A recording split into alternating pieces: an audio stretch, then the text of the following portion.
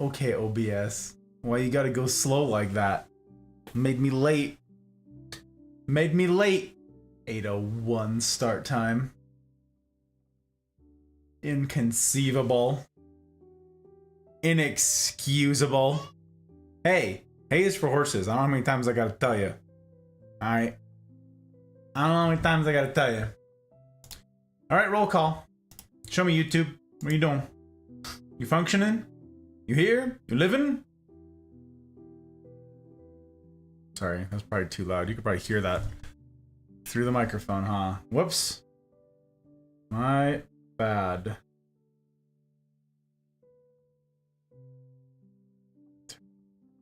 Right there. Up right there. Okay. YouTube working. Excellent. We love to see it. We love to see it. Alerts, you know, hopefully. It is to be hoped. Twitch is here. Are my lurks current, though? These are my questions. Are my lurks current? Very important. You know?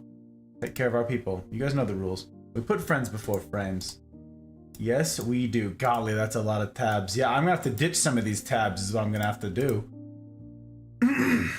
I am gonna have to ditch some of these tabs. Excuse me. Pardon me. Because that is a lot of tabs. That is... What? What? Who is texting me? Everybody I know is here. Nobody else could be going live, right?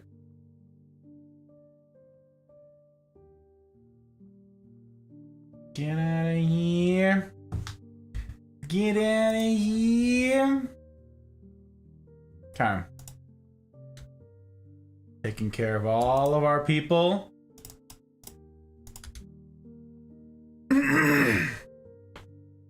Are we there? I think we're there. All right. All right. Then let's do it.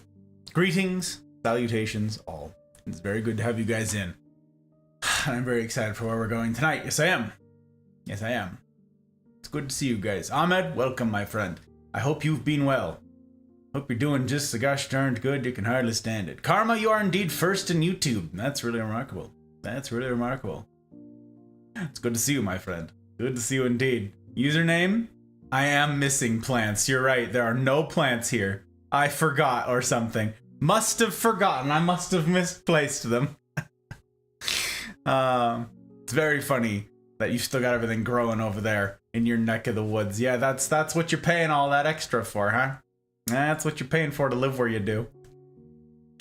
Abby, welcome, my friend. Always good to see you. I hope you two are well and that your weekend's eve finds you. It's the gosh darned good. Jar, my sentiments are the same to you, sir. It's always good to see you. Leanne, hello, hello. Let's see if our alerts are working, shall we? See if we can call out Leanne's. Very good. Very good. 2.5 days working on this PC. That sounds about right. That's why I never try to do anything requiring technical stuff when I don't have a break, at least from streaming. Like, OBS has an update right now, and I'm like, nope. Don't even. Nope, no, I will check on you on Sunday. Nope. No. I don't install new hardware. I don't mess with a danged thing ahead of stream. Nope. I've been burned too many times. Too many times, I tells yous. Alright.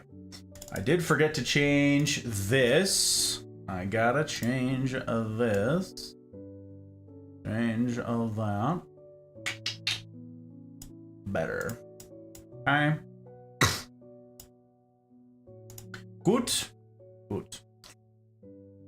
Let's see here. Omni! Welcome back, Omni. It's very good to see you. I'm glad to see you again. I'm glad that you're back. And I appreciate the lurk like crazy. And Zenith. Hey, look at this dude. Look at this fabulous human. Look at this fabulous human. Welcome. Welcome, my friend. We get to call out Zeniths when we see them. Yes, we do. And Cakes is here. Cakes, have a great stream, my friend. I appreciate you like crazy. And Wang, Good to see you again, my friend. Second time this day, is it not? And CJ number 2, this dude. Look at this dude. Love him to death, yes I do. And Jack, fabulous Jack. 2 feet of snow. It's been a week. It's been a week, she says. Oh. You got teenagers. Is every week not a week? Or unrelated? I don't know. It seems like my picture of parenting, for all y'all parents out there, you just tell me where I'm wrong, you know. It's just every week is a week. Ferret, welcome, my friend. Welcome, sir. Always good to see you. Always, always. We have snow in our forecast here where I am, which is a rarity. Oh, is that right, Wang? Teenage years are the best. Oh, okay. Well, you did say you had boys.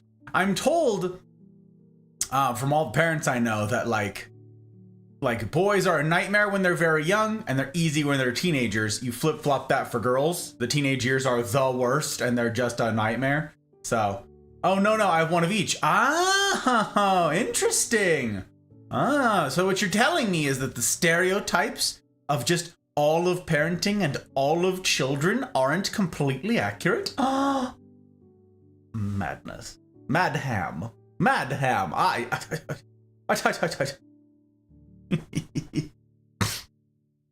so funny. I'm glad for you. I am glad for you. Yes, it's truly good to have you guys in. I'm grateful for the opportunity to go where we're gonna go here tonight.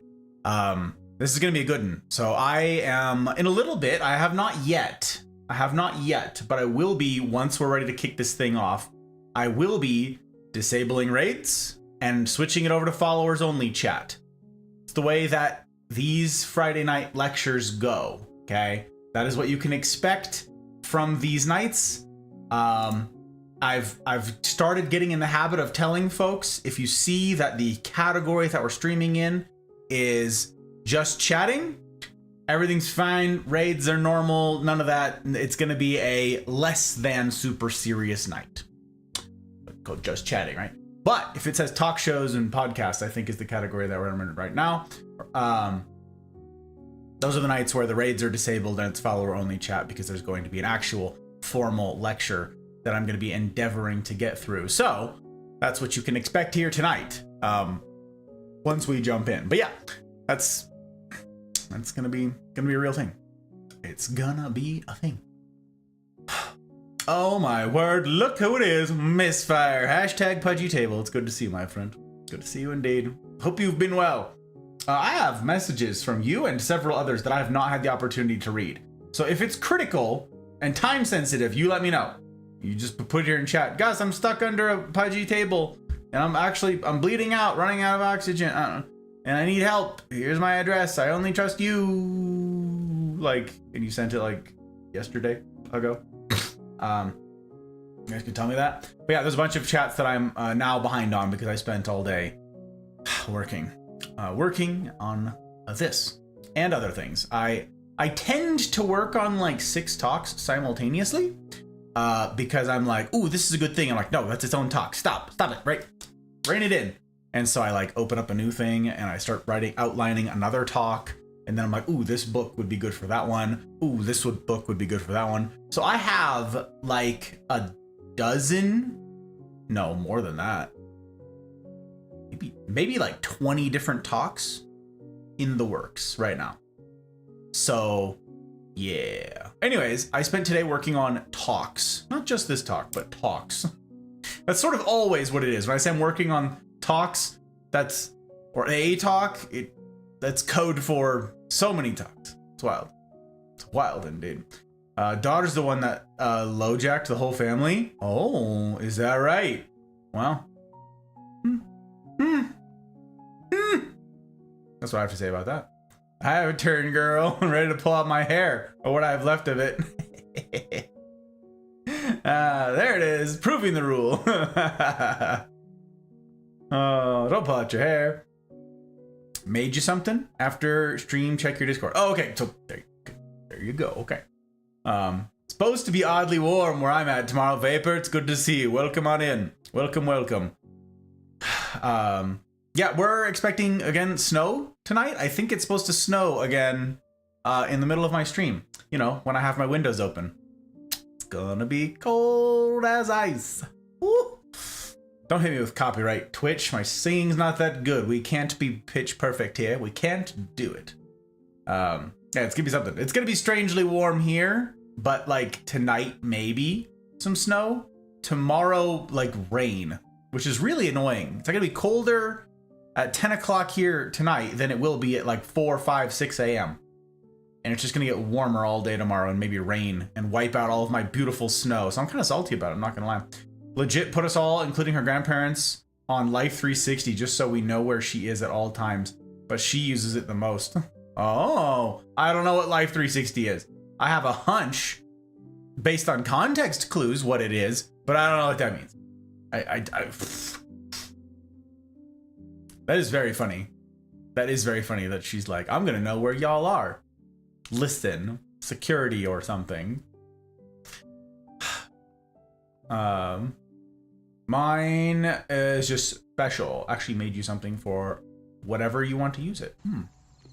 As far back as I can remember, I always wanted to be a gangster. Tar, I'm grateful. Grateful for the follow. It means a heck of a lot. I take follows very seriously. Alright? I don't know, this is... It ain't nothing. I know some people just like, toss around their follows, and some people like don't think much about follows. I think quite a lot about follows. I try to keep my follows clean, because I can't be lurking everybody, you know? And yeah. It's my aim to earn it. My aim to earn that. I do not take that for granted one bit. You too could be keeping your follows clean, and it means a great deal that you would choose to spend one here. Big to do. Welcome on in. Welcome on in. I'll have to get to element number 1 here so I can raise a glass to you proper. It's good to have you. Silver! Welcome on in, Silver. My friend, how the heck you been? I got to see you in 2 chats today? 3? We're running in some of the same circles, friend. Some of the same circles indeed. Good to see you. Getting my drink ready. It's been a while since I've been at a Gus Talk Live. That's right, Zenith. We gotta get that critical element number 1. Very important. Very important indeed. You compliment on my stuff, so I decided to make you something, and the Mafia? Up to you if you want to show it off or use it. Oh, terrifying. Very scare. Very ominous. You're just very ambitious. Who, me? I don't know if I'm ambitious. I don't know if I'm oddly ambitious. I am ambitious. Or not very ambitious. I'm just ambitious. There's lots of things I want to do. Lots of things I want to do. It's a really good thing. Well, thank you. Well, thank you. Life alert thing. Oh, thank you, Leanne number 2. Tar is the Aki spawn. Is that right? Wow, spawn, yes. Chaotic always.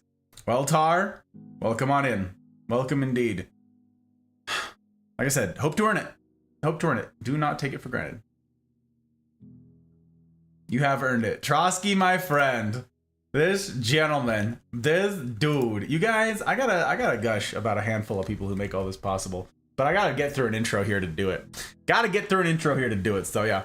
Found you via the derps. It does make sense. It does. Life 360 is an app that tracks where your phones are. So if we slightly go a different way than normal, she usually asks us if we got lost. Nope. Big brother. Little daughter, big brother? No. Big brother. Not about it. Nope. I'm gonna get lost. Or die. I'll die lost rather than be tracked. No thank you. No thank you. Done. Exactly. Aki's humor and my lewdness. Oh no. Well, danger. Danger abounds. Mouse! Hiya, Mouse. Hydrate. Yes, I probably should. Had a lot of coffee today.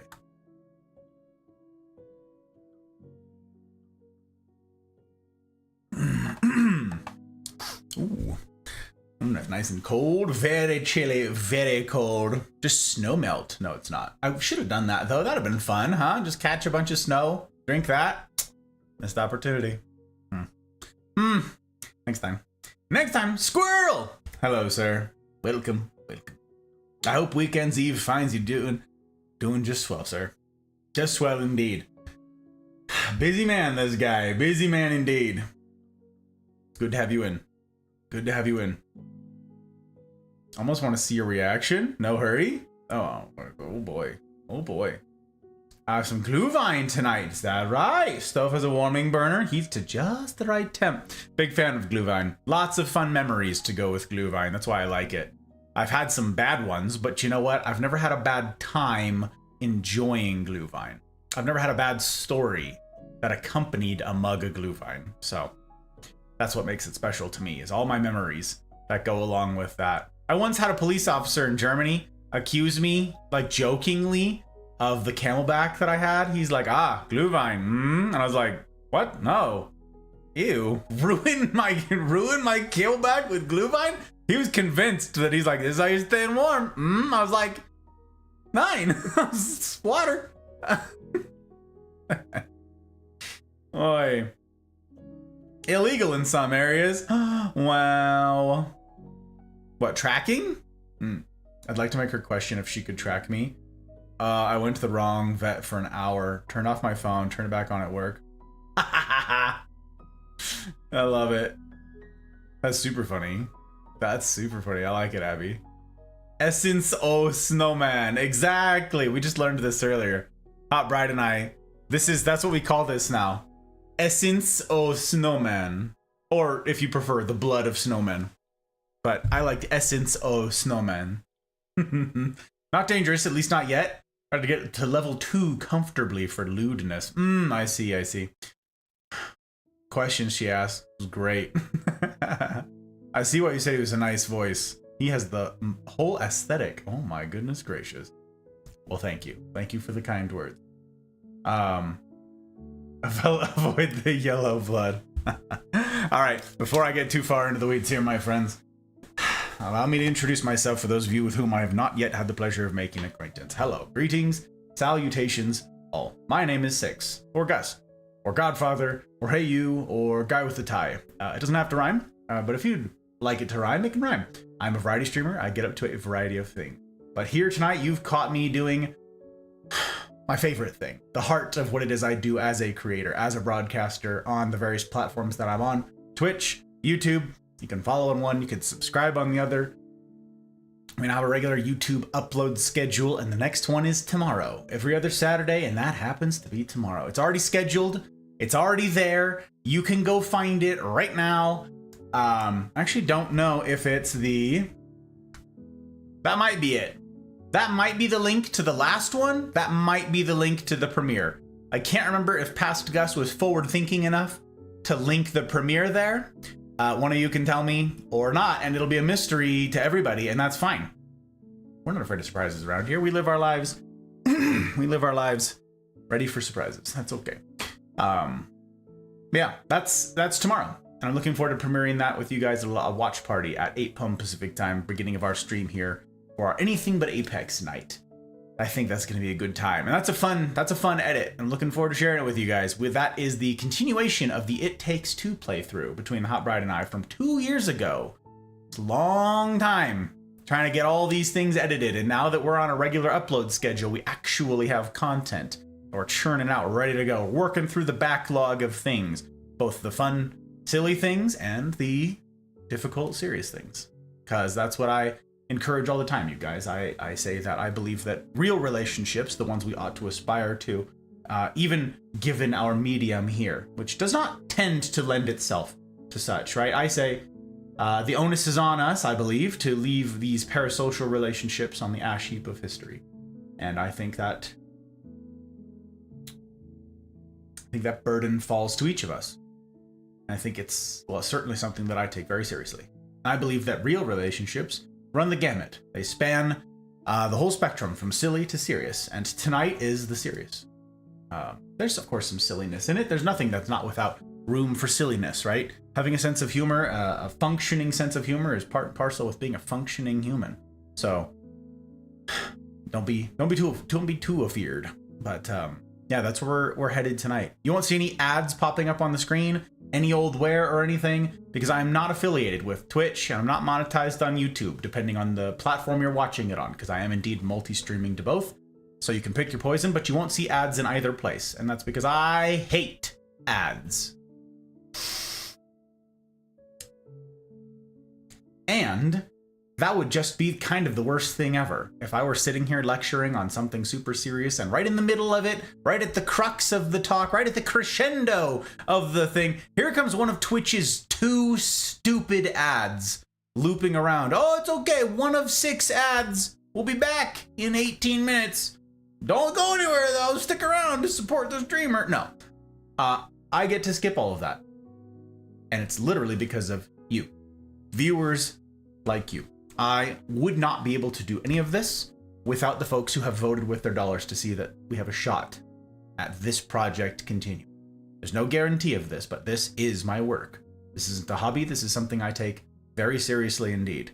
And it is because of these folks that I get to be here. Last Friday, was it last Friday? Last Friday, I gave a lecture on what this community is and what it looks like to support it in a bunch of different ways that you can. But at the end of the day, and I spoke to this at length on Friday, it doesn't happen without dollars. It's a business. It is a business. So even nonprofits require income to make it work. So I'm particularly grateful to everybody who has voted with their dollars, who said that this is something that ought to exist, who lit a candle in a dark place called the internet. Put their money where their mouth was if they're in a season to support and supported. And I'm particularly grateful. I'm particularly indebted to my public patrons. That's Aki, Binge, BV, Bootless, CJ number 2, Leanne, Ferret, Goose, Joke, Mama Gus, Karma, Zenith, Ryan, Thump, Skittles, Tech, Trotsky, Pell, Dragon, CJ number 1, and Zin. Remarkable humans these. Remarkable humans these. I'm grateful to each of you. I'm also grateful to everybody who's been here with their bandwidth these 2-something years now. It's kind of wild. And to those of you who've shared around the last Gus Talk edit, I've received a lot of positive feedback from that. And that I'm glad to hear. I am grateful to hear that this is something that's seen as of value. It's a value add to your lives and perhaps to that of the people around you. That's a really remarkable thing. I take that, not to abuse the phrase, but I take that very seriously. Very seriously. And my encouragement to each of you is to, follow on Twitch, subscribe on YouTube. That's great, but the hub of all that we get up to, where community starts and where we're going with our lecture material here tonight, is in community. And for us, that's the Discord community. The Mafia community Discord is the hub. Okay. It's not the only thing that we get up to, but it is the hub. It is the place at the moment that we utilize to do life together in a real sense. And it's a truly remarkable place. It's not for everybody, and I'll be talking again at length about that here as we progress tonight, but it might just be for you. If you think you can manage the rules to get in, they ain't easy. And they're not a joke, and they're not a formality. They're real. And they're real challenging. For all of us. Because we're human. But if you think you can manage those rules, I dare say you could do far worse. Far worse than this remarkable community. These good-looking goons to whom I am much endeared. Got a lot of good things to say about these people, and I'm going to be saying a little bit of that here tonight. A little bit, not too much. I gushed about you guys last week, and I got more project to come. You guys already know where I'm going to be sharing those details as they develop, as we work on this project, this audacious and ambitious project. I'm looking forward to sharing with you guys what the heck it is we're accomplishing. So now, tonight, let me make the case for community. That's where we're going to go. But first, for those of you who are, again, perhaps new to Gus Talks, you might not know what the heck is going on. You're going to be seeing this right here, this thing running along the bottom, these tickers during our lectures that talk about what our topic is. Once we jump into the material proper, once we get past our components, I will be switching it over to followers only chat and disabling raids. This is important. There's a notification that pops up for Fridays. And I think, actually, I have a command Friday. No, I don't. It's not a timer, that's right. It's not a timer. It pops up on its own from time to time. But suffice, the long and short of it is, when we're in deeper material as we progress tonight, I can't handle the grinding gears of being in a serious lecture and then shifting those gears to accommodate the hype of a raid. Because I am very grateful for raids. You guys heard me gush about this last week. Raids are super important. I appreciate the networking. I appreciate the vote of confidence like a madman. Okay? So grateful. But you can understand how the disjointed, the discombobulation that happens when someone raids in the middle of something serious. They're jumping into something they don't know, and all the people are jumping in mid-lecture. Just can't happen. So, when it's set to talk shows and podcasts, no raids. It's gonna be a thing. We've got raids on for a little while now, though. Just in case anybody's out there. I don't want them to have their feelings hurt. So, yeah, I don't want anybody to have to miss the lecture material and try and piece together what's going on. I don't want you guys who've been here from the start to have to wait for me to do a recap for every new face that joins. So, that's going to be a theme as we progress tonight, is me sort of holding forth for a bit, missing some chat, admittedly, and then pausing to catch up, pausing when it makes sense for me to do so, and then, yeah. That's so it's a little more congruous, both for y'all, the viewers who are kind enough to be here live, and for future Gus, who is going to be editing this. So there is some of the consideration going forward is future Gus has to look at this and make heads or tails of it. Okay? Has got to make heads or tails of this. And that can be tough. Trust me, I've listened to some of past Gus's material and wow, he sucks. He's terrible. He is terrible. Okay, so first, for those of you who don't know about Gus Talks, there are three components that I consider crucial for an ideal talk, okay? For an ideal talk. And the first of which, we don't always get to have all of them. Sometimes logistics prevent us from doing it, but tonight they don't. Despite the snow falling, we're going for it. We're going for it because you know what? I want to. By gosh, by golly. So, you needn't join me in all of these things, but for the ones you wish to, follow along, shall we? Ingredient number one of an ideal talk is good drink. So, while I grab myself something to drink from back here, let me know in chat what it is you are partaking of for your good drink. It needn't be alcoholic. Heck, it needn't even be anything particularly exciting. It can be water. It can be juice. It can be tea, whatever it is. Tell me what it is you are partaking of for your drink this evening whilst I avail myself of mine. Yeah? All right. What do we got? What do we got? Let's see here.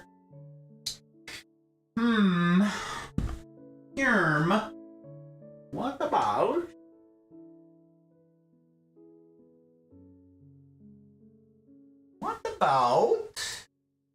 No more over there. So you know what?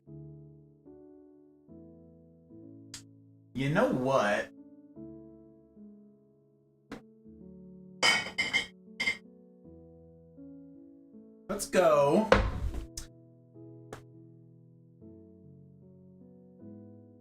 Go with some Bullet tonight.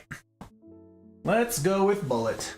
This thing is a big old bottle, it's taking up space, and its spare one is sitting over there. So we'll go ahead and probably finish this one off tonight.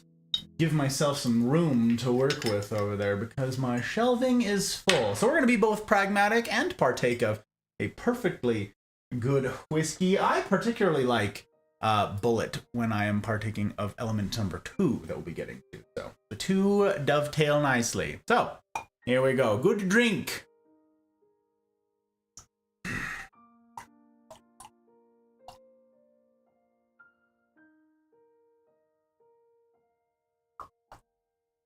We're not gonna play games. We're not gonna play games. Okay. Alrighty. Actually, I like to have the bottle in the background, so let me check that really quickly.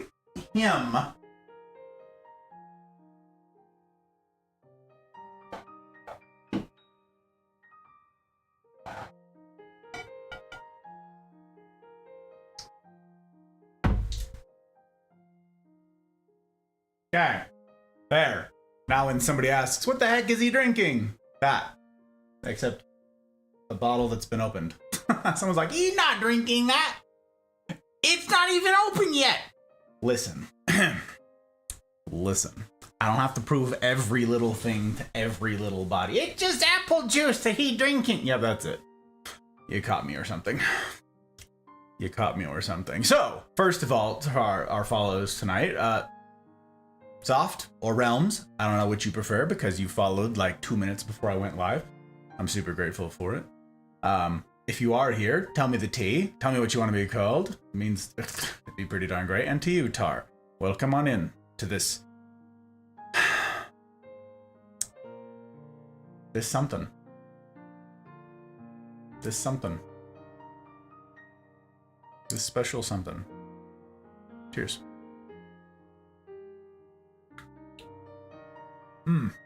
Hell yeah. Now, before we proceed tonight, let me catch up. Let me catch up with chat, because I've already seen some names and faces that I'm missing. So I'm going to scroll real quick here, and I'm going to catch up, all right? Make sure I didn't miss anything too maddening. All right. Nos! Hiya, Nos. Golly, I hope the folks that I'm just now catching up on are like, he didn't acknowledge me and I'm pissed. I mean, first of all, this community is not chiefly comprised of toddlers, but you know what? I think that this is a community that could be of benefit to everybody, so I don't want anybody being scared off for any old reason. But anyways, it's good to see you, Nos. And Matthew? Welcome, Matthew. I'm well, thank you for asking. I'm excited to be getting to this here tonight. An important topic for an important time.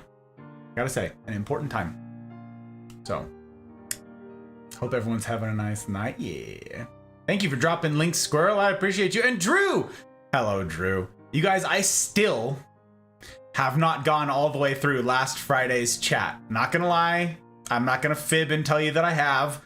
I wouldn't even be able to back up that lie. But I did get through about half of it before I got pulled away to do a bunch of other stuff. We are doing an abnormal amount of hosting this week, and that's done nightmares. I was gonna say wonders. No, it's done terrible, I guess, for my schedule.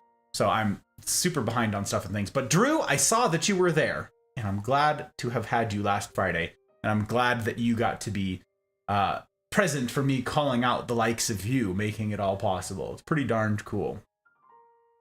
Got a mafia in my Discord? Wait a tick. Tar, did you? Oh boy. Well, Tar, I didn't get to warn you, and anybody else who's considering such things.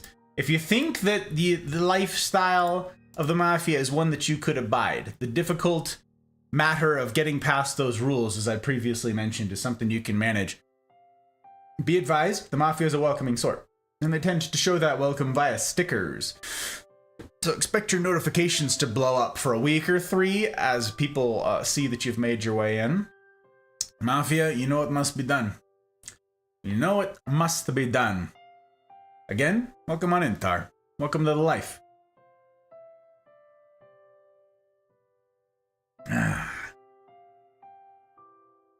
Apex pack, Trotsky. Gonna be waiting a bit? Yeah. Trotsky's just adding them to the list, just stacking them. I got you, my friend. I got you on there. That is funny.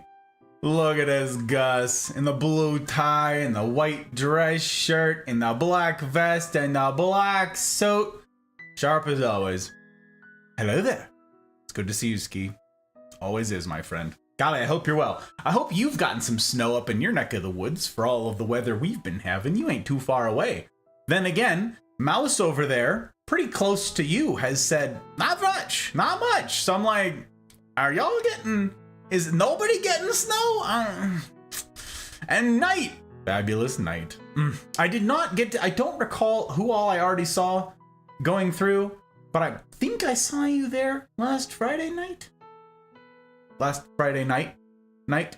Anyways, you're on the list. I don't know if you saw or you know what the list is, but you're on the list. Oh, and you got auto-modded. Oh, wow. Yep, you said a thing. With the good looks and the eloquent speech and sucker punch him with the wisdom. Alright, auto-mod, listen here. Editing cues? I wish I had the prescience and the wherewithal to manage that, Vapor. No.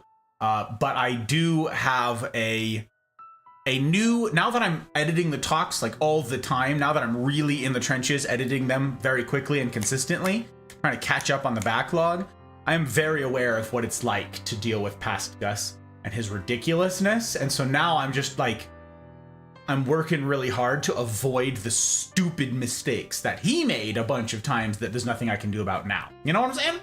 So the next Gus talk that I'm going to be uploading for y'all, it's going to be in 2 weeks. 2 weeks from tomorrow. It's already done. It's been done for weeks, but I'm trying to stick to my upload schedule, you know? It's on value, and it is very good. It's a super important topic.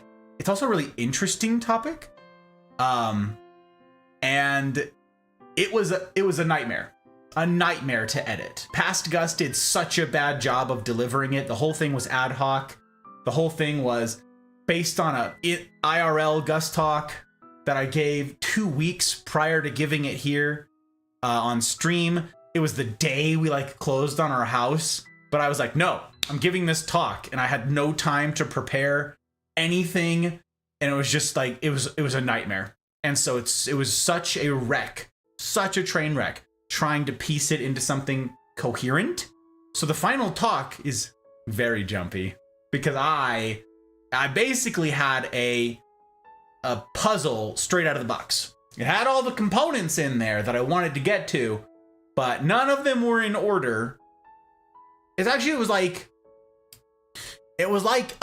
2.5 of the same puzzle dumped into a pile. I repeated myself a lot of dupes, a lot of duplicates. So it was a nightmare. It was a nightmare. Okay, what are we drinking? Let's see here. Popped a beer. All right, Jack's got a beer. Oh, Matthew's got a Mountain Dew. Nice. Iced tea for Vapor. Glühwein, right? Trotsky's got his Glühwein. 2 fingers of Jack Daniels honey. I see, I got you, okay. Still haven't tried it. Let's see.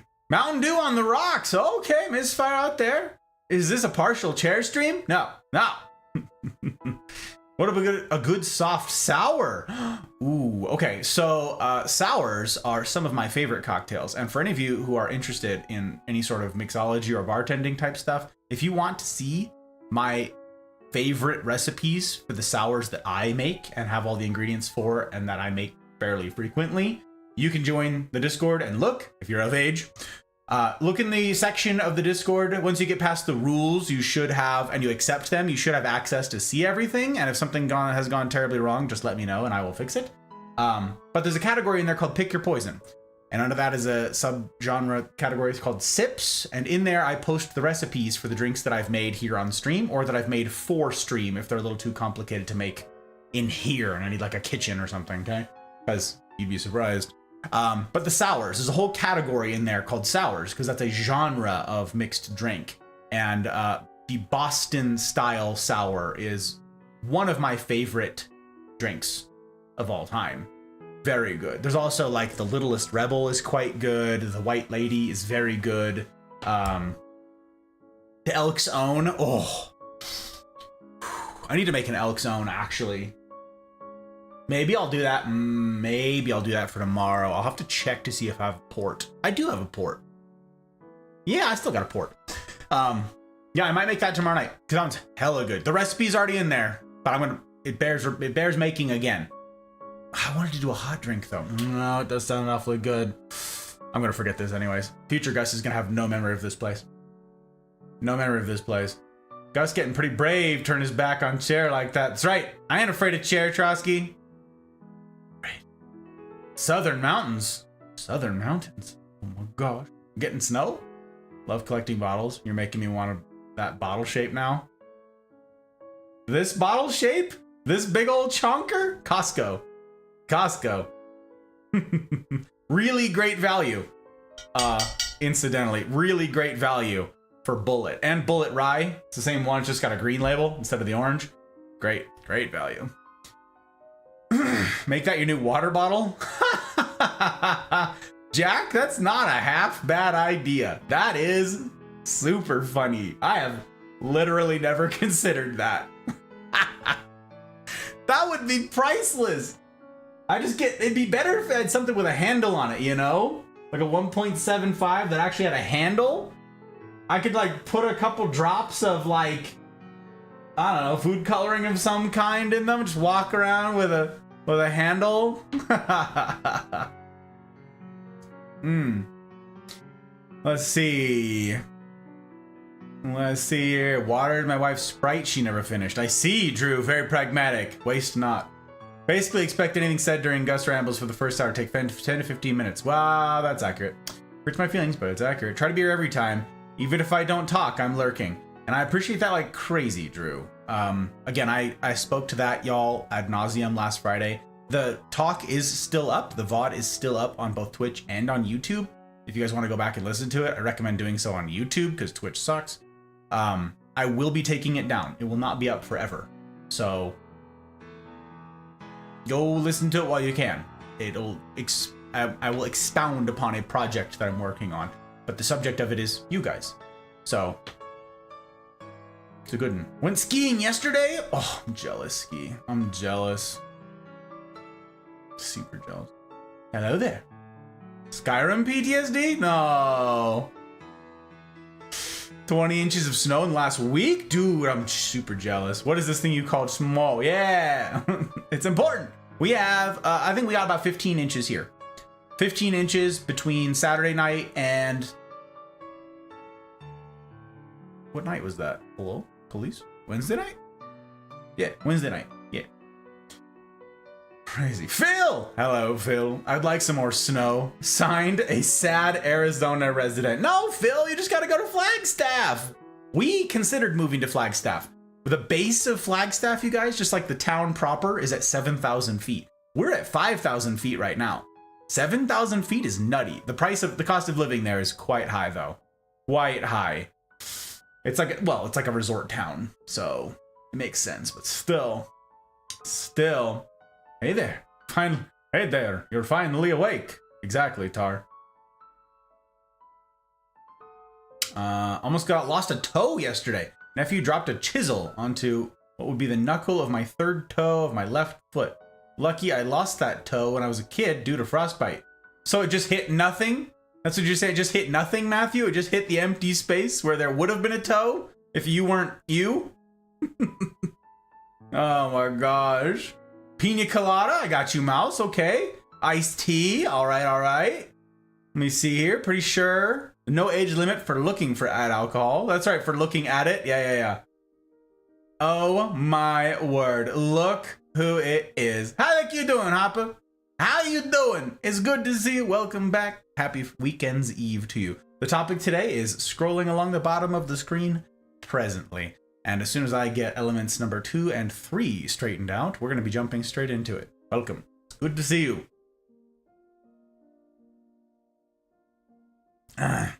Southern Mountains is a Southern Comfort and a Mountain Dew. Oh, what? Really? Never even heard of it, Abby. I can honestly say I've never even tried mixing something with Mountain Dew. Never. I did try mixing something with Arizona green tea, and that was a mistake. Ruined perfectly good Arizona green tea. Madness. I don't do it often. When I do, it's usually a jug of moonshine. Yeah, exactly. Yeah. I want snow. You guys don't get snow over there? I thought you did get snow in OK. I lived in Flagstaff for like 3 years, almost 20 years ago. Really? What'd you think of it, Knight? What'd you think of it? That's what she said.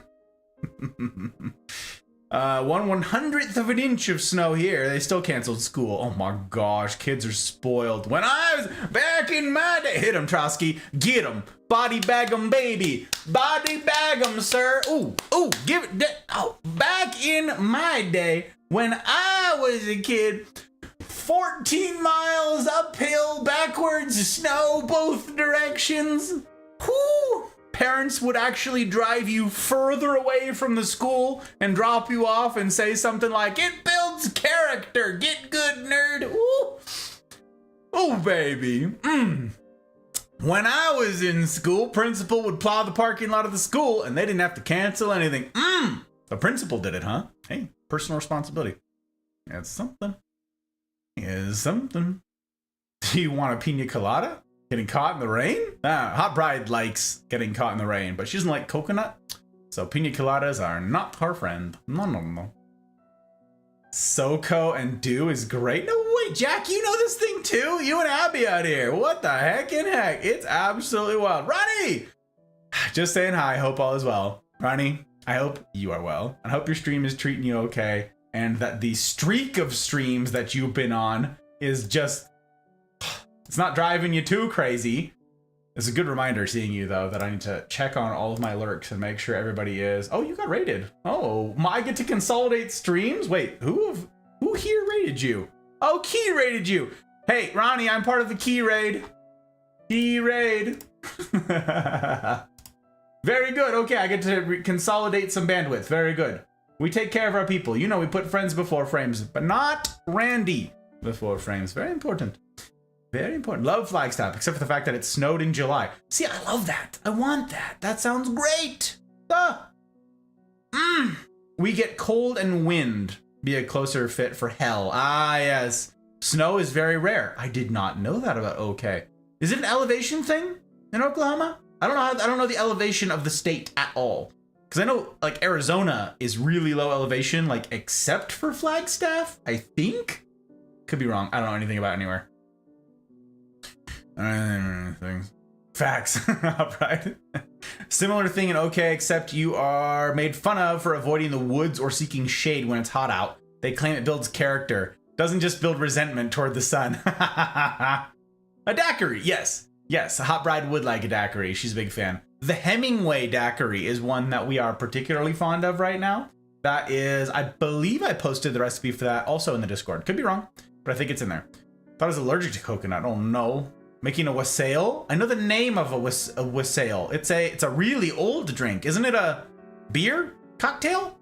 Isn't that like a really ancient cocktail? Have I asked you this? Margaritas? Like margaritas. Love them. Snow shoveling every 3 hours in the middle of summer? No, thank you, sir. No, sir. Never again. Nope. Oh, I love that. See, I would do that every day. That'd be my workout. Be great. Half Brothers in Goodyear? Oh, is that a place? I don't know where that is. Flat as hell. I don't know about altitude. I got you. Stationed at Fort Huachuca. Liked living in Arizona. Not much in Sierra Vista, but Bisbee was cool. Once you get used to traveling 2 hours to get anywhere, Tucson and Phoenix were fun. Nope. No, thank you. Don't like commutes. It is old. Spiced apple cider. Okay, yes. I know of this drink. I know of this drink. I don't know that I've made it. Maybe I have. Maybe I haven't. I don't know. Children shouldn't be ashamed for not walking through the woods because we have mountain lions, cougars, and other large animals that will eat them. Yeah, well, that's important. It builds character. Exactly, Tar. It builds character. And as I said yesterday, I just got a full freaking workout in for nothing. I put it in that. We were talking about this in the Discord, right? I think this was in Confabulating. I got to do my workout and be helpful to people all in the same go. Usually those are separate events. You know what I'm saying? Usually those take up 2 chunks of time for my day. But instead, I got to combine those into one. Very efficient. I love that. Love that. I love efficiency. Okay, you guys, I'm getting carried away here. We're talking about snow and we could do it all night, but we have to get onward. We must get on with it. Okay, so first things I've got to do is I've got to set up because element number 2, and here's where I'm about to lose ready access to my keyboard, which means I am no longer able to shout people out. No longer able to call in the custom commands from the fabulous humans for whom I have said commands. But we gotta get to it. We gotta get to it. So I have to set up for element number 2, which is good smoke. This is where I get to partake of, very excited, a Shigar. I don't always get to do it, as I mentioned earlier. Sometimes logistics prevent me from doing such, but, you know, tonight we don't have to. So I'm going to go ahead and crack open some windows, turn on some fans and some air scrubbers and all the other crazy things that one must do in order to have a cigar indoors. This is going to be a lot, but I'll be right back. I have to leave you in the less than capable arms of Chair while I do so. This is not an official Chair stream, for I will be back in but a moment. All the same, now's a good time to, use the restroom if you must. Avail yourselves of the facilities. Top off your drink. Yeah, settle in. We're ready. We're setting. We're going. Sit tight.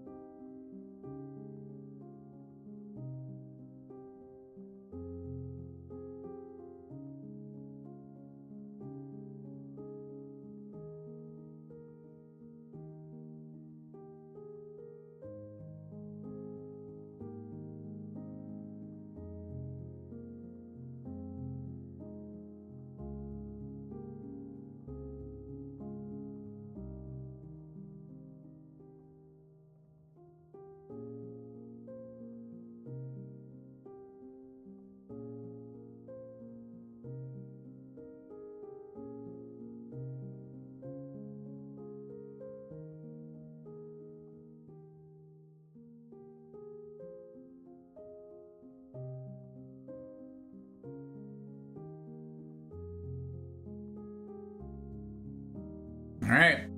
I think we're set. I think we're ready. Ooh, that is very cool. Oh.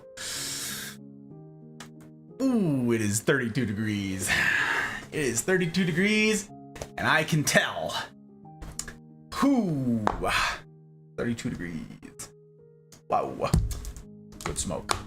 Tonight, I'm having a fun cigar. I don't often partake of these. I leave them as special treats for guests with whom I get to hang out and enjoy a smoke. But I want one tonight. Yes, I do. I want one tonight, and so I shall have it. I'm having a what used to be called a Copper Label by Drew Estates. Now it's just called a Legends because they were gosh darned popular. But I think it's a fun cigar. I think it's fun. So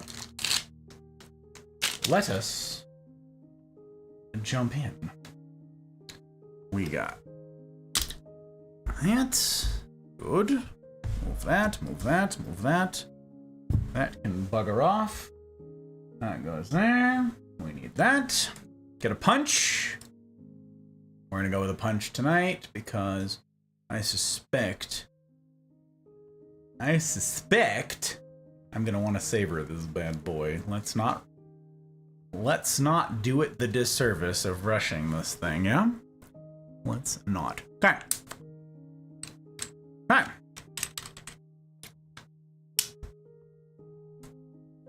Bye, toothpick.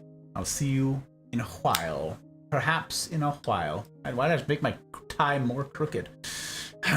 Goodness, 32 in your office? It is when I open the window. It is when I open the window, and it's windy and snowy outside, my friend. Yes. No other sub name? No. Yeah. It's called a Legends by Drew Estate. Yeah. Used to be called the Copper Label. You could find it by that name. If you searched for it by that name, you'd find it now. It's great. So, anyways, element number 2, you guys, of an ideal talk. Good smoke.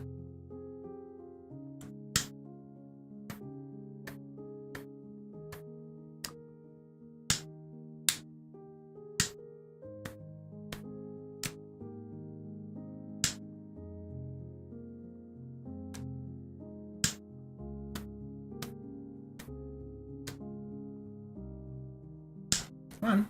A little evener.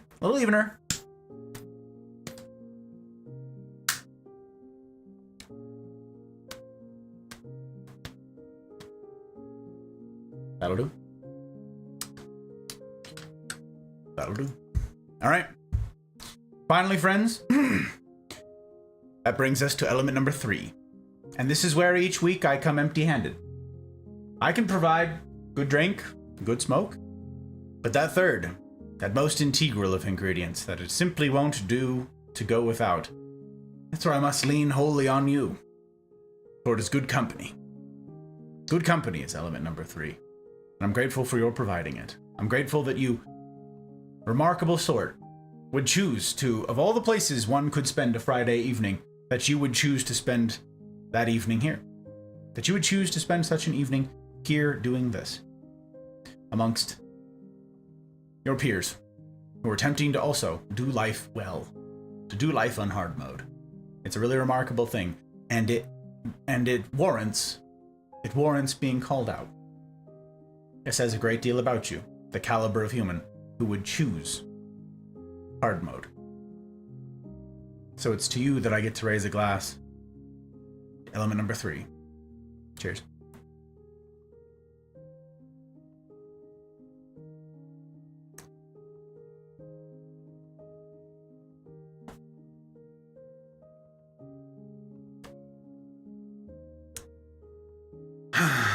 All right.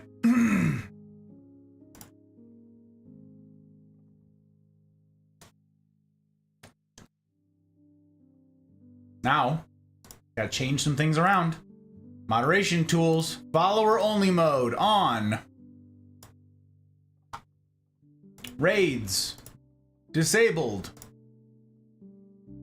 All right, we're underway. We're in it now, friends. Our lurks are current. Follower only mode is on. Raids are off. Game on, gamers.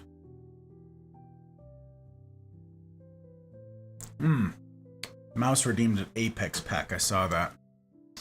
That's the sort of thing that's going to be very hard for me to see on Friday nights, but I'm glad I saw it early.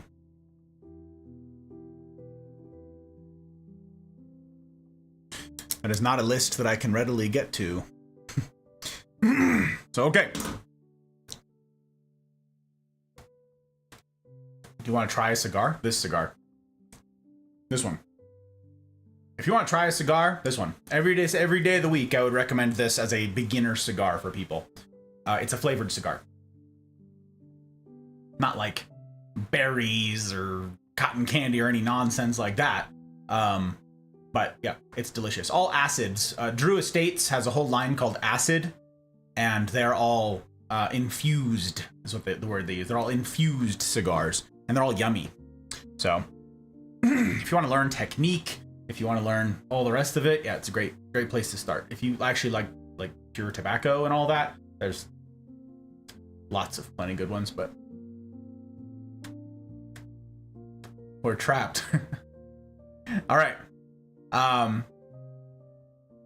Yeah, they're not any of that stuff, Vapor. It's not vanilla, cherry, it's none of those. There's no way of describing the flavor on acid cigars. They're weird. They don't have a name. They're not a specific flavor. They're their own proprietary something. So it's not fruit, it's not... It's nothing. Anyways. Alright. Here's where I'm going to hold forth for stretches, friends. I'm going to miss a lot of what's going on in chat. Bear with me, yeah? Bear with me. So, talk number 113. Is that right? Is that accurate? Is that the right one that I'm saying right now? Hang on. I think it is. I think we're in talk 113 now. Talk number 113.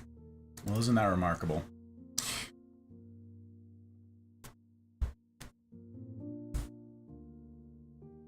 Consistency and community. Talk number 113.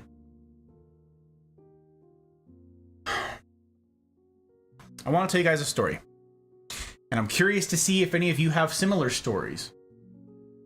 I'm also curious to hear if you have any particular reaction to such a story, or to similar stories that you are familiar with.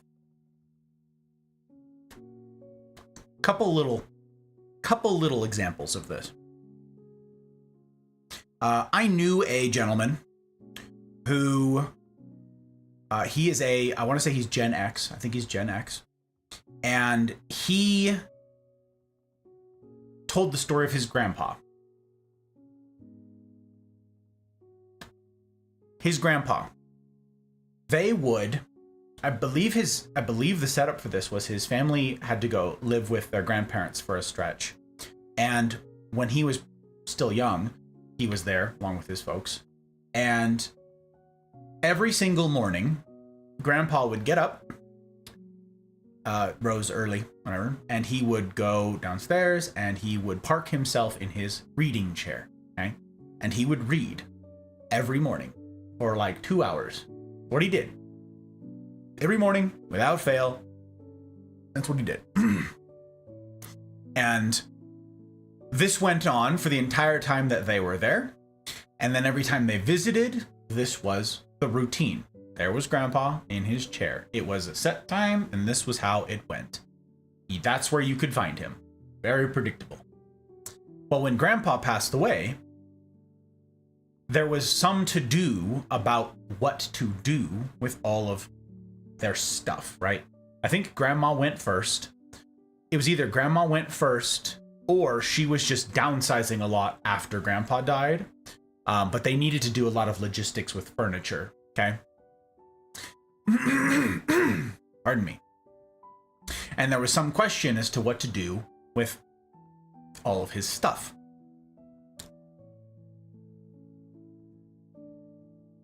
But there was particular esteem bestowed upon this chair. It was an old ratty chair, nothing particularly unique about it.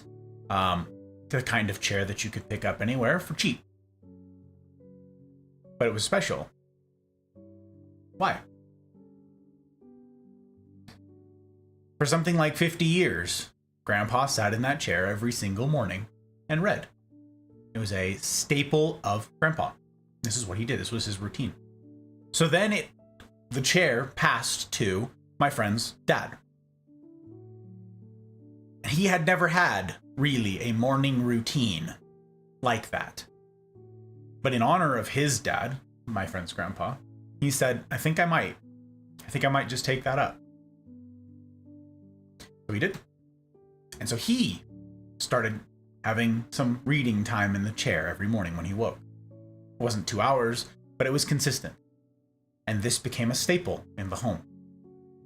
And now that my friend is, again, a Gen X, he's getting a little bit older. His father is not in particularly great health, getting pretty old, getting up there in years. And so the question is again becoming, what will happen to this chair when he goes?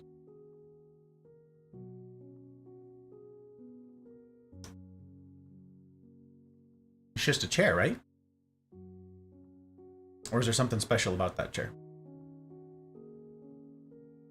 I have another gentleman in my life who is 77 now? I think he's 77, 76 or 77, somewhere in there.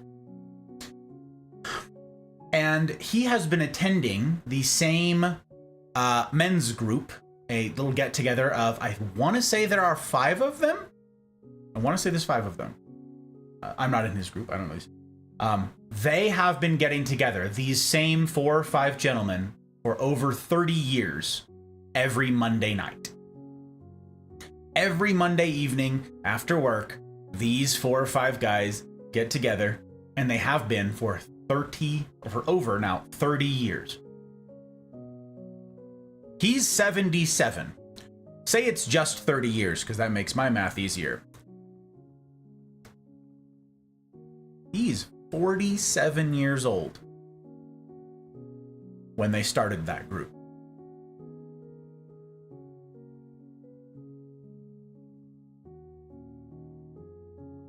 A bunch of you aren't even 30 years old. Me, that's the vast majority of my life. I wasn't even, speaking coherently yet when they formed that group.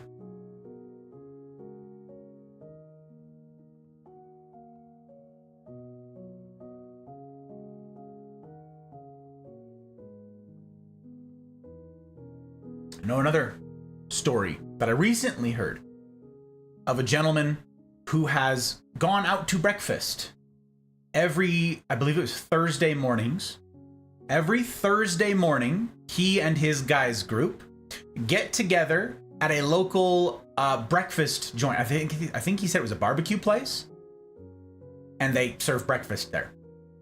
And so he and his group of guys, like 6 or 7 or 8 guys, have gotten together at this breakfast place. They've gotten together for coffee and breakfast every Thursday morning for 25 years.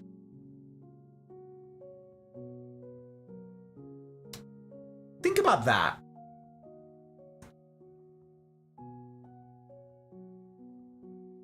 Think about, you're someone new. You're working there.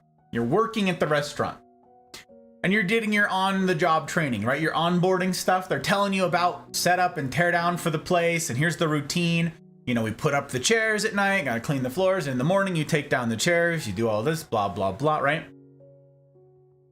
If there were a group that met in this same restaurant of 7 or 8 guys every Thursday morning for 25 years, you're part of the training. This new employee is trained for you. Oh, by the way, every Thursday morning, these guys come in here and they sit over there, they sit in the back. So we make sure to push 2 tables together Wednesday nights so that Thursday morning when these guys come in at 7 a.m. sharp, this is where they are. Plus, they all drink black coffee except for this one guy. He likes to say he likes some coffee with his sugar and cream. And they get this, and they change their minds on what they want for this. But, you know, we can just have all of that stuff assumed Thursday mornings, and voila. Imagine being so consistent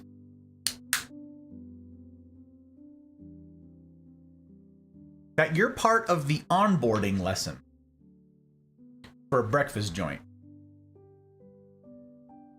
Imagine being in that second group that I mentioned of my friend, one of my mentors, who's been meeting with the same men every Monday night, same 4 or 5 guys, for over 30 years now.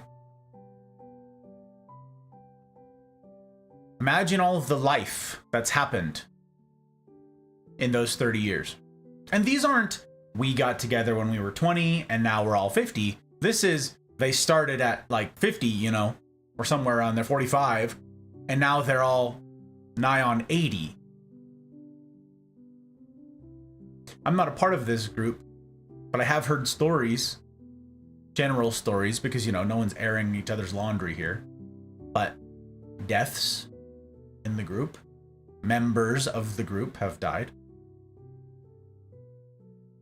divorces, grandchildren being born, grandchildren being born, and at least in one case, children dying.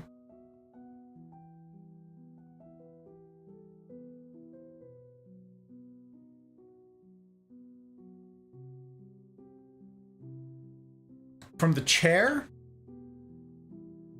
to the breakfast joint, why are these stories so striking? Why when you hear these people consistently got together every week, with rare exception, for decades? Why is that striking? Why doesn't anybody just go, and? How come no one does that?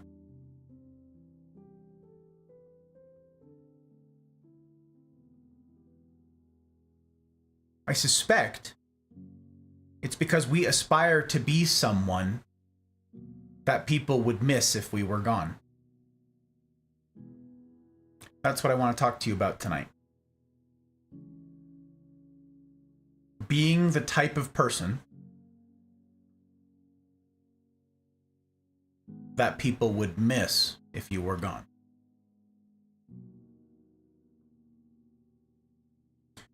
That breakfast joint.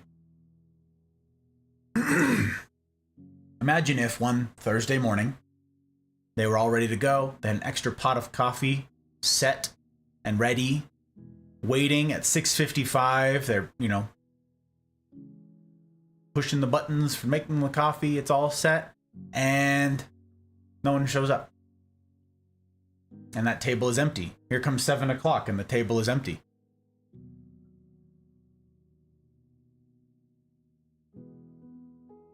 You look outside, there's no snowstorm, there's no like crazy, you check the news, there's no crazy accidents or anything. What would you do? 25 years, every Thursday, this group has been here.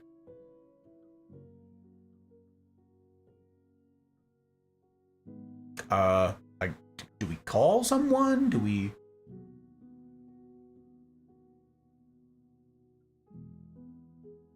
I think that we ought to aspire to be that sort. To be that flavor of consistent. To be that kind of person where someone would notice. Or there would be a vacuum in your absence. Do you have that now? Let me just say at the outset here, that sort of thing doesn't happen overnight.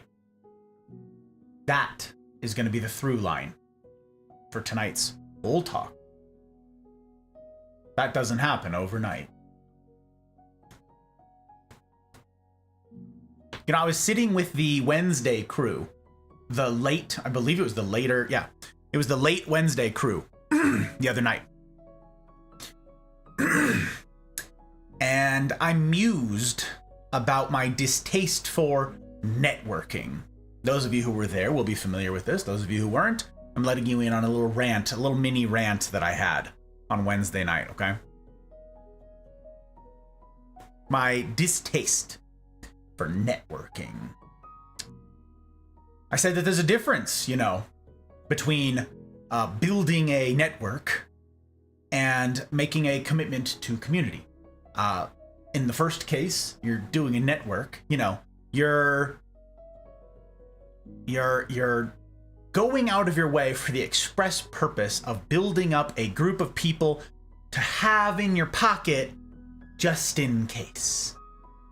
This is like, just in case XYZ happens, just in case of XYZ scenario, I want to have access to this type of person for their skills, this type of person for their access, this type of person for their abilities, this type of person for their resources, and this type of person for their connections, on and on and on, right? And they just want that in their Rolodex. And nobody knows what a Rolodex is anymore, but basically they're out just stacking business cards, right? That's what their goal is. In a community, you are committing to this community, you're building a community, you're doing the same thing that we did here in that Wednesday night group that we were talking about. I said, the effect is the same. The effect between these two groups is the same. I am going to meet people who have a wide variety of skills and access and influence and abilities, and that's the same. The difference is when they're building a network for the sake of having a network, they are doing so because of what you can do for them. Because of the advantages that they might attain because you're affiliated with them. Okay? When it comes to community, instead, when it comes to community, when the storms of life come, and they will come, you won't have to go flipping through your business card stack, as it were, looking for the right person for the job. Your community will come to you.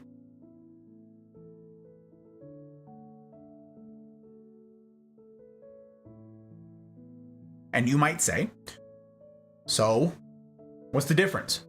What's the difference? The effect is the same, right? And what? I can just, like, it's not like I have to. I could cheese the whole affair.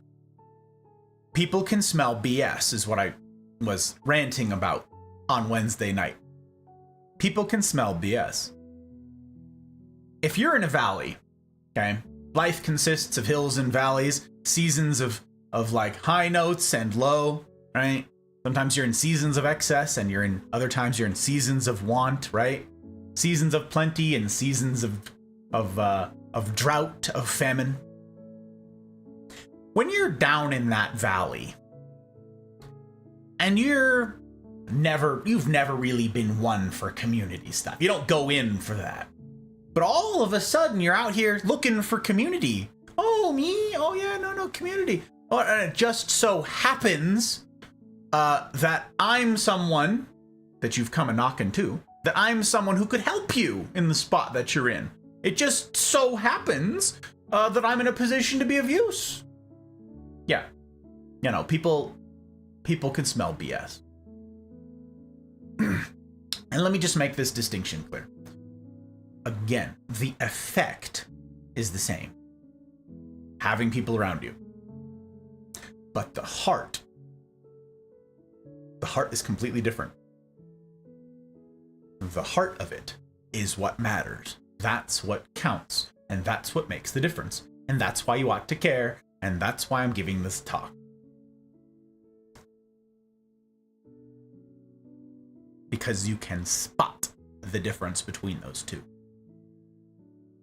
Between those two people. Between those two sort. You can spot the difference. If you're honestly seeking wisdom, say, and you're trying to connect in a meaningful way with a community of folks that are trying to do the same, just off the top of my head, the effect is that you will have people around you when the storms come. You're doing life with these people. What does life consist of? Highs, lows, ups, downs, peaks, valleys. Part of doing life alongside someone is being there for the highs and the lows. Which means that when the storms come, again, not if, when the storms come, you're already doing life with people who are there alongside you. They know what's going on. You don't even need to explain it to them fully. They're like, oh, right, yeah, I got you. It's just part of doing life with them. If, however, you're out here hustling, right? And you're trying to, again, build up that stack of business cards. So you always got a guy for that, yeah? And the effect is you'll also have a bunch of people around you when the storms of life come, right? What's the difference? The difference is that none of these acquaintances of convenience will come a-callin' when the storms do. Just like you, networker, they're only in this for what they can get out of you. If you're down and out, what can they get out of you?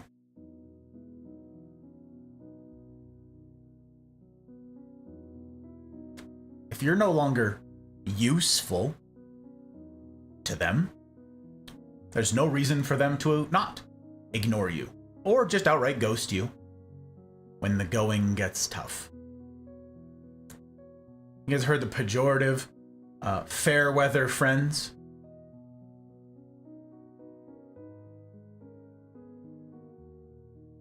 Fair weather friends.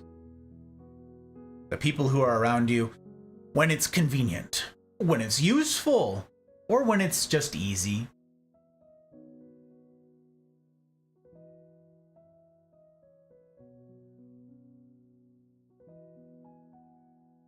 Is your community a real or a fake one? Can this group of yours weather the storm together? And will you be invited to the huddle under the umbrella when it does? Well, this actually is a somewhat easy question to answer, at least in principle. Do the people under the umbrella know your name? We start there. Do the people huddled under the umbrella? You're out there in the cold and the rain, it's coming down on you and everything's miserable and awful. You see a group of folks huddled under the umbrella and you're like hoping to be invited in. This is a real question. Look, this is a genuine question. Good place to start here. Do they know your name? No, really. We're here on the internet. This is our medium, right? This is our platform. This is how we're connecting to people. Because it's the year of our Lord 2024.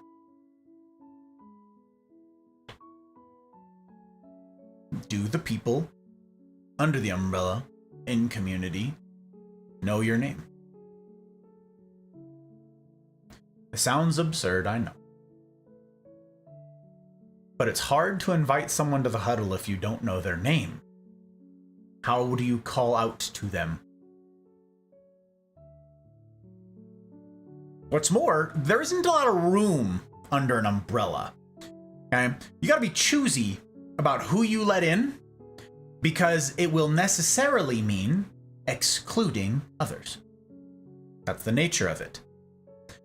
And it's possible that you're out there right now and you may have some saccharine sweet thought, like, that's okay, we'll just squeeze in another person and that'll just make all of us closer. First of all, ew. Second of all, is very cring. It's very cring. But that's not how it works. I mean, that's not how it works. That's not how umbrellas work. Sounds cute, and you might be well-meaning, but that's not how reality works. We humans are literally have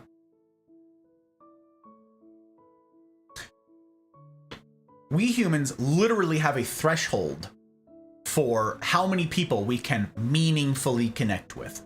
Okay? There's a bunch of sociological, anthropological, psychological, all of the vehicles, research backing this notion up. Okay?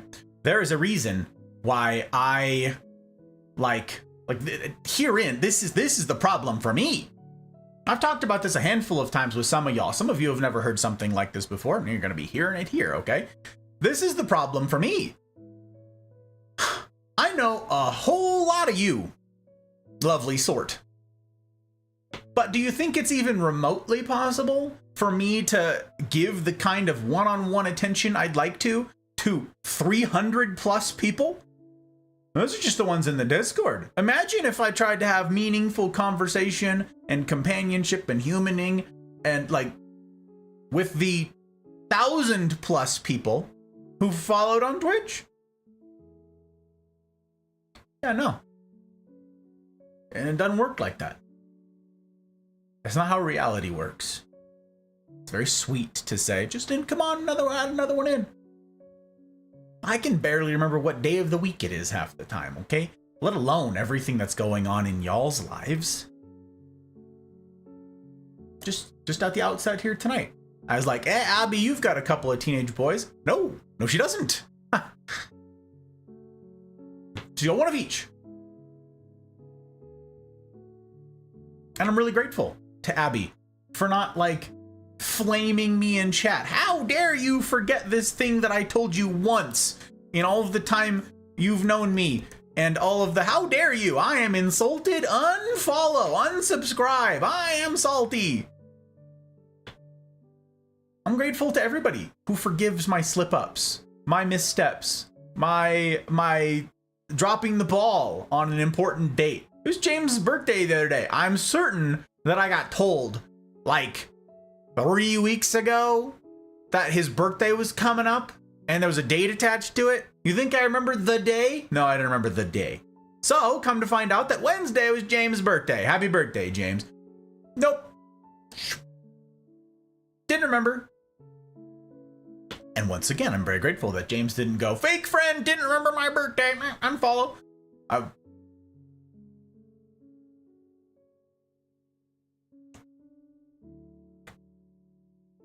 And this brings me to the crux of this.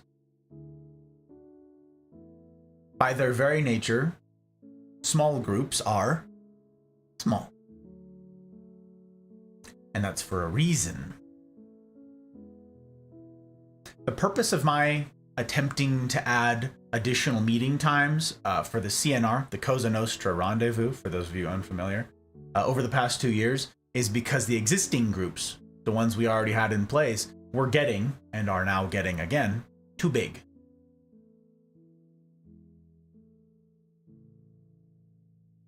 But Gus, I thought we wanted to include as many people as possible. Yeah, we do. We do. As many people as possible.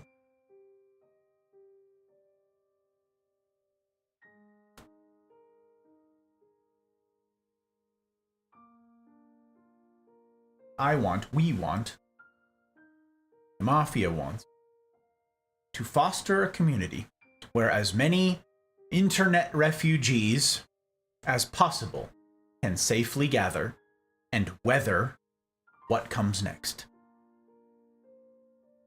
But that's not going to mean bigger and bigger and bigger groups. It simply isn't. It's going to mean more small groups. Does every one of these groups need to be a rendezvous? No. In fact, they don't have to be in the Mafia server.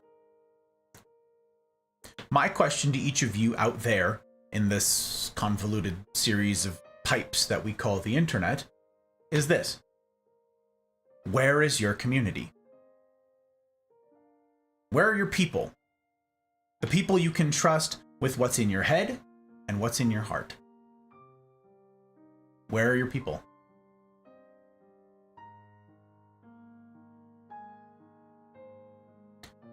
The people who know you and care about you and love you as you are. But but don't miss this. We don't stop there. Everybody goes, "Oh, isn't that sweet?" No.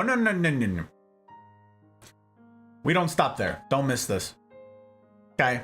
The people who know you and love you and care about you and cherish you as you are, yes, but who love you too much to leave you that way.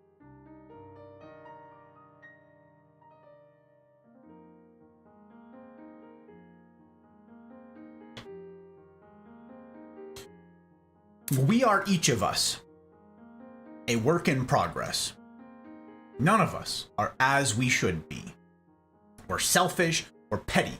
We've got quick tempers, short fuses. We gossip, we lie, we cheat, we steal, we flake, we undervalue those around us. Each of us is a screw up. We are all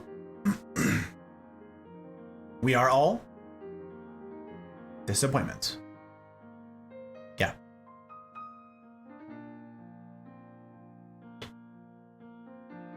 We are each of us disappointments. If you're new around these parts, maybe you've not heard that before.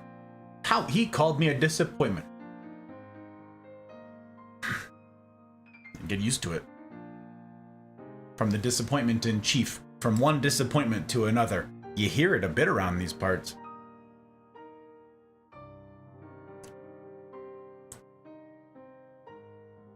I've said this many times before. But yeah, if you're new around here, you need to hear it. You need to hear it. If you're sitting there over on your end of the convoluted series of pipes, right? If you're sitting there and you're thinking to yourself, well, I'm not a screw up. You might be, guy in the tie.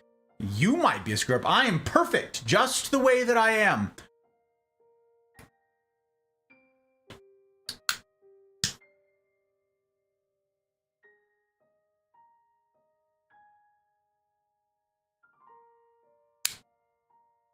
You will not enjoy your time here.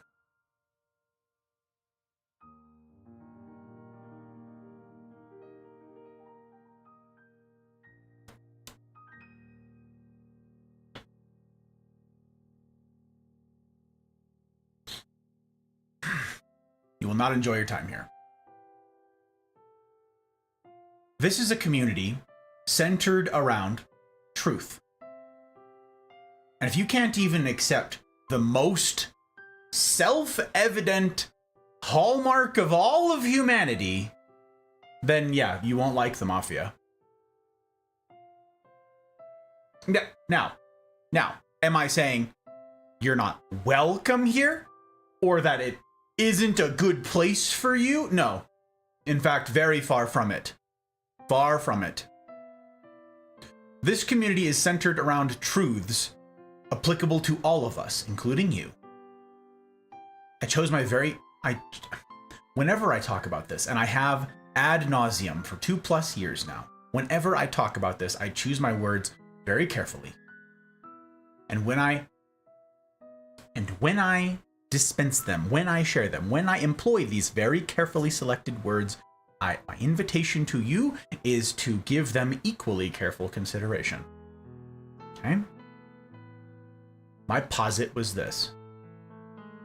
If you are living in denial of basic truths like we all disappoint people, we all disappoint ourselves, then you likely will not take kindly to my standing follow-up assertion, which is we ought to, in light of that, in light of the self-evident truth that we are each of us disappointments to varying degrees and to various parties, we ought to, given that, own our failures. Own up to them. Own up to our shortcomings, and then work. Work to improve as human beings.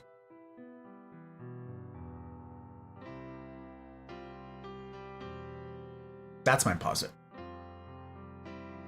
A very different thing than saying, we don't take kindly to your kind round here, because that's absolutely not true. I've never made that claim. Quite the opposite. In fact, we've had a lot of people who've jumped into here in chat, people who've jumped, a couple, into the Mafia Discord community.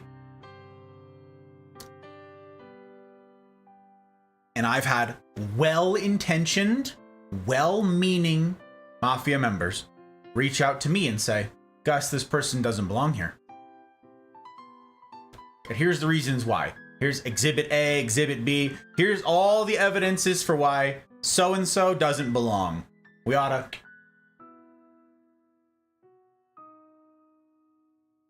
I have yet to respond to one of those well-meaning people. One of those good-intentioned people. I've yet to reply to one of them one time with an answer that they were expecting. Sure, yeah, let's ban them. Good idea. Good thinking. Thanks for looking out. Not once. Because that's not how I roll.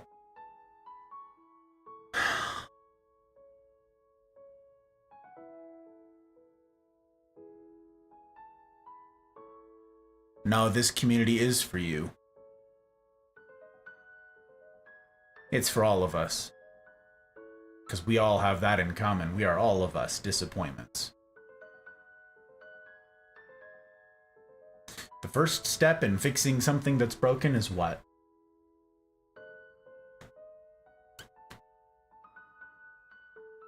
Yeah, admitting that it is. We are, in fact, broken. And it is my sincere hope that those unwilling or incapable of stomaching that most basic of truths would come back when they are willing, when they are capable. That is the answer that I've always given. To all of the would-be trolls, to all of the would-be destroyers of this community, it's exactly what I tell them. I really hope you come back. When you're ready.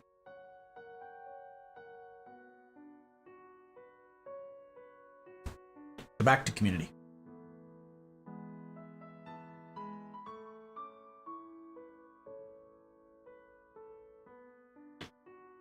My question to you is this. Where is your community of people who understand that about themselves? Good starting place. And about you. Where is your community of people who understand that about themselves and about you? Again, this does not have to be in the Mafia, but it does need to be somewhere. It does need to be somewhere. I say it all the time, but we're wired for community. We literally die without it. Do the most cursory examination of the research and you will find this also to be true. Now, am I saying that you need to be friends with everyone in the wider community that you're part of, right? Well, Gus, you just said there's 300 plus people in the Mafia Discord community. Do I have to be friends with all of them? Is that what you're saying? Absolutely not. First, there aren't enough hours in the day, right? We just talked about that. Not enough hours in the day. Second, that's not how friendship works in any case. Remember the umbrella? I have a quote that I'm going to share with you guys.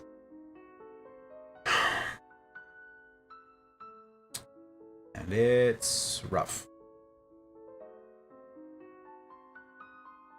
But it's applicable.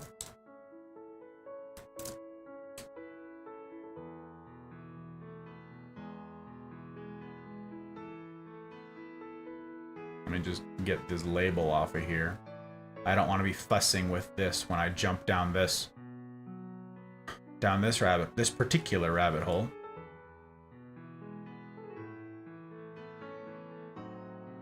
This label is on there good. This one really does not want to let go. Listen, there's a time for holding on and there's a time for letting go, cigar label.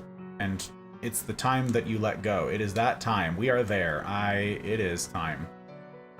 Oh, you really don't wanna. That is... Hello? Like, you can't just remain there. I can honestly say I have never had a label this stubborn. Sorry for the derail, but the label is bullying me. Hello, police? How can I get this off here without damaging this cigar? This is concerning. Boomy.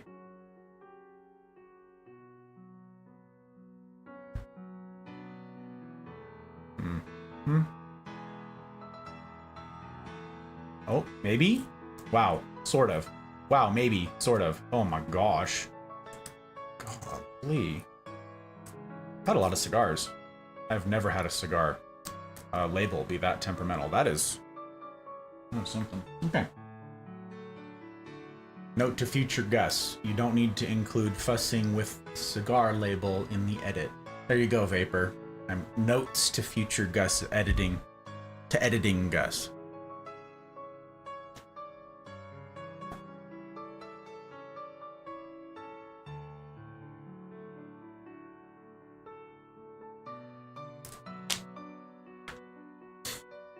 I shared this quote with y'all during the friendship series that I gave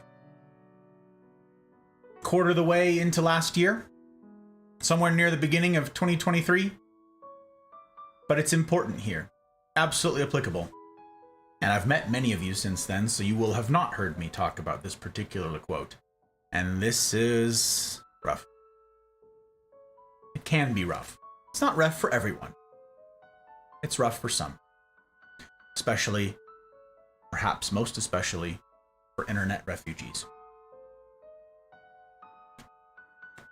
Which some of you may classify yourselves as, some of you might not.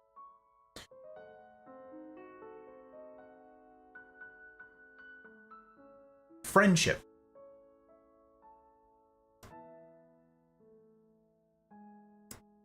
Friendship arises out of mere companionship when two or more of the companions discover that they have in common some insight or interest or even taste which others do not share, and which, until that moment, each believed to be his own unique treasure or burden. The typical expression of opening friendship would be something like, "What? You too? I thought I was the only one." Hence, we picture lovers face to face, but friends side by side. Their eyes look ahead. This is why those pathetic people who simply want friends can never make any. The very condition of having friends is that we should want something else besides friends.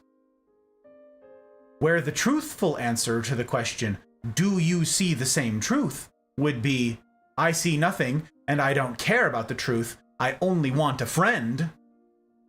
Would be, I see nothing and I don't care about the truth. I only want a friend. No friendship can arise. Although affection, of course, may. There would be nothing for the friendship to be about. And friendship must be about something. Even if it were only an enthusiasm for dominoes or white mice. Those who have nothing can share nothing. Those who are going nowhere can have no fellow travelers. You will not find the warrior, the poet, the philosopher, or the Christian by staring in his eyes as if he were your mistress. Better fight beside him, read with him, argue with him, pray with him. C.S. Lewis.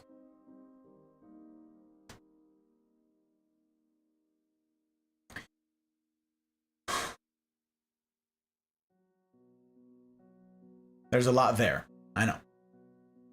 Let me highlight just a few pieces of that before we move on, all right? And all of you who are just jumping in, you're jumping into the middle of a lecture on community. And I don't have the freedom to greet every single person who jumps on in, so I'm grateful to all of you guys for making the new joins feel welcome in my stead. I'm grateful for your doing that. Let me just highlight a few pieces of this.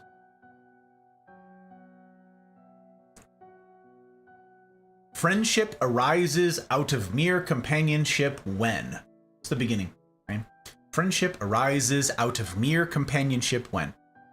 The implication here is that companionship is where this begins. That's what joining the community itself earns you. Proximity to others, aka companionship. Okay? Companion in the same place, generally or more broadly speaking, doing the same thing.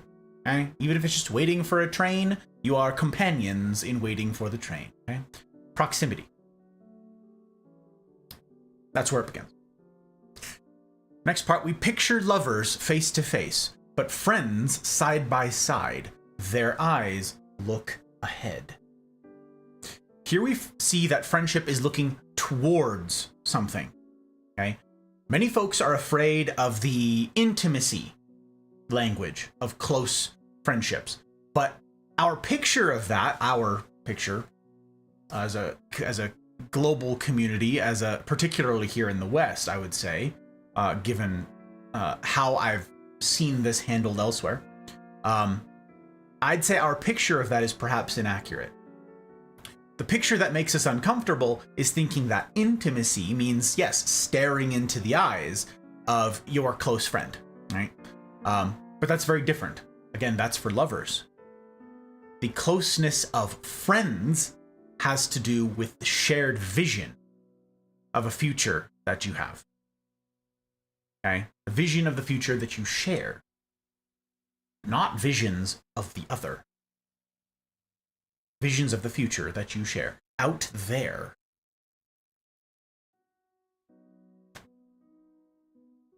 Next part of this that I wanted to highlight was the very condition of having friends is that we should want something else besides friends. This is where we detour briefly into parenting. The literature here is absolutely clear. Now, I'm not a child psychologist or sociologist or any of those things, but I am a voracious reader, and I have read much of the literature in this particular realm or regard. But as ever, I encourage you guys to do your own looking, your own checking. Okay? The literature here is crystal clear that the goal of a good parent is to raise a child that's capable of making friends. Now, if you're like, that is oversimplification, that is oversimple, that is an oversimplification, that is not, hang on, just bear with me. This goes back to the importance of community, okay? And it's why we're talking about it here tonight. This is the importance of community for us humans. That includes the pre-people. That includes the little human. Okay? If a child is no good at humaning, then it doesn't much matter what else they get good at.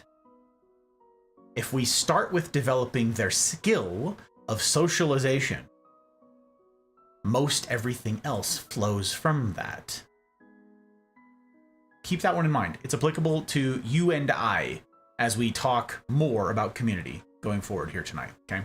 Keep that one in mind. We need to be good at humaning, at communitying, and we ought to place a very high value, okay? We ought to esteem more highly than we do the art of making friends.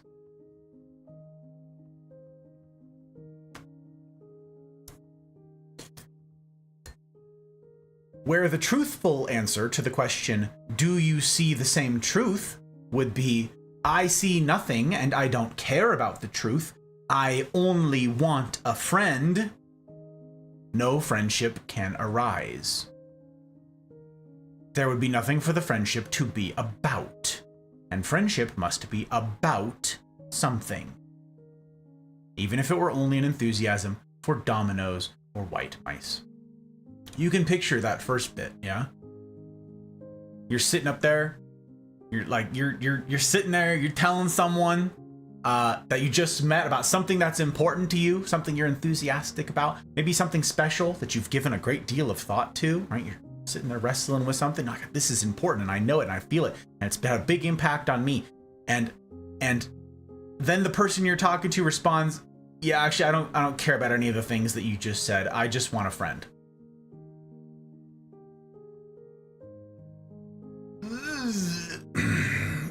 Cringe. It's a very cringe. Incidentally, that's what the child development literature is referring to when it says to socialize your kids. It's so they know to never say something like that. All right? A friendship, moving on, must be about something. That is, there must be something shared between you two. And it doesn't have to be something huge. Okay, I have plenty of friends that I met playing Apex, for instance. Good friends. Now, are they my best friends? In many cases, no. No, and not in particular if those particular friends, if that's all we've ever had in common is Apex. And especially if that's the only thing that they ever want to talk about or that we ever talk about, okay? Like if Apex is all we've got, that's kind of thin. It's not nothing, but it's kind of thin, right? So, but they're still my friends. They're still my friends. And finally, this notion here, I'm going to dive a little bit deeper into this one.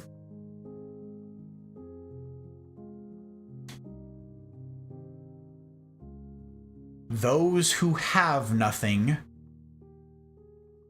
can share nothing. Those who are going nowhere can have no fellow travelers. And this part's obviously the clincher here.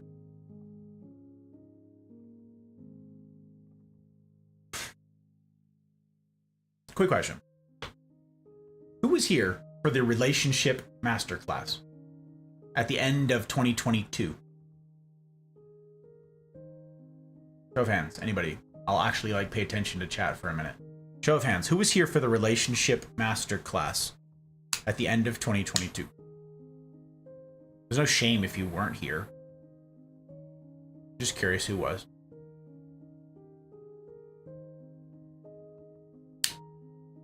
Jack was here. Hadn't met Leanne yet, right? That was actually, I met you. I had just finished the masterclass when I met you. Relight number 1 indeed.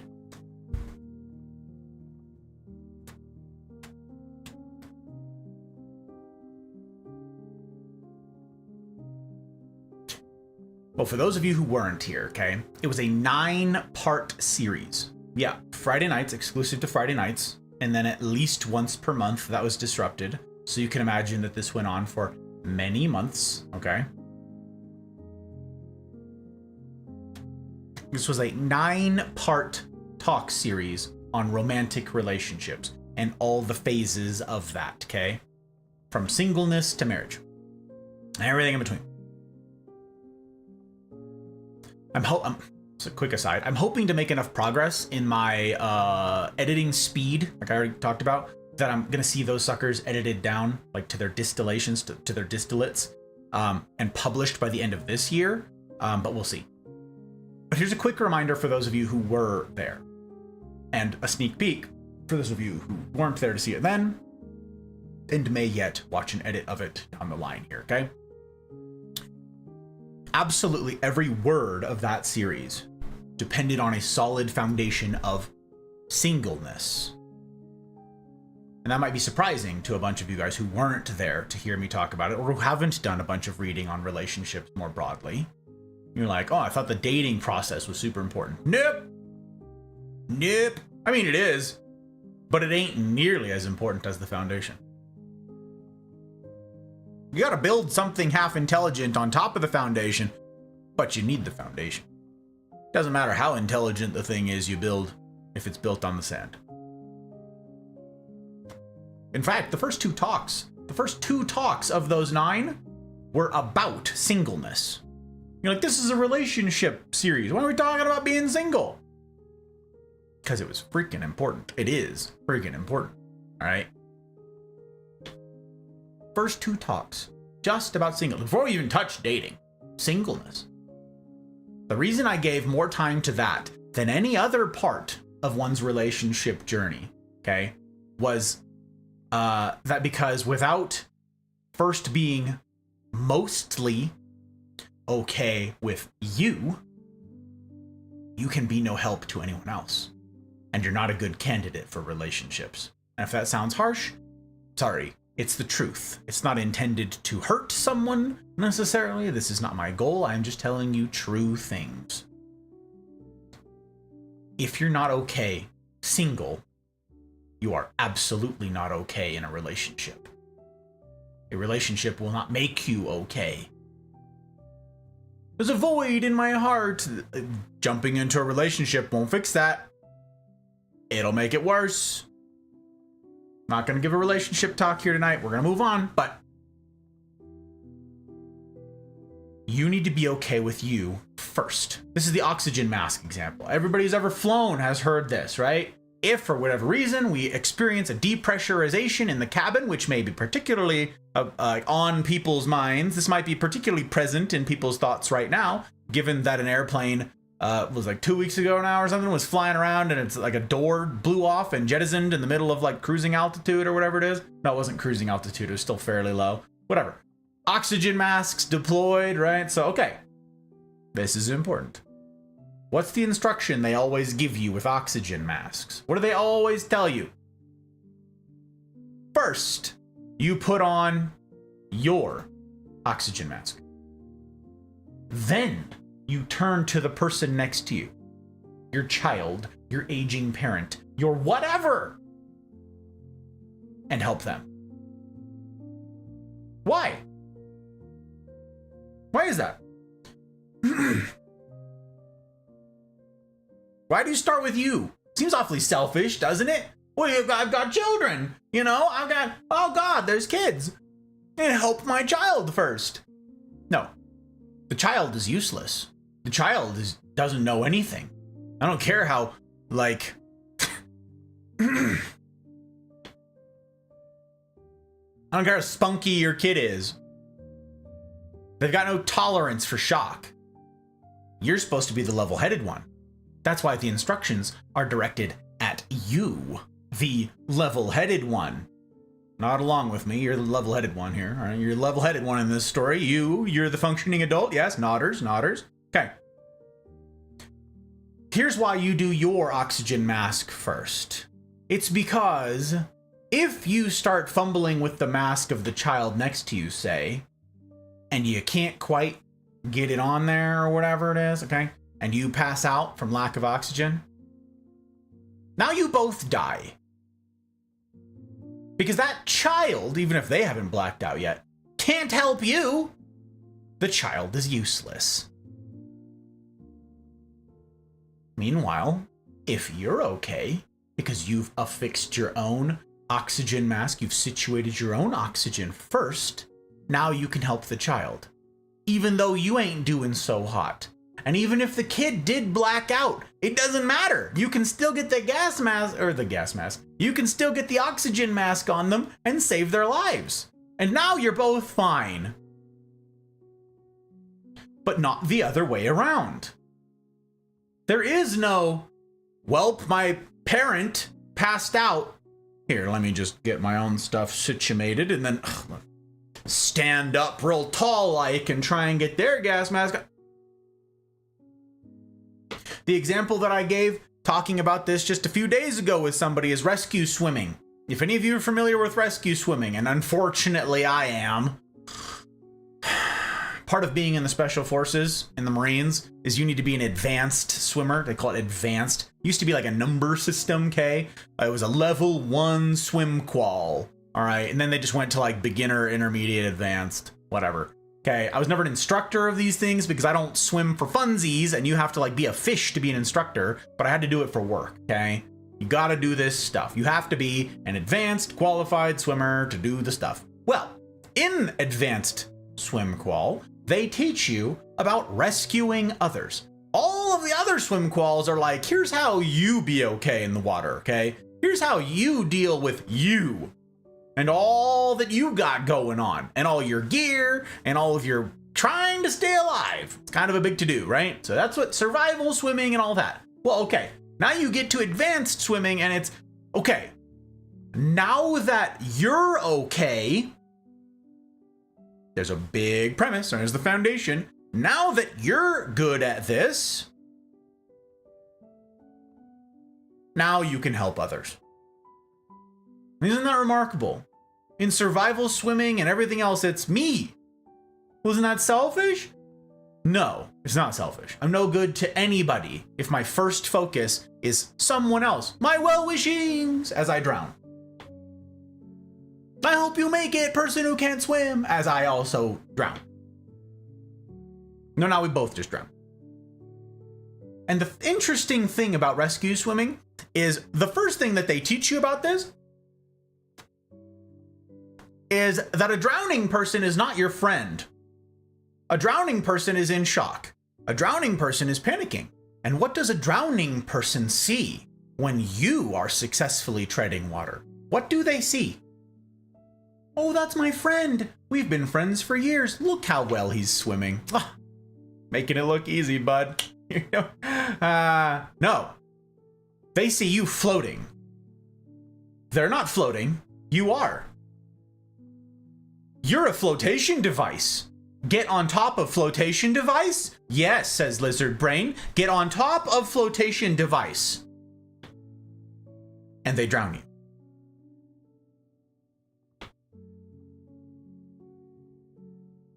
When they're in shock, all they see is, you're floating?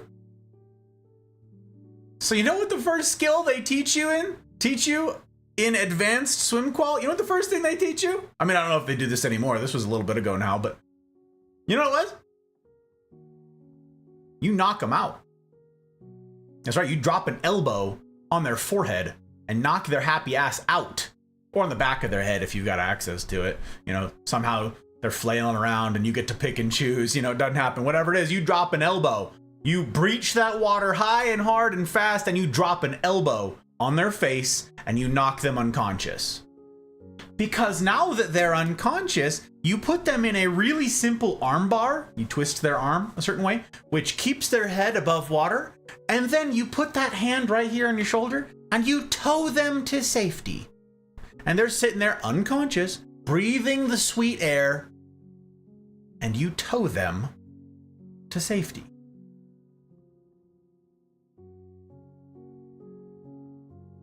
And now you both live.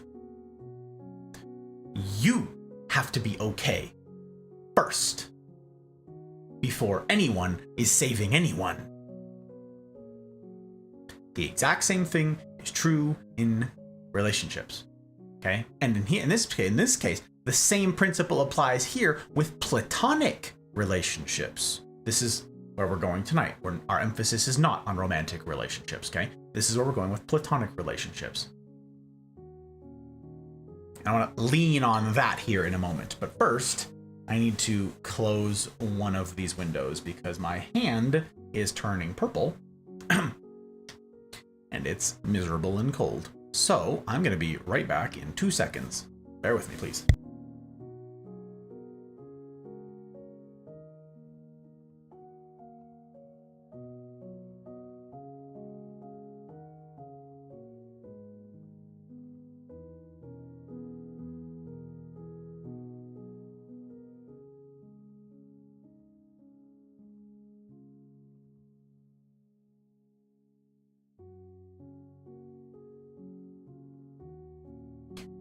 Okay.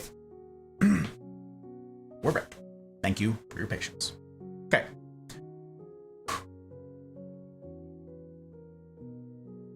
Same principle applies here with platonic relationships.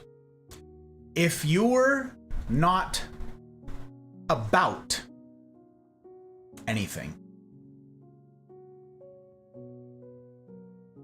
what would a friendship with you be built around?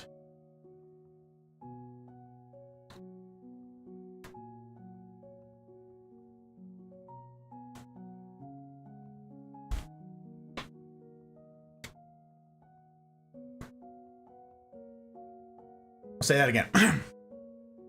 If you're not about anything, nothing to you,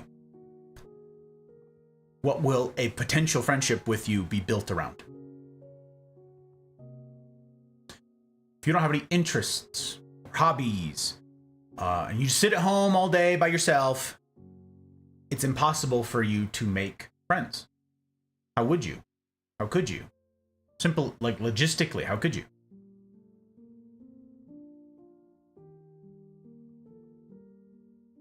That quote again. Those who have nothing can share nothing. Those who are going nowhere can have no fellow travelers. I think it behooves all of us, regardless of where you are, how comfortable you are at socializing, what stage of your life you're in, it behooves all of us to remember that. Those who are going nowhere can have no fellow travelers. What's the implication? What's sticking to the imagery of that? Sticking to the specific language that's employed there. What's the thinking? We must be in motion to make friends. We must be in motion. If I were to find myself, say, stuck in an elevator with you, okay? You and I, okay? Not some hypothetical, you and me. We're stuck in an elevator, right? And it breaks down and we're stuck there and it ain't going nowhere. And for some reason, neither of us are sitting there blithely on our phones, you know, maybe there's no reception anyways, whatever. Okay. And I asked you what it is you do. Yeah, I said, okay, here we are. We're stuck together. We are now acquaintances of circumstance, right? Companions of circumstance. And I ask you what it is you do. And you reply, I don't know. I don't really do anything. Okay, so say I push you, right? Say okay. Yeah, on that grind. I know, I get that, you know. Nose to the grindstone. I got you. But come now, there must be something interesting in your world. You know, we've got some time. You know, tell me about you. Tell me the tea. What makes you tick? You know. To which you reply, no, not really. I just work.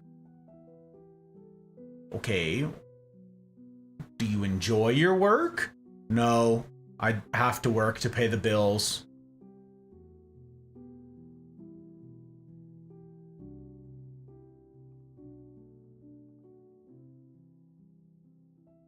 Ugh. It's gonna be a rough wait. It's gonna be rough. It's gonna be a rough wait. It's gonna be a rough wait. You're not about anything. This conversation is dead because you are.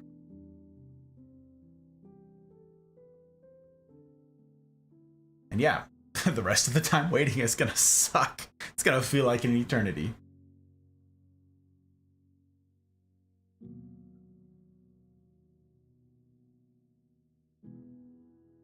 I know. Some of you are like, Gus, the hell? I didn't come here to be attacked. I came to this talk. You said it was going to be important. You said this was an important thing. You said in your Go Live, Gus, that this could be the most important talk of the year. This could be the most important thing that I undertake this year. As a result of this could be it. And here you are bullying me. Why are you after me? I didn't come here to be atted. I didn't come here to be attacked, okay? My whole everything was fine until you attacked it in my everywhere. Okay, I get it. Title says you were going to talk about consistency, right? I remember there being something about consistency in that title, okay? We've been 2 hours now, and you're just adding me. Not what I signed up for. Incidentally, it is. But I'll get to that. I'll come back to that. Remind me if I forget.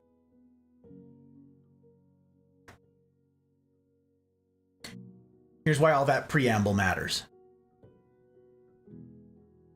Those groups that I'm encouraging y'all to be a part of, here in the Mafia or elsewhere, guess what we'll stick to the Mafia for this example. We'll stick to the Mafia. It's what I know.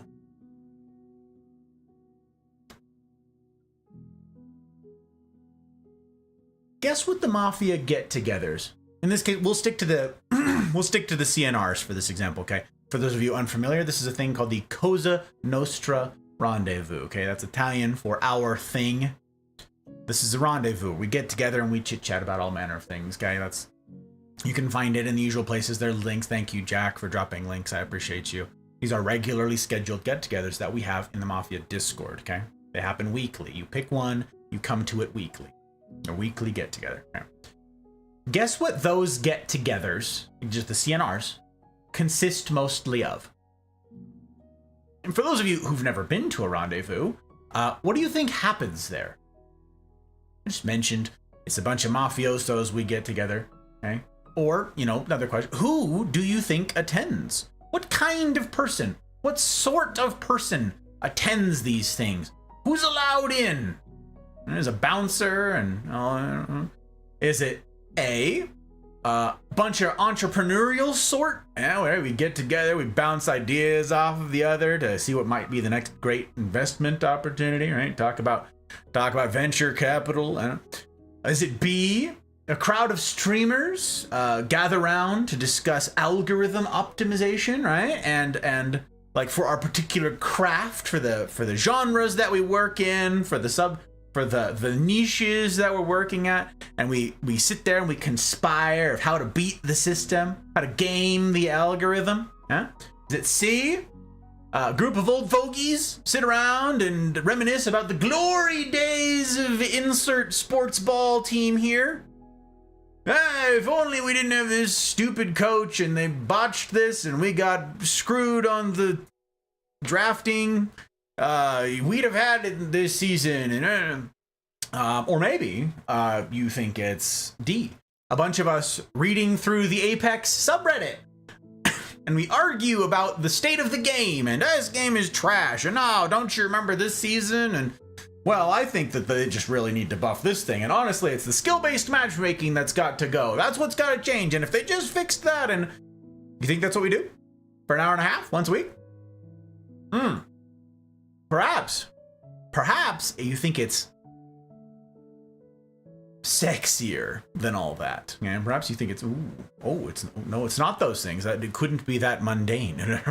Perhaps you've been on the outside looking in and you think it's an invite-only party. There's actually a bouncer. Someone will stop you and go, don't you see the sign? Jackets are required. Dress. Hello. Evening or formal wear is required. What? Are those Crocs on your feet? Peasants, be gone with ye, peasant. The common folk, everybody gather at the common folk. Look, they can look Crocs on that. Crazy in the wild, isn't that something? Oh, yes. Oh, yeah, well, yes, surely this person doesn't belong here. These are all people who know the streamer. And we're all talking to the streamer. Gasp. Okay, look, first of all, lol. Okay. Second of all, no. I am decidedly not the focus of these get-together.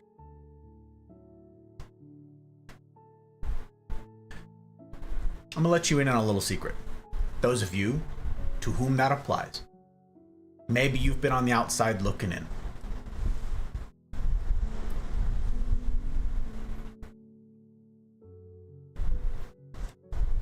I ain't closing all of the windows. I ain't doing it. That is really cold.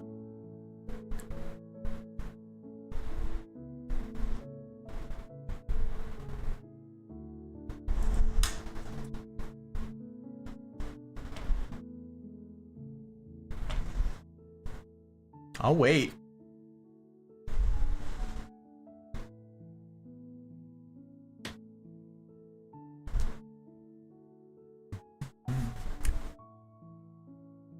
Hey, future Gus, here's what you can do when you're editing this. You can you can do noise suppression for background noise. Make sure to use that tool. And then you can have all this be like B-roll or something. Here, we'll do a couple like me thinking seriously. Just be like, that's good. Ooh, me being thoughtful, smoking a cigar.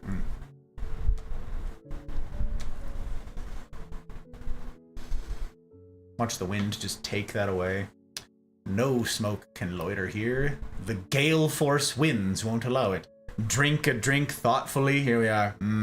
Yeah. Swirl it.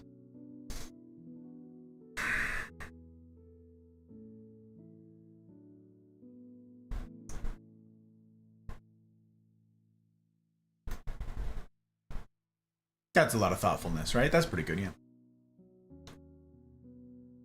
The mic is picking up the wind. Yes, it is. All right. I'll have to close that one. That's a shame. It makes the the smoke management much more difficult, but you know what? It has to happen. Fortunately, this is one that I can reach from here. I am going to mute the microphone, though, because it's going to be hell loud. These are old, busted windows that make a lot of racket when you mess with them. So give me but a moment, if you'll please.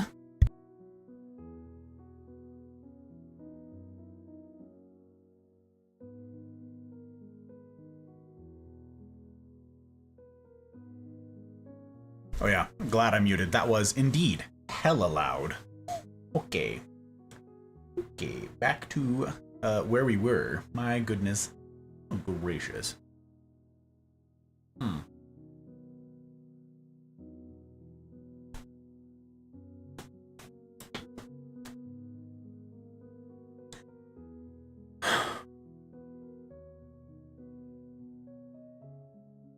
For those of you who've never attended a CNR, and you don't know what they are, you're on the outside looking in wonderment, in fear, in just general apprehension. I'm gonna let you in on a little secret, okay? The CNRs, they're about you. And you are the focus of the CNR. Me? Yes, you.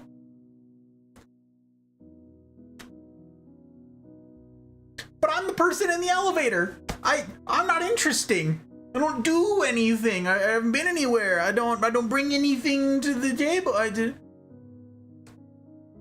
me tell you a little bit about these get-togethers of ours. All right, friend.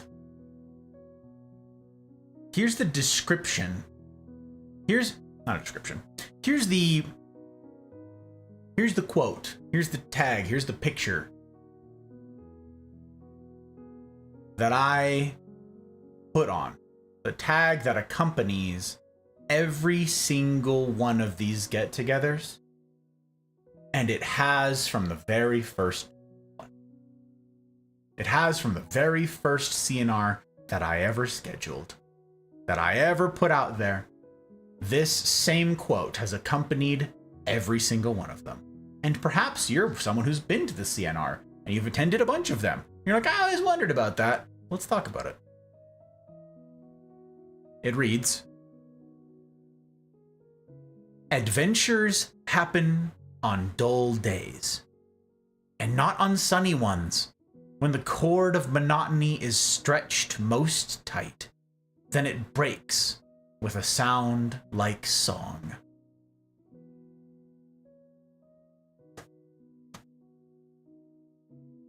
G.K. Chesterton.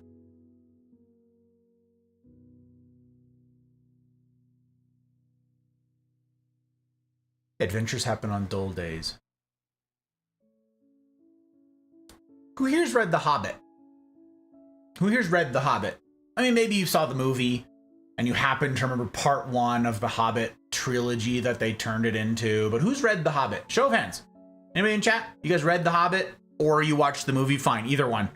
Maybe you read it, maybe you watched it. In either case, who's seen The Hobbit? First part of The Hobbit. Who's seen that? Show of hands. I'll wait.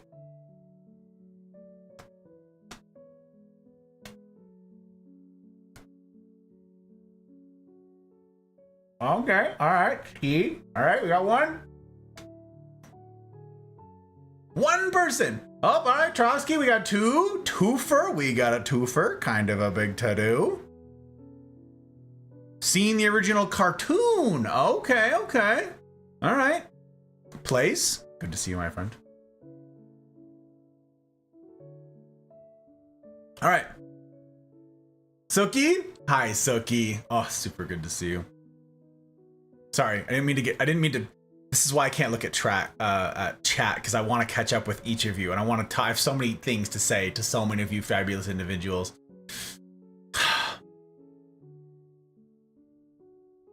I'm gonna come back to The Hobbit. Okay, Suki, very quickly.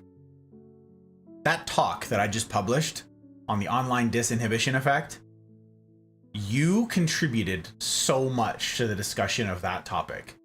You personally provided so many keen insights, so many thoughtful responses. You put in so many blocks of thought in that discussion, in that talk, that I had to cut out for want of time. And because I really needed to narrow the focus of something that was already pretty broad. You kept asking really intelligent questions. Well, what about this? And that would lead us off to the side. Well, what about this? And that would lead us off to the other side. All of them were super astute and super good observations, but for the purpose of the video, I couldn't include any of them because I needed to stay on target. And I just want you to know, I read so many great contributions of yours when I was editing that. And I just thought you ought to know. You ought to be celebrated for that. That's it. Okay, back to The Hobbit. So you guys have seen The Hobbit. Okay. What kind of day, for those of you who remember, what is itchy on me? What kind of day was Bilbo having when Gandalf showed up in the Shire? What kind of day was he having? You know, I asked someone, how's your day? And, oh, it's been a day, and you know, this and that. What kind of day was Bilbo having when Gandalf first showed up? What was he doing? Anybody remember? He was just vibing outside of his house. He's literally sitting in a chair on his front stoop outside of his front door there. A little view of the little rolling hills. He's literally just sitting there, smoking a pipe, reading a book, enjoying the sun, minding his own business. That's all he was doing, just sitting there. He was having a perfectly ordinary day. One might have even called his day boring. And then what happened?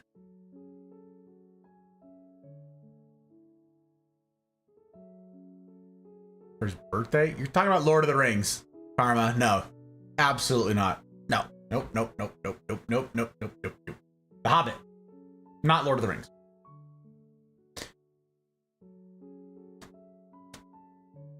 He was having a perfectly boring day. He'd never met Gandalf before. Strange, super tall dude shows up at his doorstep while he's sitting there, minding his own business, having a smoke, reading a book. Perfectly ordinary day. And then what happened? Yeah, he got caught up, snatched up out of his comfort into an insane adventure. The adventure of his lifetime.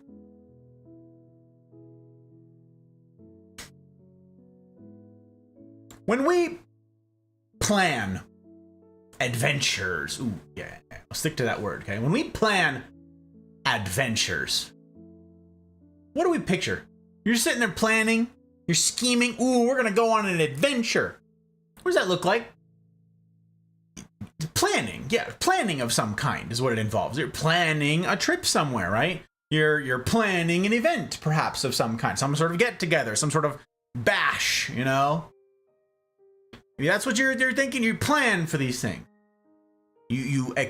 What is a plan? What accompanies a plan? Expectation. Expectation follows planning. I plan this outcome. The outcome desired, the desired outcome naturally follows. That's it. I plan something, the desired outcome naturally follows. Okay? That's how adventures usually work. I'm gonna have an amazing party. I'm gonna throw an amazing party. I'm gonna have an amazing wedding day, perhaps. I'm gonna go on this crazy trip to this cool kid place. Wow, wow, wow. Wow. You plan it with the expectation that that will follow. That a certain desirable outcome will follow, yeah? I don't know about you guys. This is not a rhetorical thing. You tell me if I'm wrong, and I'll go back and read all this in chat when I get the chance, right? For me, at least, those are not the moments that have led to the true adventures of my life. The ones I've planned, the ones I've penciled in or penned in. I'm gonna go do this in this place and it's gonna be this long, do all these things.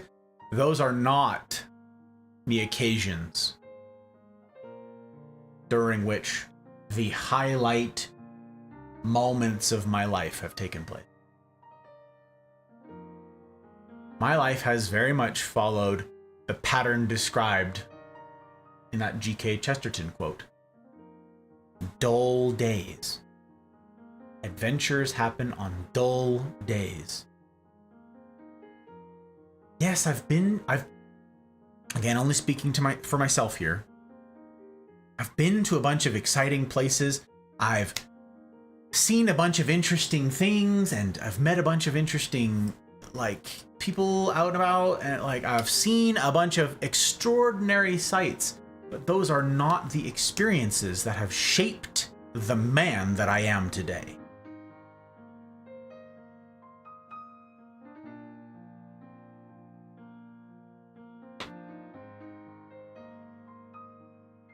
In fact, let me illustrate this idea a little more explicitly for you. My grandma, now passed, her and grandpa, they used to travel a lot, okay? Once they retired from their work, they just traveled the world. They went everywhere, okay? They had like a checklist of all the countries they wanted to go to. There's a ton of countries out there, you know, there's a lot to see, a lot of variety to see, and they decided, all right, we've worked away our whole lives. It's time to go see the world. You know, we've saved up money. Let's go see the sights. Let's go see what the world has to offer, yeah? Okay.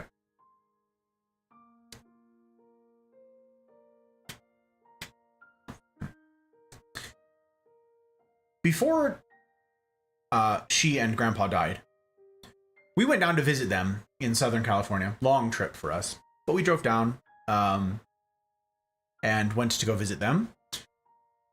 And at this point, I was an adult. This is a conversation. This is a talk that I've given before with some of you, that some of you were here for, where I discussed how it's different when you're seeing a grandparent or just an adult that's in your family. Now that you are also an adult, it's very different than when you're like a little kid and you're getting Christmas presents from grandma, grandpa, woo! Like very different when you're an adult now, right? And you get to interact with them as a fellow adult. Very different relationship, very different dynamic. I gave a talk about that a long time ago. I digress. I was an adult, okay? I had just started dating the hot bride. I had just started dating her, like weeks before, okay? And I and my family went down to see them because we knew that they weren't doing super well. It was time that they started looking for a new place to live, maybe with a care facility, because grandpa wasn't doing great, okay? His memory was starting to go. And they needed a care facility. So we were going down there to sort of like have the discussion about that because they wanted it. And it was like, all right, let's see what this looks like logistically. That was sort of like, let's go see them, because we didn't get to see them very often. It's a very long, it's like a 12-hour drive, okay? Long trip. We're gonna go see them. While we're down there, we were there for a couple days. I see in there, like, have an entertainment center type thing that like takes up like a whole wall or a whole half wall at any rate. And this whole cubby of it, this whole section of it was photo albums. And, you know, my mom was like, you know, I want those photo albums. Like, I want those things can't disappear into oblivion. Photo albums, they mean something, they matter. And her mom, my grandma, said something like, yeah, you know, but a bunch of those aren't you guys. Those aren't you, the kids. Those are traveling. Those are travel photo albums. Oh, okay. Can I look in one? I was like, yeah, sure. Crack it open. And I grabbed a random one off the shelf, cracked it open, looked inside, and wow, okay, this is Africa. Where was this? This is, and there's pictures, you know, like physical printed out pictures stuck on the pages, right? They didn't have anything digitized. They've got all these pictures on the pages, and she had written in little notes of what the context was for each of the pictures, okay? And I looked at a couple of these and I went, wow, this is so interesting. What did you think of, it was like Kenya or something like that, or where the heck was it? They went on a safari, okay? And they have all these pictures in there, and she says, oh, I don't remember. Now, grandma didn't have any memory problems, okay? She was not the one dealing with like early, like, or not early. She was not the one dealing with like Alzheimer's, the early signs of Alzheimer's. She was not. She was the keen mind in the relationship. She was healthy, okay? So I don't remember. And I'm like, oh, okay. Forgettable then, right? Forgettable experience. Okay, maybe, you know, Africa wasn't, you know, all of Africa. Maybe this particular trip wasn't that exciting. So I flip, you know, to, oh, this is Greece. Oh, that's pretty neat. Greece. Oh, okay. And I asked her about that. Oh, what'd you think of Greece? Oh, wow, this is some really pretty stuff here. She goes, I don't remember that either.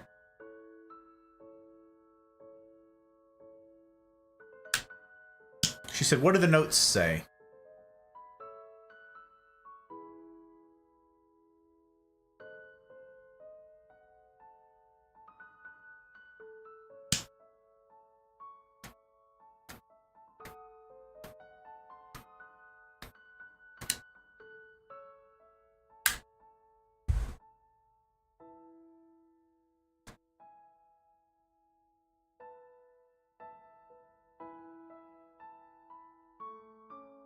I asked them about All these places that I saw pictures of. Pictures of them. They're in the pictures. Every picture was like, hey, could you take a picture of us? So like they're in every picture. It's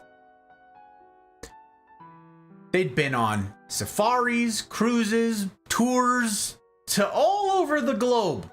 They went to like 70 countries or something like that, okay? It's a long list.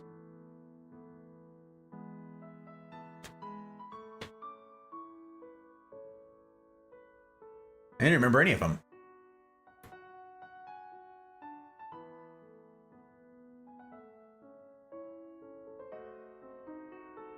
I've been to a bunch of countries too. I've traveled all over too. It hasn't been 70 something countries, but I've traveled all over. Some of it was for the Marine Corps, and some of it was deployment, some of it was like straight up work. Some of it was in different capacities for work, and some of it was as a civilian, some of it was for pleasure. I've got other trips planned, you know. You know what? I've forgotten most everything about those trips.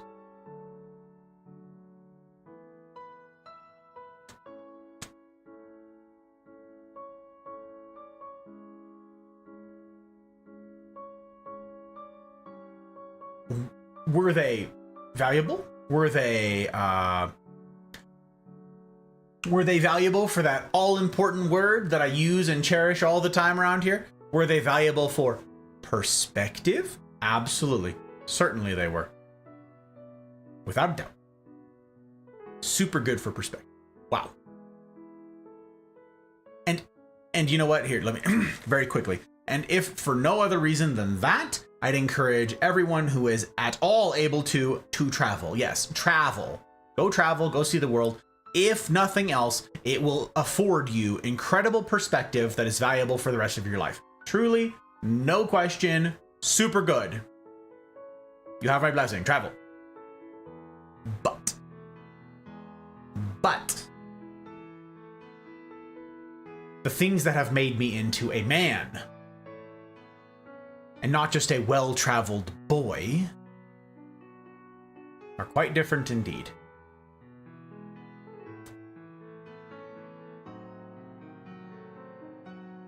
Those of you who've been around the Mafia, just here for a minute, have heard me talk about several groups of which I'm a part. One of them is my Monday Night Men's group. Okay, this is the group of guys that I get together with and have whiskey and smoke cigars once a week. Okay, not everybody makes it. It's a group of, like, I don't know, the attendance varies from week to week. People are traveling, people are doing whatever. It's a fairly large group, so not everybody from the group makes it there, but it's like between 10 and 15 guys every Monday. Okay, we get together. It's always at someone's house. Every once in a while, we'll go to a cigar lounge or something like that, but it's usually in someone's backyard or garage, depending on the weather. Maybe we grab some food. Maybe someone barbecues something or cooks up some food. But then it's whiskey and cigars is the order of the day. Okay, so then I've got that group each week. And my attendance for this varies as well. That depends on a lot of things. If I'm doing something for work, if I'm doing something here and I can't get away from it, if it's going to be on the other side of the entire valley and they're going to an overpriced place that I can't afford, you know, I might not go sometimes. Okay, there are some things that have held me up from it. Some of you heard during this last semester, Monday nights were the nights where the hot bride would have an assessment that she was being tested for nursing school the following morning, and I wanted to be here to help her study the night before so she could practice her assessments and stuff like that.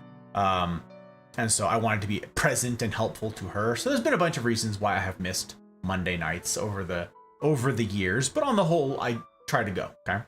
The second group is a business leadership group, and I've talked about this group with y'all a ton. Okay, a business leadership group on Tuesdays. This is roughly 8 people. It's usually 6 to 8 people, including the hot bride and I. And it is for business owners in the valley that I'm in. Okay, in the Washoe Valley. I live in Reno, Nevada, for those of you who don't know. And in the valley here, it's just for business owners or like COOs or COOs or something like that. Like you got to be like up there, and it's just for that. That's the commonality that brings this group together, right? Friendship must be about something. Well, so too must an org group like this. Okay, so that's what it's about. Business leaders. While the exact composition of that particular group on Tuesdays can vary from week to week, it doesn't usually. Everybody makes being there a priority, including me.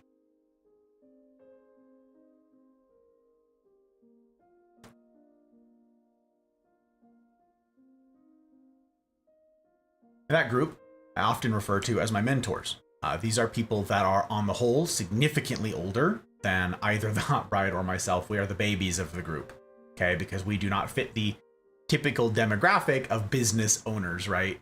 We don't fit the mold. We are not. So these guys and gals are, generally speaking, significantly older than us, okay?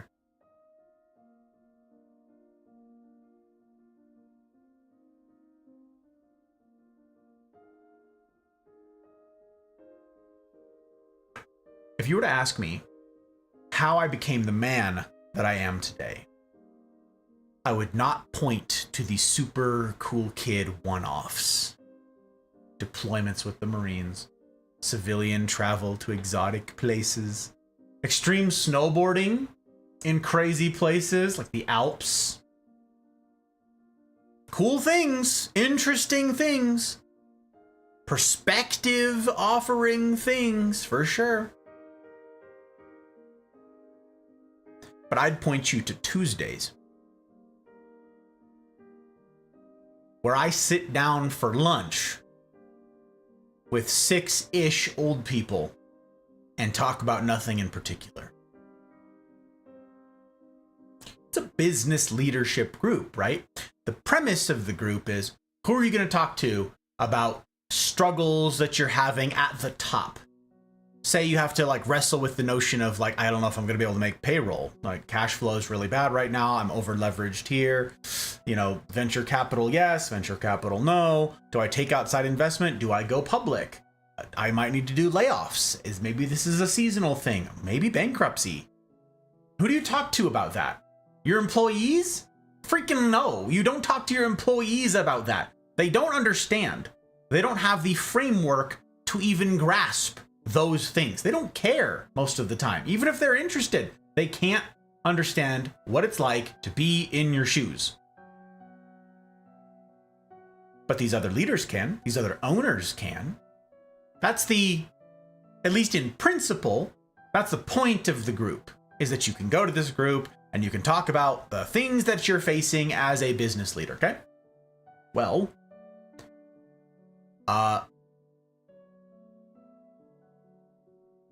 we've been meeting for a while, and we've ironed out a lot of those things. Yeah, maybe something will come up every now and then, but we've actually ironed out quite a bit. So there's no, like, itinerary. There is no, let's get together for this week's program of something. Okay? If you were to ask, what is most responsible for forging me into the man that I am today, I would point you to Tuesdays, where I meet with a bunch of old people to talk about nothing. Oh, and I've been meeting with these same old people every Tuesday, with very rare exception, for almost 9 years.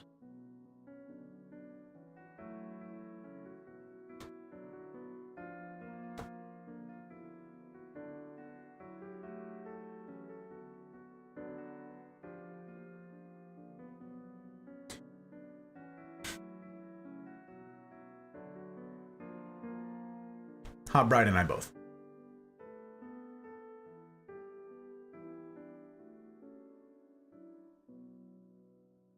Friends, I want to talk to you about consistency. Consistency.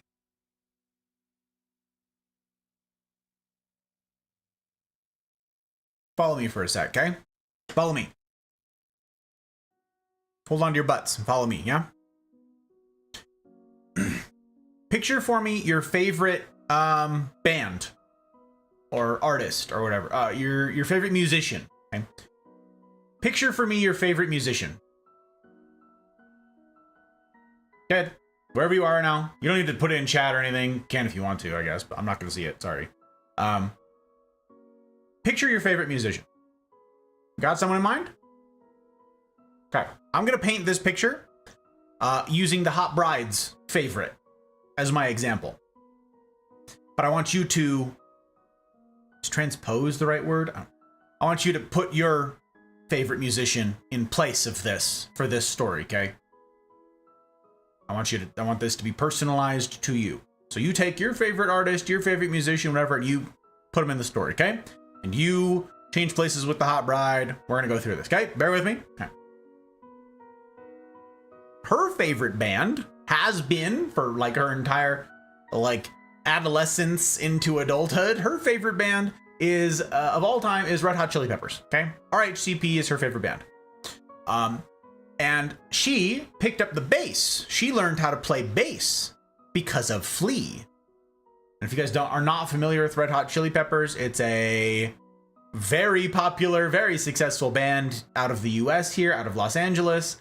And they've been around for like 40 years now. They're very successful. And their bass player is named Flea. That's his name. F-L-E-A. Okay, Flea, like the bug. That's his name. He is the bassist of RHCP, and he is widely considered to be one of the best bass players on Earth. Like, one of the best bass players that ever there were, okay? So let's say that she, Hot Bride, entered some sort of raffle contest thing that they were putting on, okay? They're raising money for whatever, some sort of hype, something to do with a tour, I don't know, whatever. And the grand prize winner gets to meet Flea face to face, right? Shake his hand and all that, pictures, selfies. Gets to meet Flea, and when they do, he's gonna give the winner his guitar.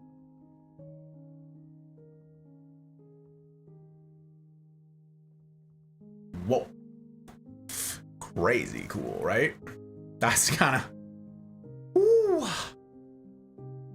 So she doesn't think much of it. She goes, wow, that's crazy. That's the odds are 1 in a bajillion, right? It's not gonna...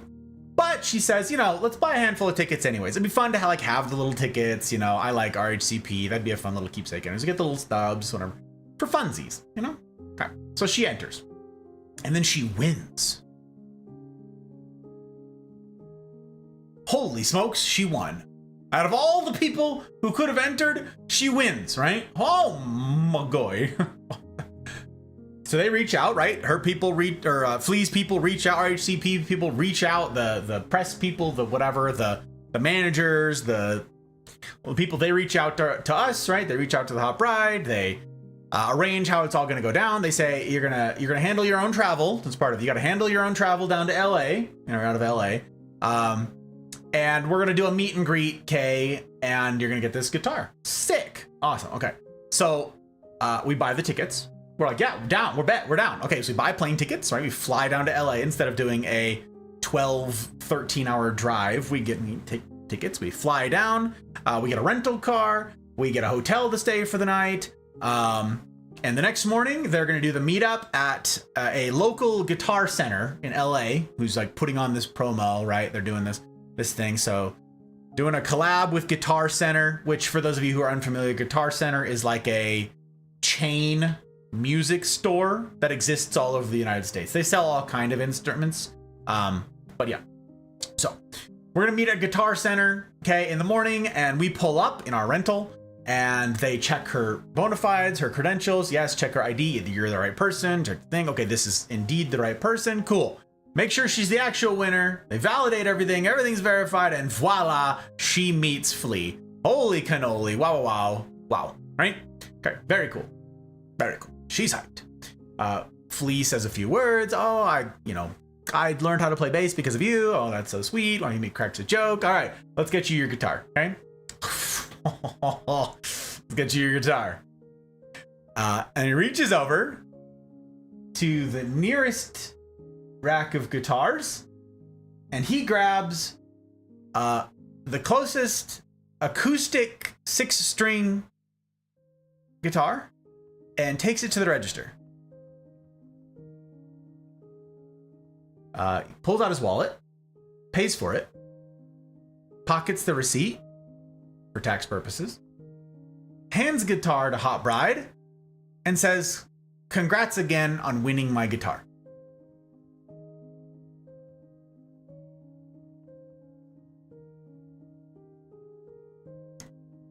And just as fast as it all began, the security folks said, thanks to everybody for coming. They usher Flea back to the car, and off they go, leaving us standing there at the Los Angeles Guitar Center, holding a brand new, shiny, still got a tag on it, new acoustic 6-string.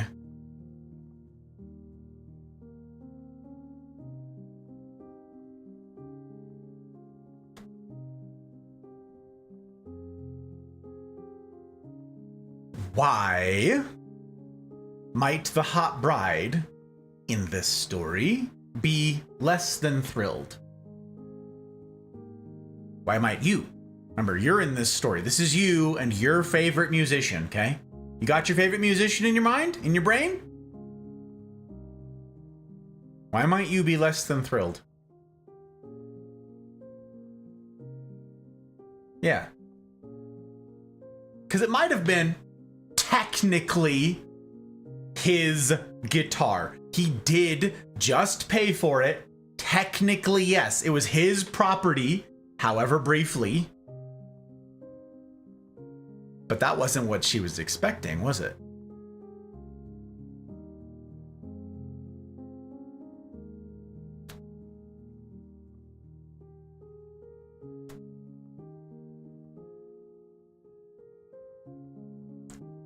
What made the prospect of winning his bass so appealing in the first place?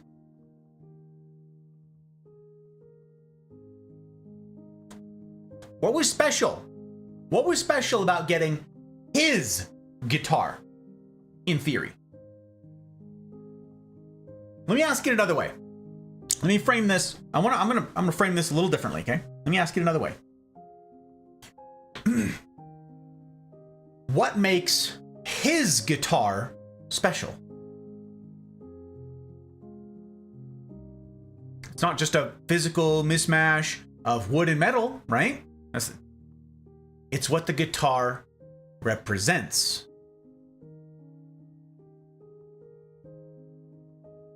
His guitar carries with it an ethos. His guitar is the thing he practices for gigs on. His guitar is the one he performs gigs on. His guitar is the one that he uses to write songs. His guitar is the one that he jams with day in and day out. His guitar is like sort of literally got his blood, sweat, and tears on and in it. His guitar carries with it all the discipline and hard work it took to get to where he is today. His guitar is special. His guitar is one of a kind.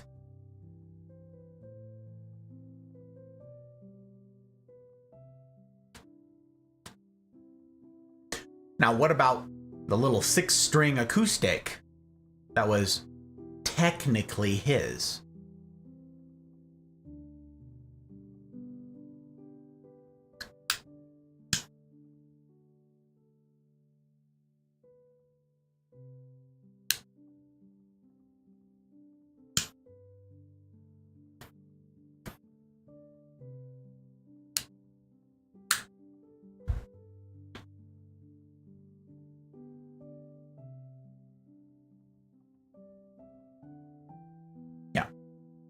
It has none of those qualities.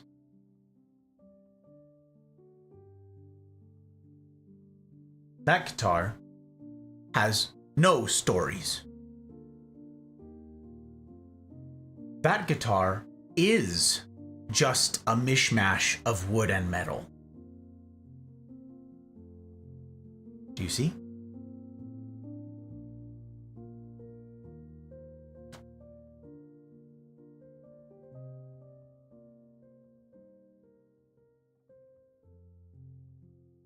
A single, standalone CNR carries with it no guarantee of spectacle or grandeur. There is, each week, however, the opportunity to add a few drops into what might someday, with enough patience, be a lake of understanding and meaning between you and others.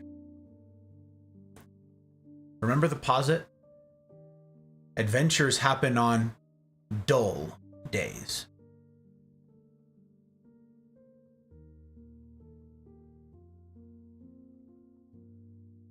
That's both my challenge and my invitation to you here tonight.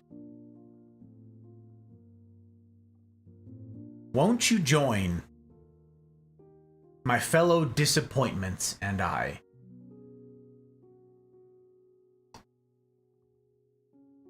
in the adventure of a lifetime? A consistent series of probably dull days.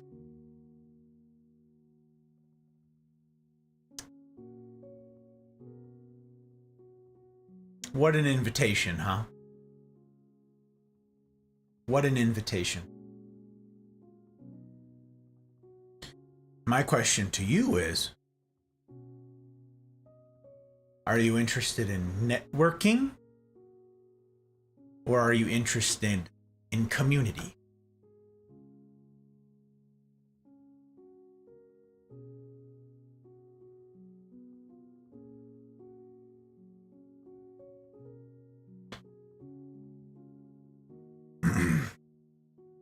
I already said that we need it. We need community. We, each of us do. We're all human and we're wired for community. We're wired for humaning. All of us.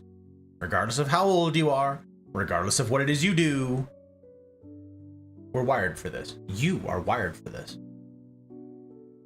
And I already said, it doesn't need to be the mafia. It could be any community. Several of you are creators in your own right. You're a head of like a D&D group that gets together or something like that. And you're like, that takes up a bunch of my time and those are my people. I can't also get plugged in over here and do this CNR thing. Like I'm already managing. That's fine. My question to you is the same though.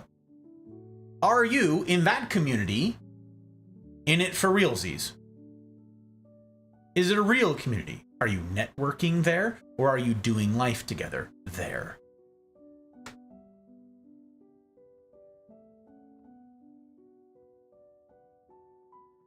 My challenge to each of you is to undertake these dull days.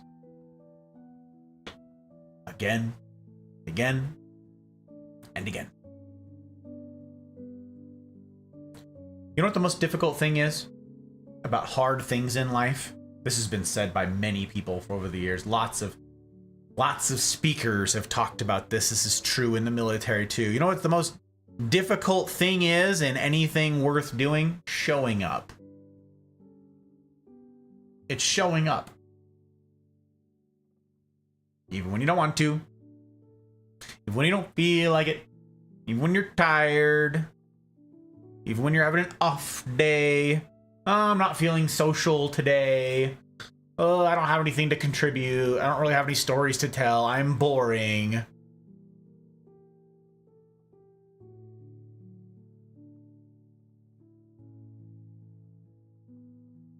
Show up. To this community or another, show up. My question at tonight's outset to you was, do you have a community of people around you who recognize that they are human and therefore failures and therefore disappointments? And do they recognize the same in you?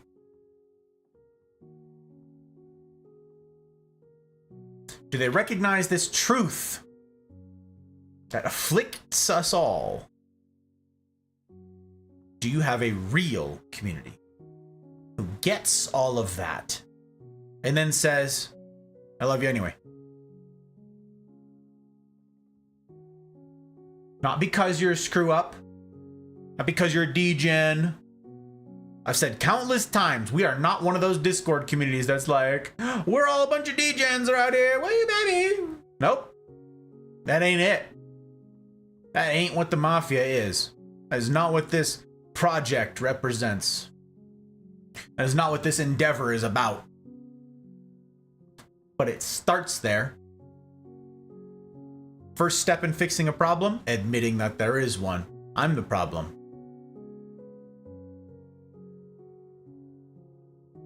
I'm the problem. It's me. The disappointment in chief. I'm not exempt from this. I'm in the exact same boat as y'all. I'm a screw up. I'm a disappointment. We start there. And then the difference between other communities and this one is we don't stop there. Someone else out there, you know, it's super common. There's a ton of streams out there. I gripe about it. I rage against it. I fume about it all the time. I rail against this particular thing. There's a ton of communities out there that I'm trying to give them the benefit of the doubt. There's a bunch of communities out there that say good vibes only. How many streamers' chat rules say in them? Good vibes only. Have a good time. Have a smile on your face. You're here to enjoy yourself. Laugh a little. No negative stuff. Don't put that out there. No trauma dumping, right? No talk of, what are they? What are the lists? Go ahead. You guys can put it in there. You guys can put it in chat. Yes, I quoted T Swift. Like any sensible person in the year of our Lord 2024 would do, Misfire. Yes, I quoted T Swift. Yes. What are the rules? What are the rules in everybody's chat? You guys can punch them in. You guys can put them in there. This doesn't need to be a rhetorical question. See if you guys know. I want to point this out because you guys are all familiar. What are the rules? No blank. No what? No talk of insert subject here. What's the subject? Huh? Huh? No talk of religion, politics, yep, politics, religion, shaming, personal issues. Yep, politics, absolutely. No depression talk, mental illness. Absolutely. Trauma dumping is a big one. Yep. They're in every chat. Why?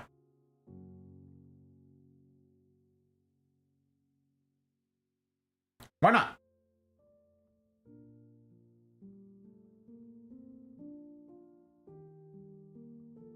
How many of you have read through Discord rules for Discords that you've joined that say something similar? No trauma dumping here, no drama, no whatever. If you get into it and you're out, baby. You get one shot. Good vibes only, right? How many of you, right here, right now, on a Friday night, you outstanding people, you remarkable humans, with whom I am privileged to do life, you fabulous sort who have foregone a Friday evening to do something difficult here now, how many of you are, you just consist. You are the embodiment of good vibes. How many of you you never have anything go wrong? Nothing ever deep ever arises in your brain. You're just sunshine and rainbows 100% of the time. You don't even have negative thoughts. You're just all the time. La, la, la, la, la, la. Isn't today amazing? Everybody's great. La, la, la. Life's so good. How many of you are just like, you are a physical encapsulation of sunshine and rainbows.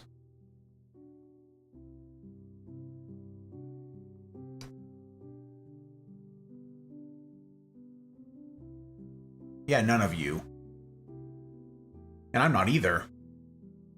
You just have nothing but good days all the time.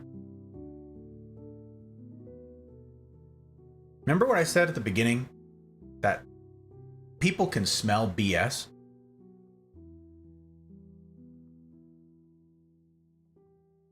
I changed something. I don't know how many of you noticed it. I haven't read chat. Maybe someone pointed it out. Maybe someone noticed it themselves and didn't say anything. Maybe someone actually put it in chat. Maybe someone saw it and unfollowed. Maybe someone saw it and said, I'm out. Unfollowed here, unsubscribed on YouTube, and left the Discord. Cut ties.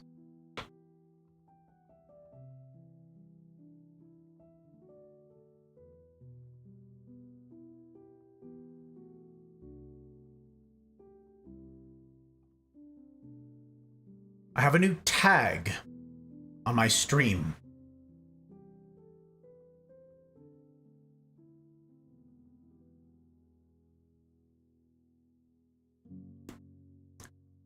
You know, in addition to the chat rules that everybody has, good vibes only, smiley faces only,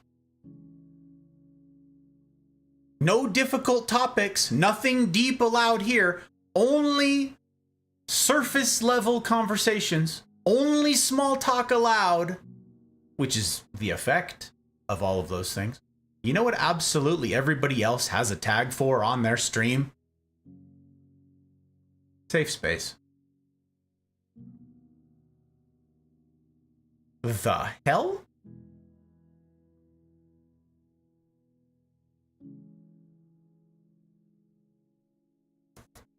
And here, I'm going to invite you guys to, I'm going to ask you guys to not start, you're all typing right now. I don't need an explanation. I don't need a dissertation on what it means and what it means socially and culturally. And I don't need to have any of that. I understand. Okay. So many people, including probably the majority. I started counting, but it got very tedious. I started going through this. Probably the majority of people that I follow, and you guys know I'm very tough with my follows. I'm very stingy with my follows. And in fact, I just unfollowed several people today. I unfollow people all the time.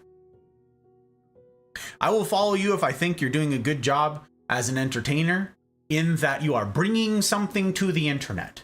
It doesn't necessarily need to be a particular type of thing, but the question is, are you adding to the noise? Or are you sounding different? Are you just a copy pasta of the next person? You just play Apex? No camera, no nothing, no anything, and you no commentary, and you just play the game, and you're pretty good at it? You play Tarkov? You play League? You play COD? You play Valorant? You play one of the myriad Pokemon games that exist out there. You play scary games. Scary games is your thing, and you do scary games. So unique.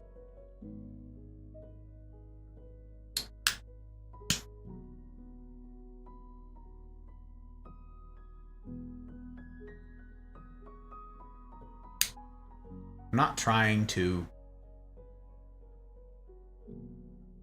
dunk on anybody. I'm not trying to shame anybody here. I'm not trying to embarrass anybody. But the internet has a lot of noise. In fact, that convoluted series of pipes and tubes filled with cats that is the internet, right? It's got a lot of noise in it. I would say that that's probably the chief, characteristic of the internet. It's a lot of noise.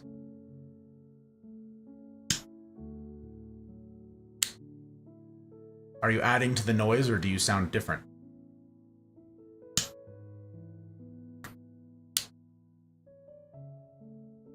My encouragement to everybody who wants to try being a content creator, whether it's a stream, whether it's YouTube, whatever it is. And I encourage everybody to try it, get a great business experience trying it. The very first question I ask those people every time without exception is, what do you bring that nobody else does? Or that few people do? What do you bring that's different? Why would somebody watch you when they could watch anybody else? Do you sound different? And if you don't yet, what could you be doing with your platform as a broadcaster that would make you sound different?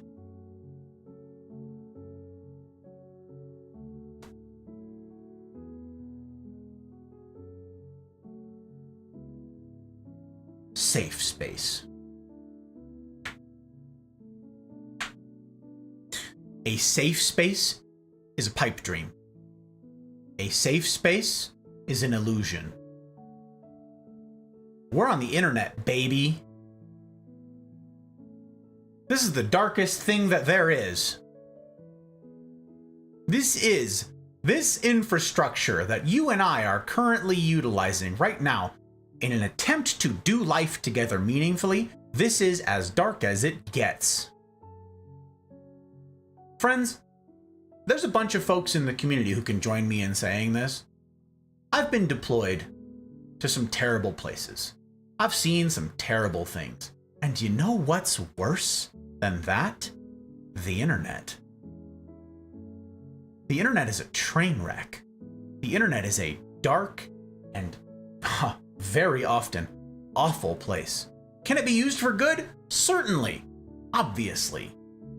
There is no end to the examples that you or I could come up with to talk about how it is of benefit. There's also no end to examples that you or I could come up with as to its detriment. This is not a safe space. Twitch is not a safe space. YouTube is not a safe space. And anybody out there who says, oh, no, my stream is. My stream is a safe space. No, you misunderstand. Okay, Gus, no. You don't have mods, Gus. Hang on, Gus, you're stupid and you're new at this. Hang on, give me a second. I'm gonna break this down Barney style for you. You're always saying, Gus, make it marine proof. Make it so your thick skull can absorb. Hang on. Gus, I have a team of moderators, you see. And my mods, they screen everything that comes through and they delete all the stuff that's unsafe. Gus? All the stuff that would make me or the other people in chat or the people who would later watch my VODs with the chat burned in, they delete all that stuff, so nobody will get triggered. No. Sure, the internet writ large isn't safe, Gus, but because of my screening techniques, because of my team, it is safe.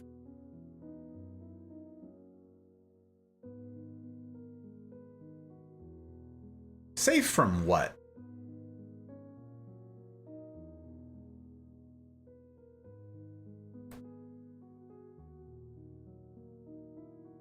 What is it that you're safe from now that you're being protected?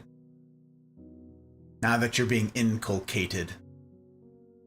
Now that you have a buffer of people around you all the time? Now that you have a team of bouncers? What is it that you're protected from?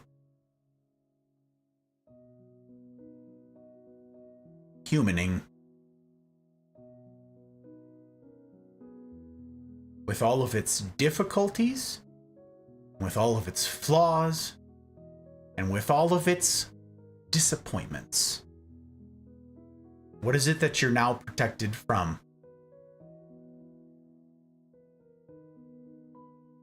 Doing life meaningfully.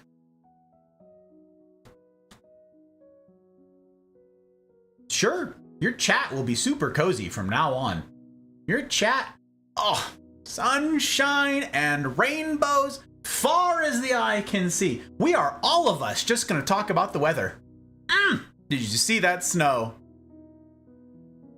And then that's going to be it. Forever and always. Ooh, you're going through a tough season right now?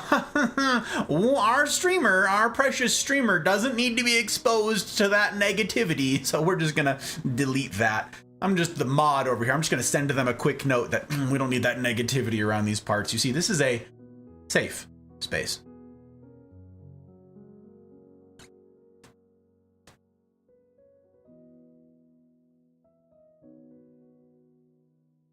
Life does not have safe spaces in it, friends.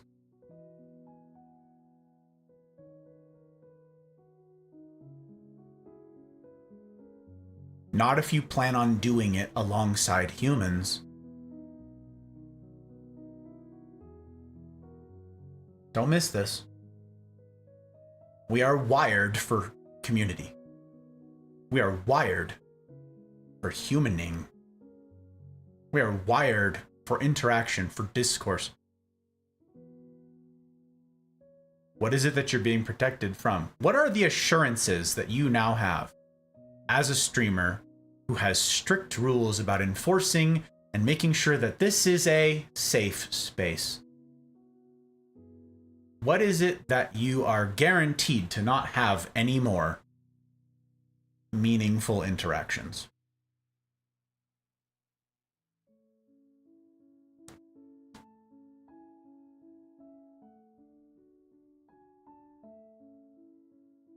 What if someone came along and offered crude, unpolished, perhaps unkind criticism of you, the streamer, or of one of your streamers that you mod for, or that you are someone you're like a diehard for, you're in their community, you've got their back, baby. What if someone comes along and they offer crude, unpolished criticism of the stream, the broadcast, the entertainment on tap? What if it was like a constructive criticism? What if it wasn't something absurd, something ridiculous, and it wasn't just a troll? What if someone came along and said, your lighting is terrible. Your lighting is genuinely bad. Like, I see that I just looked you up. I see that you've been streaming for years. Has no one ever told you that your lighting is awful? What is your light? What is wrong with your lighting? Have you literally never watched back one of your videos? I've been here 5 minutes and I can't see anything but the bad lighting. And you, the well-meaning, big heart moderator, say they're already having a rough day. They don't need this aggravation. Delete. Ban.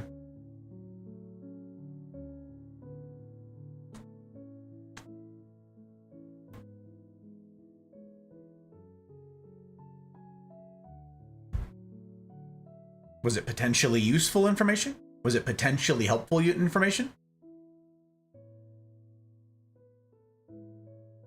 But in your good intentions, you have protected your streamer from ever hearing it.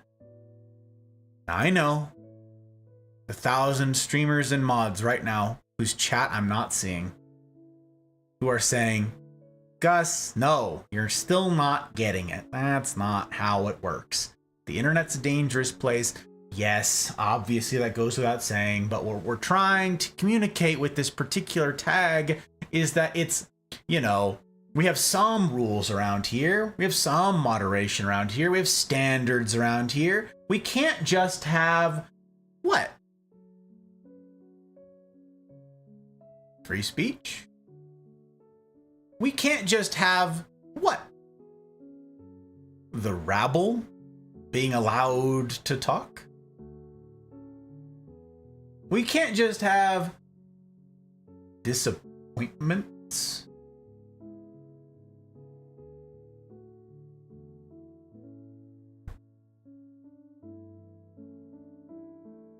I forget. I asked at the beginning here. How many of you, at the beginning of this little section here, how many of you are just good vibes 100% of the time? How many of you are like sunshine and rainbows? That's what you're chiefly comprised of, right? Like I'm mostly water, I'm told is what my body is. It's like 70 something percent water. I don't know.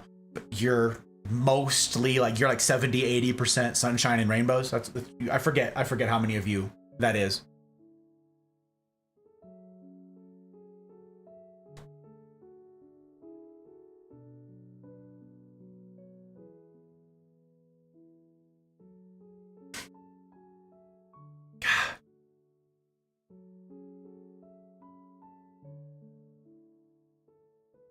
You and I are the problem. You and I are the difficult party. You and I are the disappointments. I'm the problem. It's me.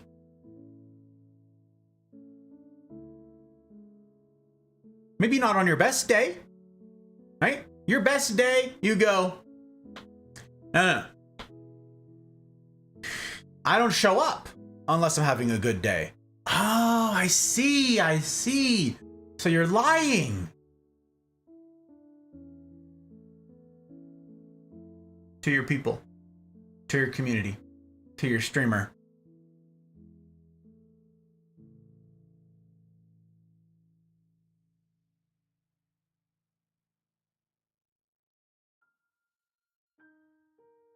Briefly, I want to talk about the word integrity. I've done it a bunch of times, but it here bears repeating. Integrity, for those of you who haven't heard this, maybe this will be interesting. The word integrity, it comes from the same root etymology. You can look into all of this, okay? It comes from the same root, the word integer. Okay? These are related words here. Integrity, integer. Integer is a whole. Usually we talk about integers in math, right? What are these? These are whole numbers. An integer means to be whole and not fractious. It's not 1.2, 1.9. It's 1 or 2. Okay? The definition of the word integrity, it means to be whole. And the implication of this word, the reason that this word was invented, the word itself is employed to mean to be the same in all circumstances. To not be fractious. I'll show a piece of myself over here and a different thing over here, and I'll put a mask on for this particular group. Integrity means to be the same person everywhere that you go.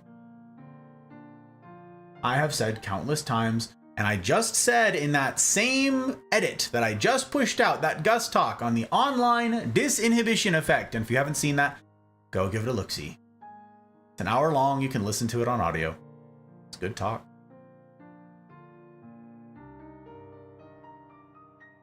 My aim is to be the exact same person here and everywhere else that you might run into me.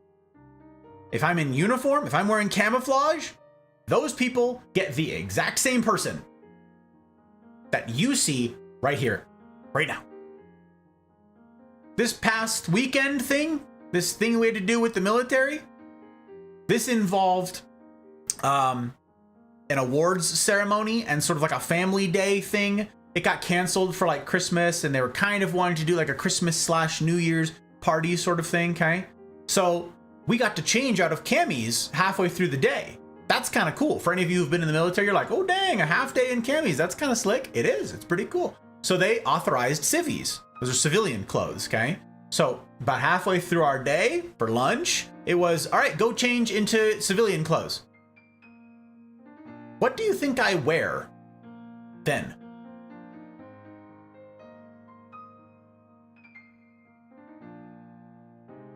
You're looking at it.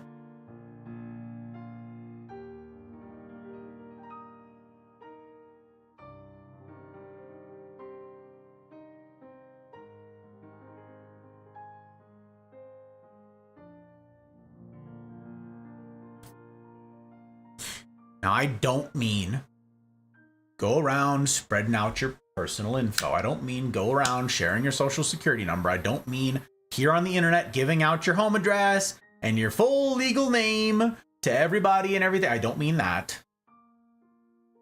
Let common sense prevail here, friends.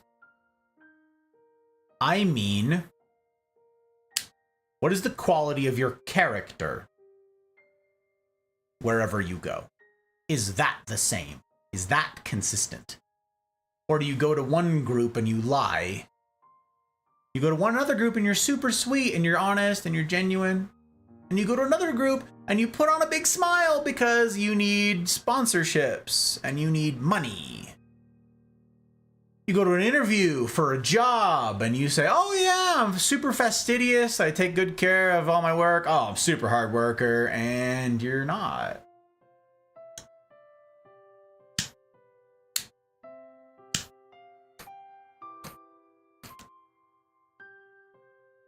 When it comes to your character, are you the same everywhere you go?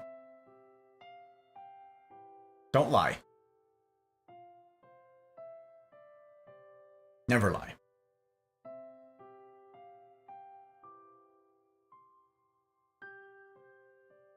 I'm only going to show up when I'm in a good mood.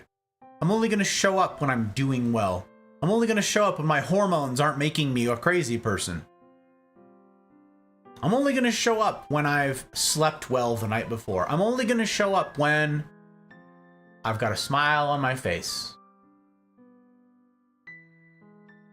That's lying.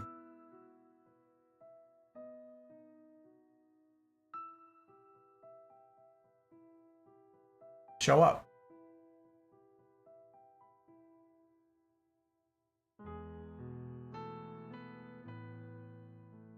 How many people know the real you? How many people in your whole life know the real you? They know what's in your heart, and they know what's in your head.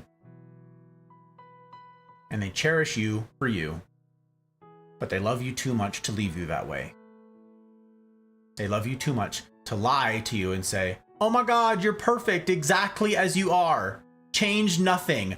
Don't listen to anybody who says you have a single thing wrong with you, because you don't. You're perfect. Slay. Not that.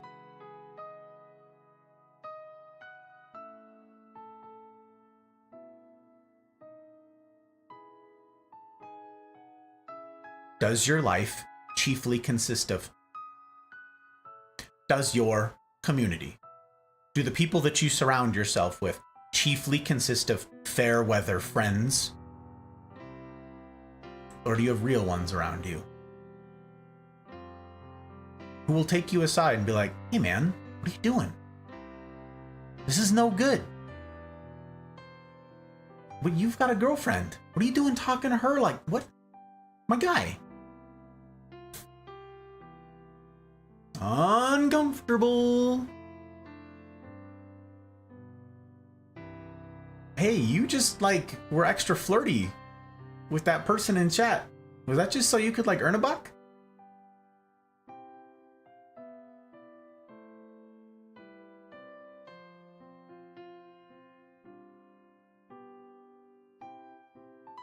What does a safe space guarantee that you'll never have a genuine relationship with your people? And I've said from the first, I want real relationships. Not just for me, for you. This isn't I'm so done with fake people. This isn't I need honest and real people around me. This isn't like I've been burned too many times. This is not that. This is not that rant. I am perfectly capable of of filtering and fielding such things, okay? I don't need to like filter out the unreal ones. Because we're all screw ups. We are all disappointments. And I'm not asking anybody here, God. I'm not saying that everybody here needs to go look at their friends list right now and be like, who has ever fibbed to me? I'm gonna unfollow them. No. I'm gonna go see who has safe space in their tags and I'm gonna unfollow them. No. No. No. Let me be clear. If the spirit of someone else having in their stream tags safe space, if the spirit of their doing that is, I want people to be comfortable here. I don't want people to be scared. I don't want people to be afraid to talk, afraid to voice their opinions. You're putting that there basically guarantees that that's not the outcome you're gonna get.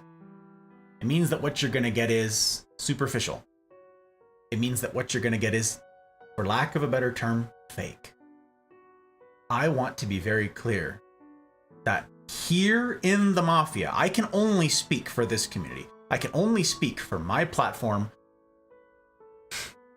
I can only speak for this project.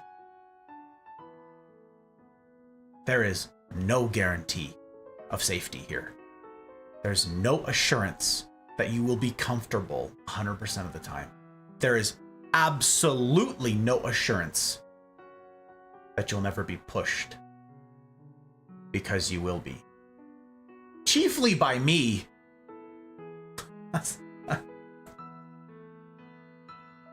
I'm not saying Mafia members are gonna come and rough you up and be like, hey, you said a dumb thing. It better not happen again.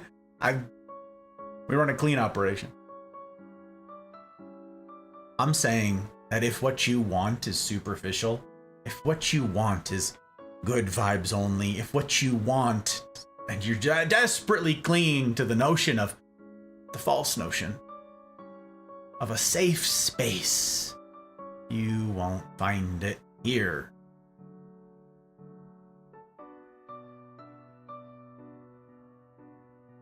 I don't care who you are, where you've been, what you've done, what your demographics are. The world is a scary place. The world is a dangerous place. The world is a rough place. And all of us, it would behoove all of us to get a helmet. I have said countless times in front of y'all, real relationships span the gamut from silly to serious. What does that say about a safe space relationship? That only includes this.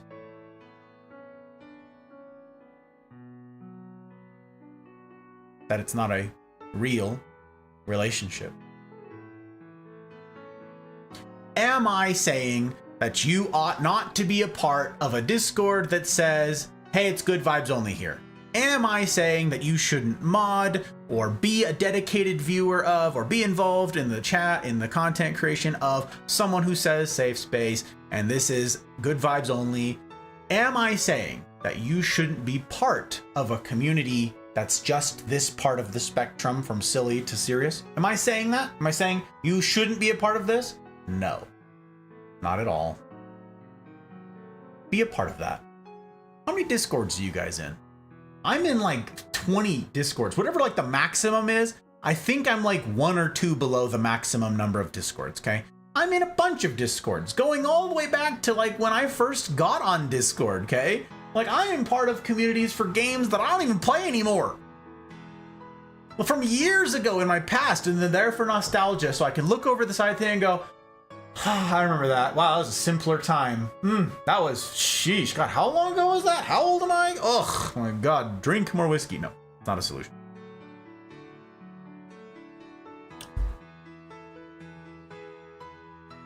My posit to you, my challenge to you, with this stream and with all of the streams that I have made and with all of the content that I have pushed, my challenge to you has been the same. It has not changed from the first day of this to now. Be in one community, at least one. One might be enough. Be in one community. Don't just be superficially in, yeah, check in the box, I'm in it. Be involved. Be plugged in. Do community with one community that does this.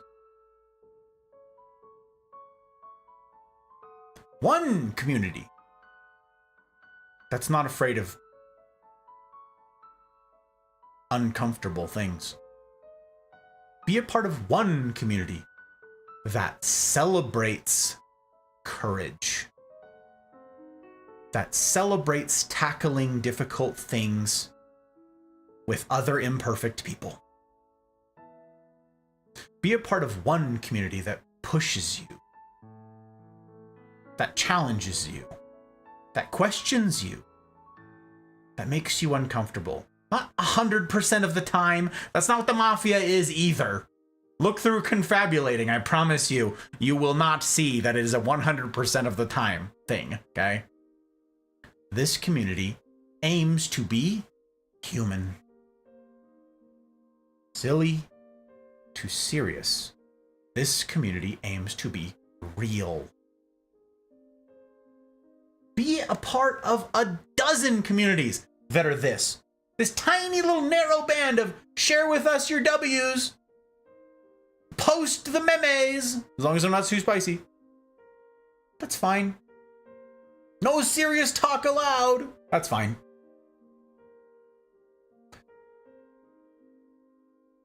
But don't have this be 100% of your life. We are wired for community, and we're wired for real. Okay? When I have said so many times to y'all that I believe the onus is on us, the weight is on us, the burden is on us, it is put to you and I to leave parasocial relationships on the ash heap of history.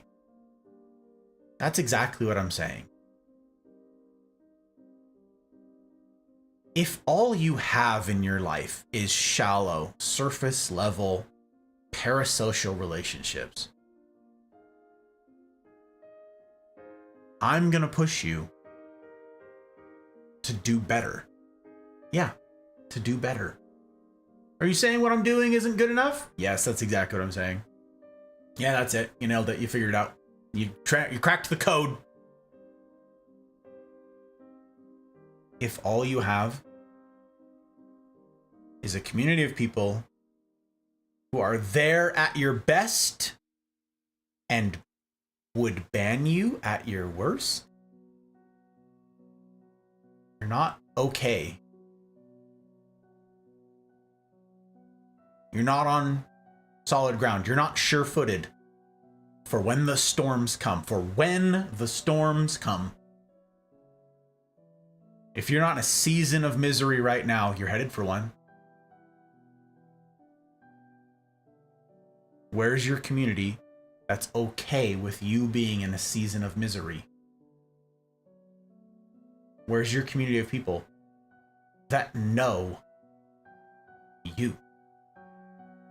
And not just on your best day.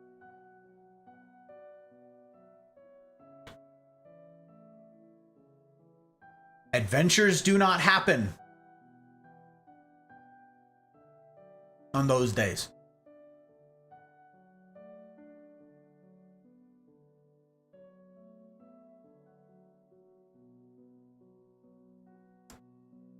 I'm going to read that quote again. Adventures happen on dull days, and not on sunny ones. When the cord of monotony is stretched most tight, then it breaks with a sound like song.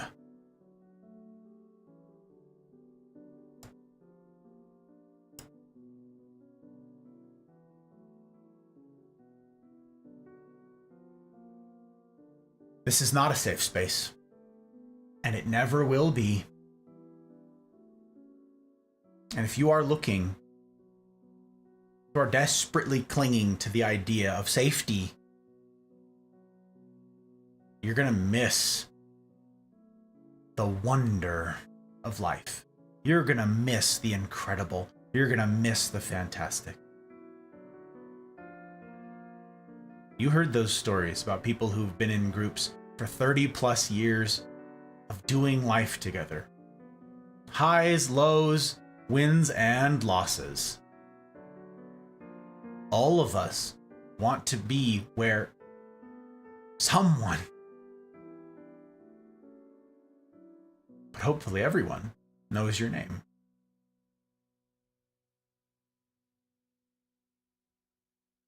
If you went missing today, who would notice? Where's your community that would notice? Maybe you've got one sort of close friend, and maybe they notice. Maybe you have a sibling that you talk to, and that's important. It's important to have something like that, someone that you chat with. Maybe you're not comfortable in groups. Maybe you're not quite there socially yet. I get all that. But I am telling you that it is worth working at. It is worth working on. It is worth fostering a community, building a community, pouring into a community that can be that for you. I couldn't even count how many middle of the night messages I've gotten from my men's group saying, "Gang, insert tragedy has happened. I need help.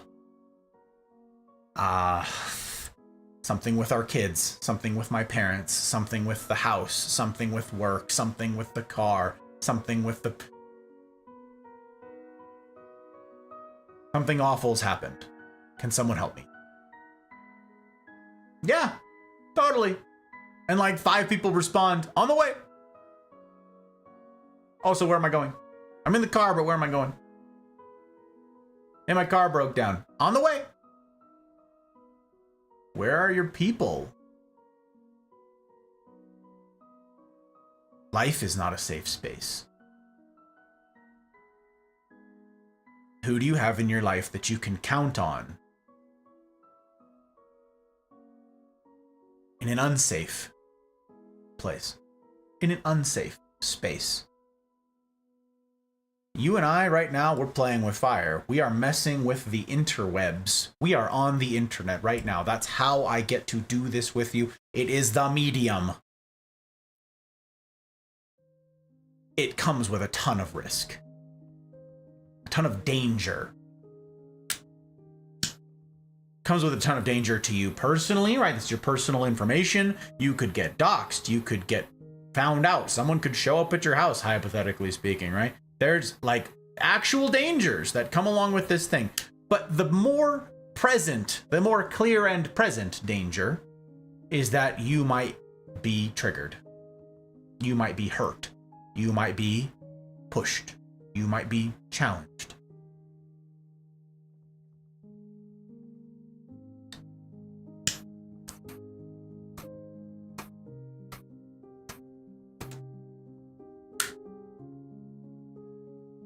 If you've never practiced being challenged, if you've never done any heavy lifting when it comes to humaning, if you've never done any heavy lifting in relationship with other disappointments, yes, then you have no stomach for it. You have no tolerance for it. You have no muscle for it because you've never worked out those muscles. And that means you are super vulnerable to it. Again, the literature says the best thing that you can do as a parent for your kids is to get them capable of handling what? Cougars, bears, crocodiles. Some of you live in weird places and crocodiles is like your main threat. Freaking no. Sure, teach your kid to hunt, I guess, if that's going to be like a thing in their life, sure. But no, what's the main threat to your kids? You and me.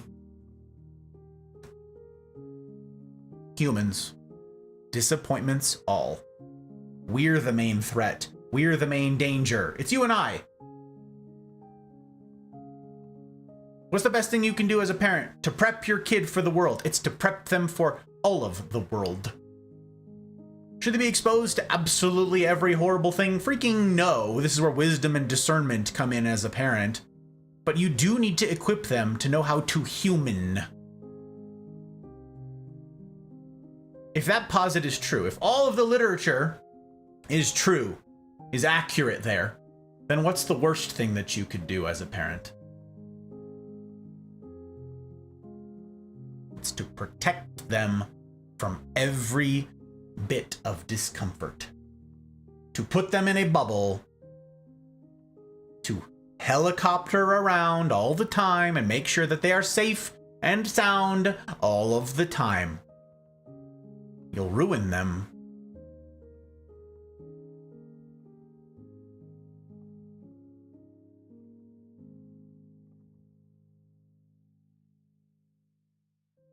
You're a mod.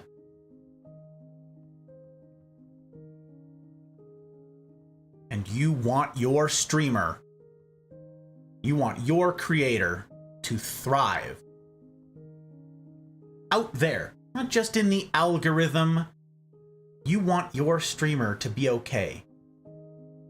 To be better than okay. You want your streamer to thrive. You want your streamer to be the best that they can be. You want them to succeed in all the ways that that could mean. As a human, what does protecting them from every uncomfortable thing ever do to them? It infantilizes them.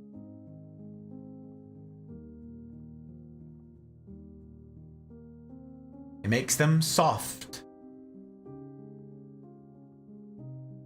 I am certain that you have a big heart. I am certain that all of you parents out there, I'm not a parent. I know. Everybody, all you parents out there, God, you're tough to be a parent. I know I'm not a parent. I know I'm speaking about something. I don't know, Gus, you haven't been in my shoes, and you're totally right. But that doesn't mean that I'm wrong. I may struggle with this if and when we have kids. I may struggle with the same thing. I may do a bad job. It doesn't change the fact that what's true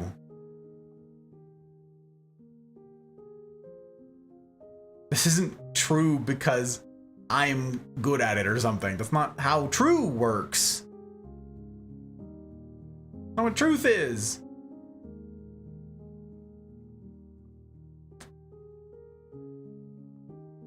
What do I always say? The easy thing and the right thing are rarely the same thing. What about your communities?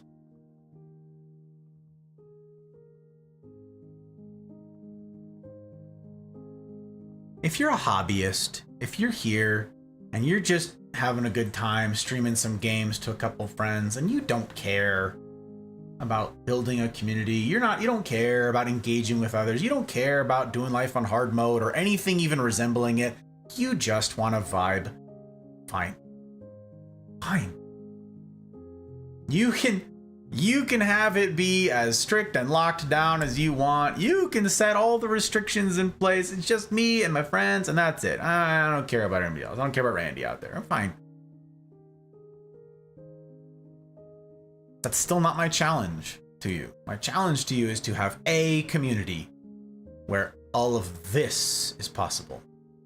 Where this that we're doing right now is not unheard of. Where this is not, oh, gasp, I can't believe he said something slightly hurtful.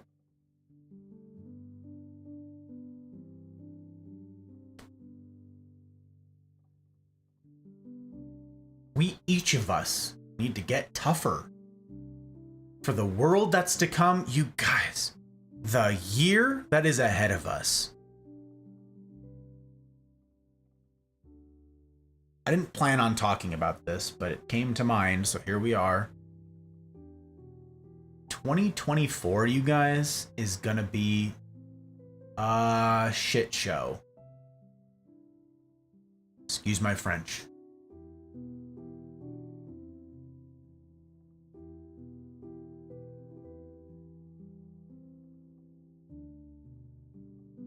What happens in America? I'm not going to go into this. Please, nobody comment. Please restrain yourself. Please hold it in. What happens in America tends to affect the rest of the world. And we are going into an election year. Mafia. This year is gonna be rough. Please, no comments. Not because I'm afraid of the comments. Not because I'm afraid of fielding difficult questions, and not because I'm afraid of talking about politics because I'm ignorant or something. No, I'm far from ignorant.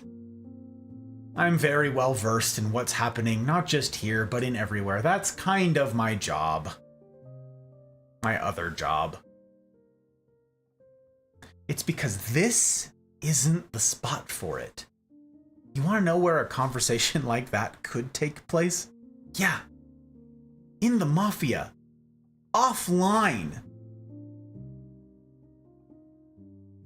Where your words won't be taken out of context. Where someone won't snip your chat and try and ruin you over it. Internet's a dangerous place. Have the wisdom to know where and when you should have such conversations. This year is gonna suck, you guys. For a lot of reasons and for a lot of people, this year's gonna suck. Are you ready?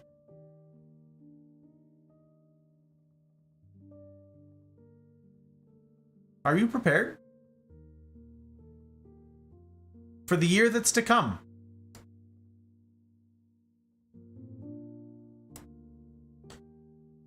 Do you have a community that's holding an umbrella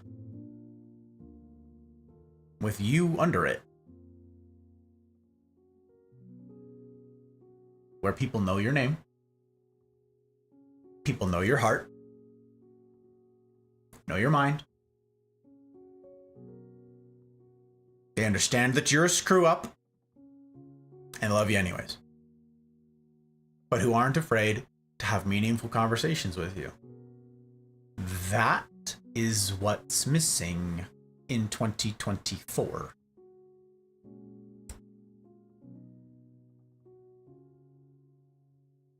People have said forever now that the discourse has fallen apart. We can't have meaningful discussions anymore. It's just a bunch of nonsense and rhetoric, right? It's a bunch of mudslinging and lies and character assassinations, right? Why?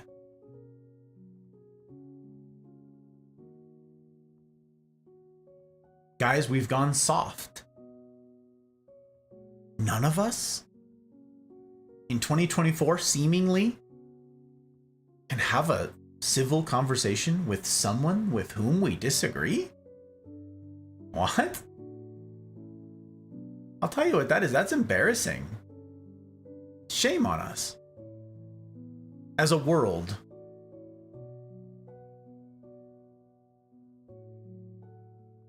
Shame on us for resorting to character assassination when we don't like someone's ideas. Shame on us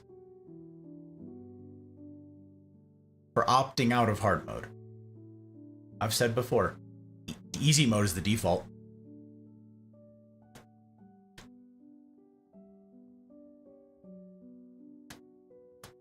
Easy mode is absolutely the default.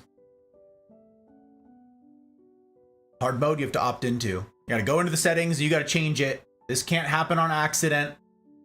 This has to happen of your volition. No one else can drag you into hard mode. This is a you choice. Are you plugged in? As I close here tonight, that's my challenge to you. Get plugged in. Get plugged into what? Mostly and probably Dull days.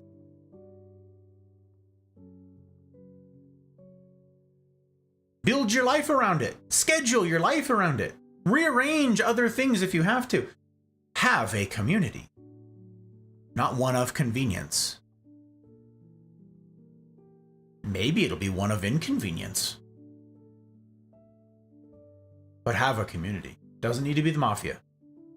Have a real community. That's not afraid of tough things. That doesn't cast out someone for having a difficult or uncomfortable opinion, because an opinion is just that. It's an opinion. This community, for what it's worth, as I said at tonight's outset, is centered around truth.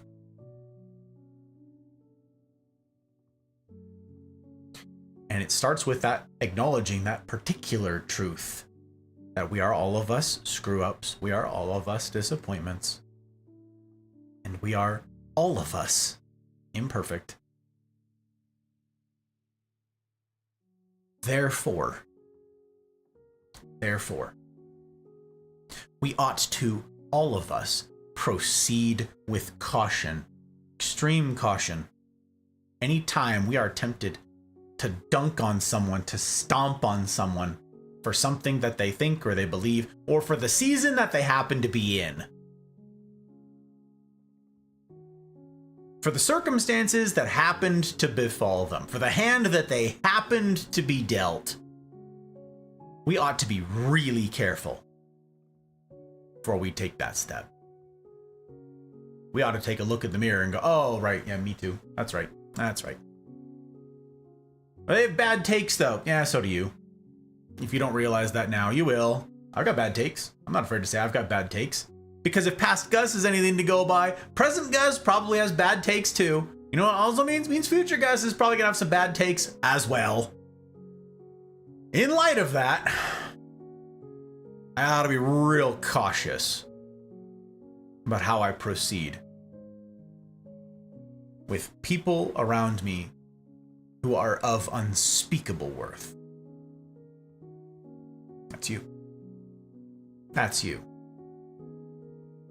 You have unspeakable and undiminishable worth.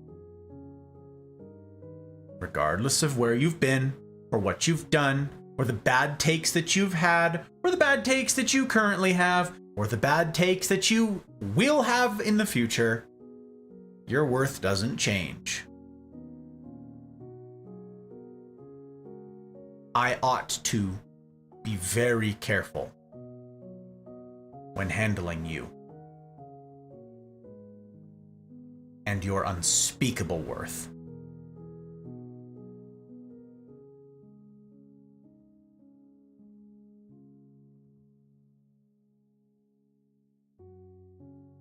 I don't have all of the logistics sorted out.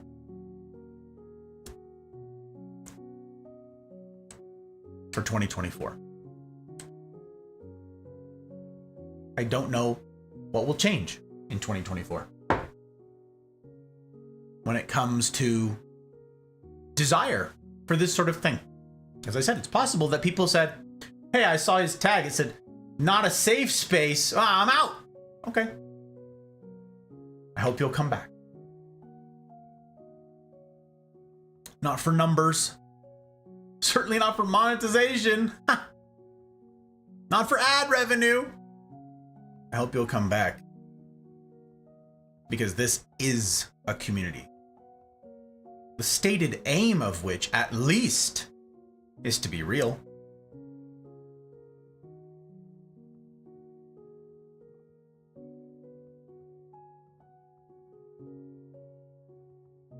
Real enough that it can handle someone like you. With all of your flaws. And all of your worth.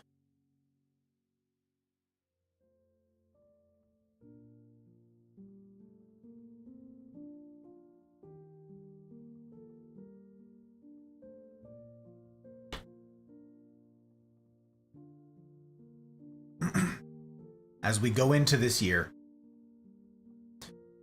I'm not going to have the time in every single stream when I'm setting up for Apex, when I'm setting up for an anything but Apex game, when I'm even in other series, in other talks, I'm not going to have the time to do this. I'm not going to have the time to go through all that we just went through tonight. I'm not going to be able to emphasize all the times that it comes to my mind to do so the importance of what we just talked about here tonight. So my ask of you is twofold. Take a long, hard look in the mirror and ask yourself, who am I? And whose am I? Who am I counted among? And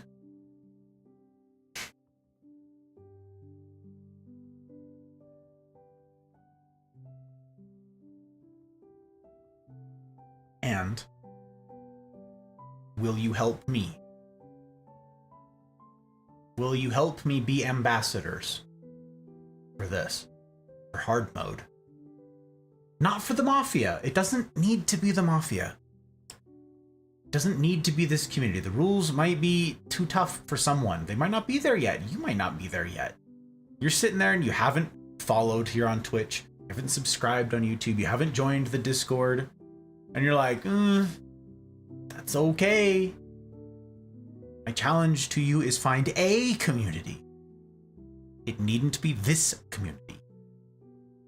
But my ask of you guys is that you will help be ambassadors for finding real community wherever it is you go. Exercise courage. It's a muscle, you guys.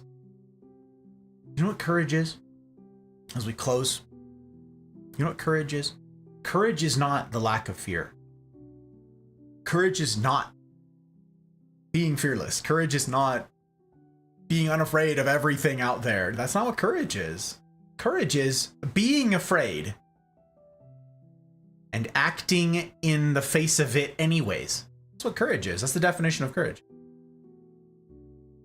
Being afraid, being unsure, being unsettled, being uncomfortable, being out of your depth, and acting despite it. That's courage. You guys, we're going into a strange year, and it is going to require courage of us. All of us.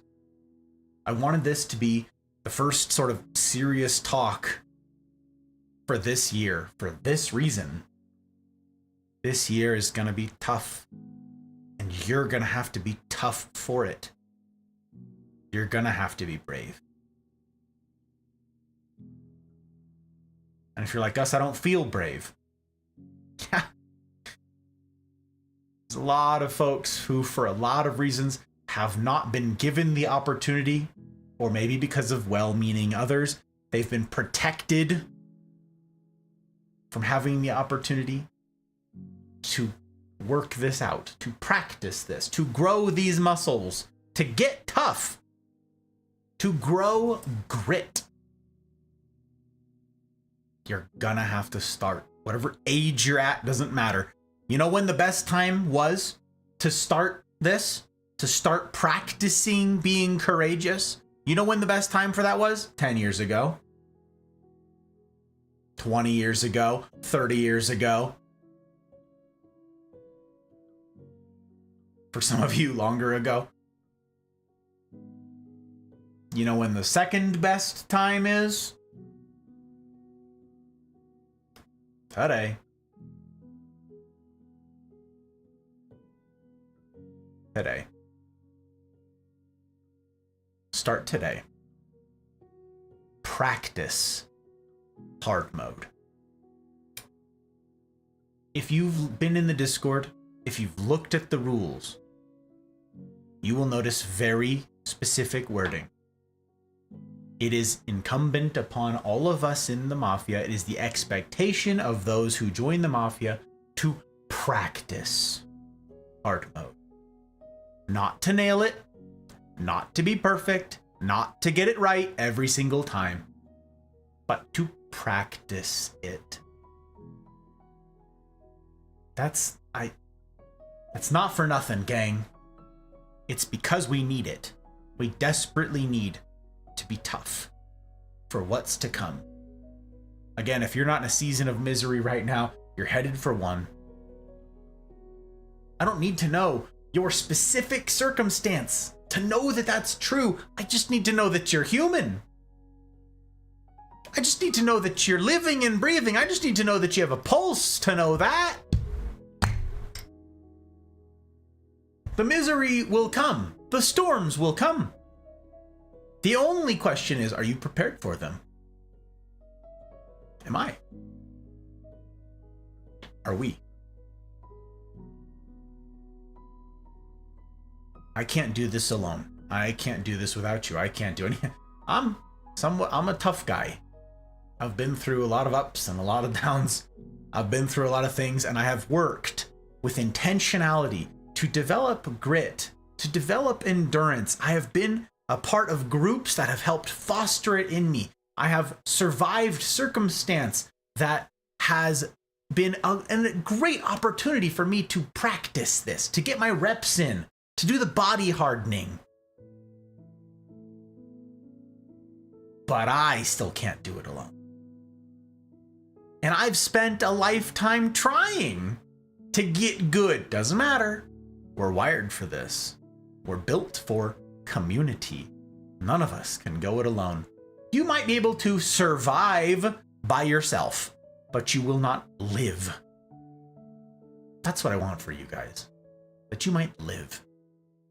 That you might experience life to the full, from the silly to the serious.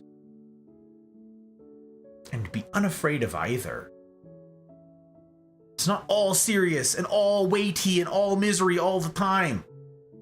But it's also not sunshine and freaking rainbows all the time. You've got to have all that. I want that for you so freaking badly. Is the CNR, the Cosa Nostra Rendezvous, is that the perfect fit? Is it the panacea to all of life's woes and worries? No. No. It's comprised of humans. Yeah, myself included.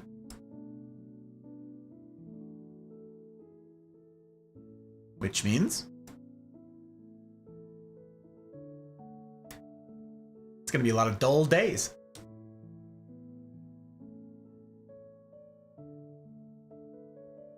The adventure of a lifetime.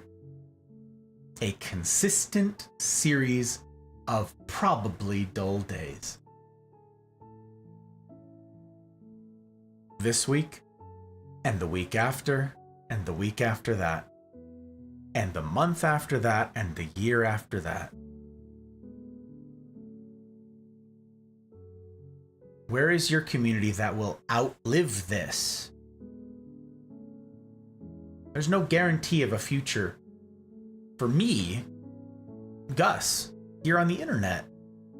That's why I'm so grateful to my patrons, because it means that I get to be here now. But it doesn't guarantee a future.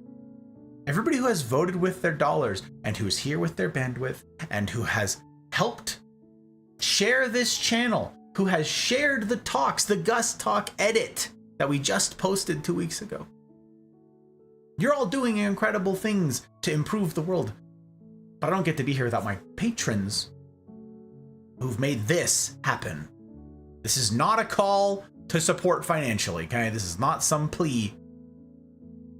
Talked about this ad nauseum last week. If you are not in a season for it, you are not in a season for it. Plain, simple, period, dot, okay?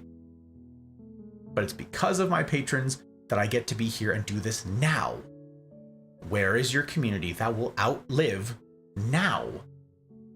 Where is your community that will outlive a creator? Where is your community that will last? It doesn't need to be here, but it does need to be somewhere.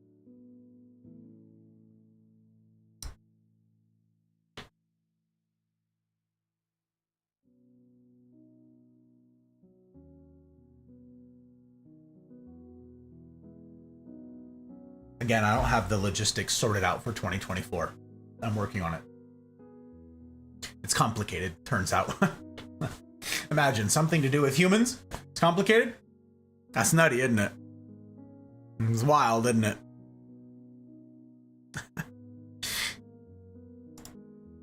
I got you, Jack. Thank you. I'm very grateful for you dropping links, for everybody who's dropped links, for everybody who has fielded questions in chat. I'm beyond grateful for your ambassadorship.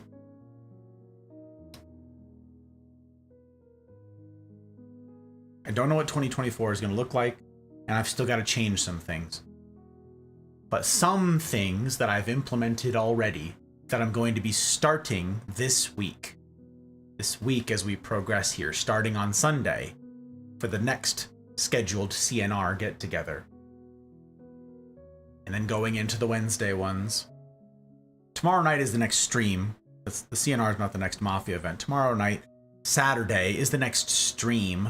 8 p.m. Pacific time, usual time, is the next stream. And it starts with a watch party, yes. Or some of the silly. Imagine. Silly and serious. We're having a watch party for the next YouTube edit. It's me and the Hot Bride playing It Takes Two 2 years ago. And it's good. It's fun. I hope you'll join me for the watch party for that. And then for the shenanigans that follow in the Anything But Apex lined up. Or the Anything But Apex that we have lined up. I hope you'll join for those things. The next get-together for the CNR, the Rendezvous, is on Sunday. Okay? Starting on Sunday, I'm going to start tapping a couple people on the shoulder for a specific thing. There are a bunch of you guys. I have lists made. I mentioned this last week during last week's stream. I have lists made of who the regulars are for the CNR groups, okay? My ask is that if you're not plugged into one, find one that works for your schedule and then get plugged into that group. Well, herein lies the problem. These groups right now are full.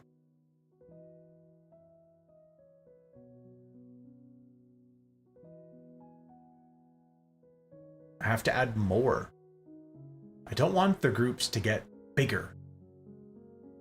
We've run into this problem several times where it's like there's 15, 16 people there. Some of whom have only been there once. It's very hard to drill down and do life together in an intimate way with friends when the group is 15, 16, 17 people big, right? And then constantly a revolving door of names and faces. The goal is to have these be regular groups of consistent faces. And then once that group is full, that group is full. I have now made special channels. They exist right now. They're just hidden. There are special channels that exist in the Mafia Discord that are going to be for each of the crews. Each of the different crews that get together, there are going to be hidden channels exclusive to them. And they are going to be invite only. That is, it's gonna be the people that comprise that group. And if they want to have an ongoing conversation, pick up the conversation where it left off, they want to do something like that, and they want a place where it's just those people who know them, people who know their struggle, and it's not just, hey, this random person who just joined the Discord, jump on into my life's drama. No. We're gonna have special channels. We now have special channels that are unique to the group. And it's, all right, that's your group.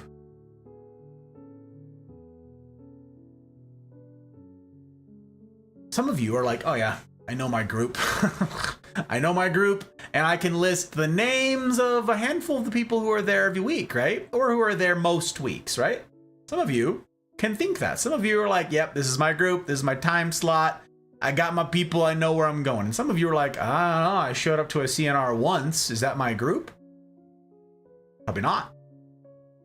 It might now be full with people who are there, who have made it a priority each week to show up for probably dull days.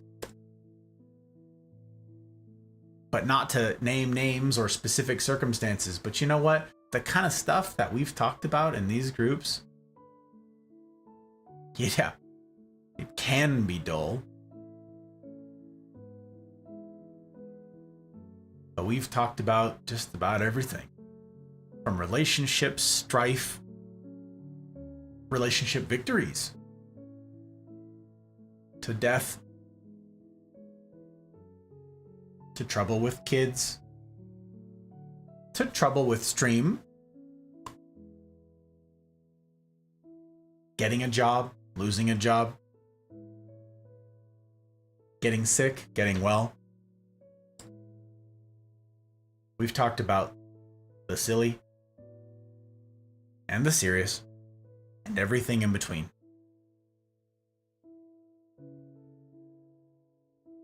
We've walked together at the peaks and through the valleys.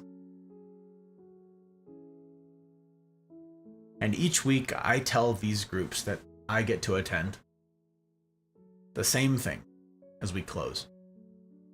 It is a privilege to do life alongside you, Sort. To do life alongside you, Lot. It's a privilege. And it's one that I take very seriously.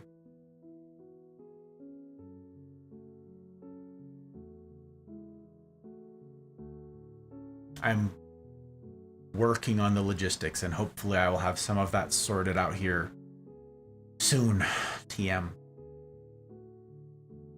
To add more of these groups, but don't wait for me. The CNR has a very specific layout.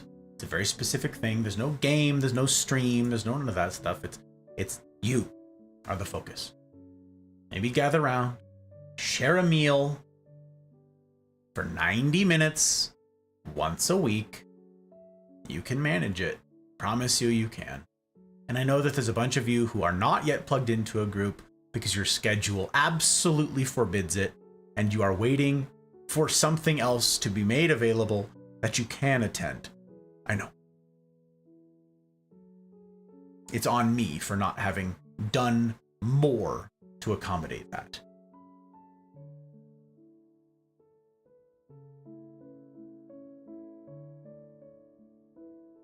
But don't let my shortcomings, my disappointment, be the thing that holds you back from meaningful community. Again, it doesn't need to be here, but it does need to be somewhere. Get plugged in. And perhaps in 25 years, you will get to be that story. You will get to be the one that people talk about and they say, this person has attended the same group. It's changed maybe like a couple, like the date changed or whatever. This person has met consistently with the same people week in, week out for 20 years. That consistency though. Yeah. That's sexy. That's what I want. That's what I want for each of us. We're wired for it. Now lean in. Reach out. Take it. Thank you guys for being here. I'm going to be talking more about this stuff with the CNR groups. Starting on Sunday and then again on Wednesday. I'm going to be reaching out to my patrons for the bonus talk here in January. I'm going to be talking to family about that. Family and above. This is going to be some big high-level type stuff. I'm going to be reaching out for bonus talk for the capos and above, and I'm going to have some other smaller conversations, smaller group conversations with some of my diehards. We're going to figure out the logistics of this because, as I said in tonight's Go Live, it's not hyperbole to say getting plugged into community might be the most important thing you do in 2024, and it might be the most important thing you do in your whole life. That's not an exaggeration. We literally die without community. it may be the case that the most important thing you get up to all year is this. Get plugged in, and then stay plugged in.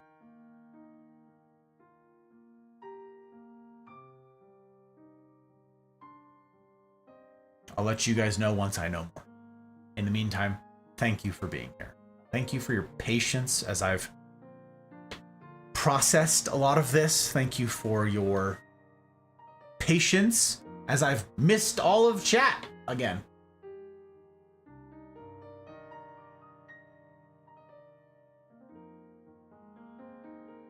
Thank you for being here for hard mode. Thank you for opting in. Thank you for being courageous. Thank you for being brave. And thank you for your understanding. Thank you for your humoring me in all of my eccentricities. Thank you. For accepting me as I am, with all of my disappointment, but loving me too much to leave me that way. Loving me too much to leave me this way. Thank you for caring enough to grow, to push me, to push one another. You guys deserve the very best. You've heard me say too many times now. I know you're sick of hearing it. I'm gonna say it again, damn it. I want to make meaningful content because you are. You're meaningful. I want to make content that matters because you matter. I want to make content and a community of value because you have value. Never forget that. If it's up to me, I won't let you forget it. Stick around. I'll remind you. I'll remind you.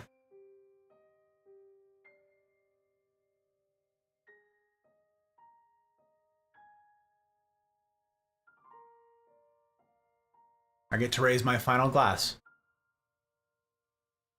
to component number 3. To you, the remarkable sort, that incredible caliber of human who would opt in to hard mode. To you, dear friend, cheers.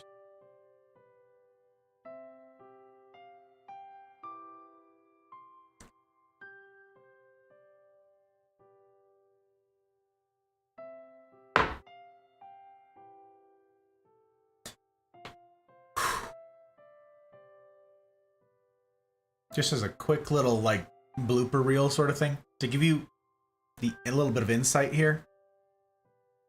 I read like one line of chat that one of you said. I don't even remember who it was. In the middle of me saying there are 2 asks. I have 2 asks of you guys tonight. I have this ask, and then I read one line of chat from one of you. Don't even remember what it was anymore. And completely derailed. Lost my train of thought. And thank God I recovered. I could come back. This is my problem with not having a script or anything. I'm like, brain, where were we? Where were we going? I had to come back to second ask. Ambassadorship. Dear God. Okay, got it. That's how vulnerable I am to derailment. Okay? Because you guys have a lot of insightful things to say. You have a lot to bring. You have a lot to add. And the stuff that you say in chat is super valuable. But like I said about Suki earlier, it's sometimes so valuable and so insightful that it takes me on a tangent. Or it triggers something in my brain that I'm like, ooh, that's important too. Let me just talk about that for 45 minutes and then I never come back to where I got derailed from. Okay? Like, I'm just saying. Please don't misunderstand my looking away from chat for not caring. I absolutely care. It's too dangerous for me to care, though. I gotta look away. I mean, I do care. Too dangerous for me to read. Hazard. It's an info hazard. That's what it is. Info hazards abound. Golly, I'm grateful. Grateful for you lot. doing life with you guys. What a privilege. What a privilege. I'm not gonna raid out tonight. No raid out.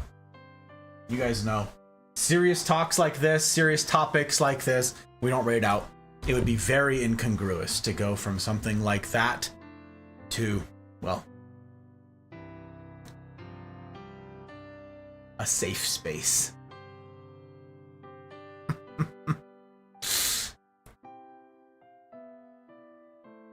Mafia is not a safe space.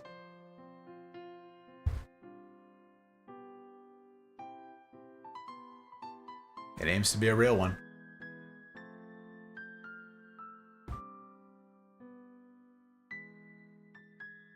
What does life look like? What does life look like on hard mode?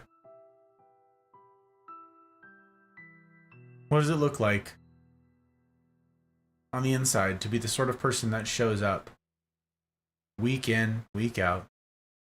Consistency, baby.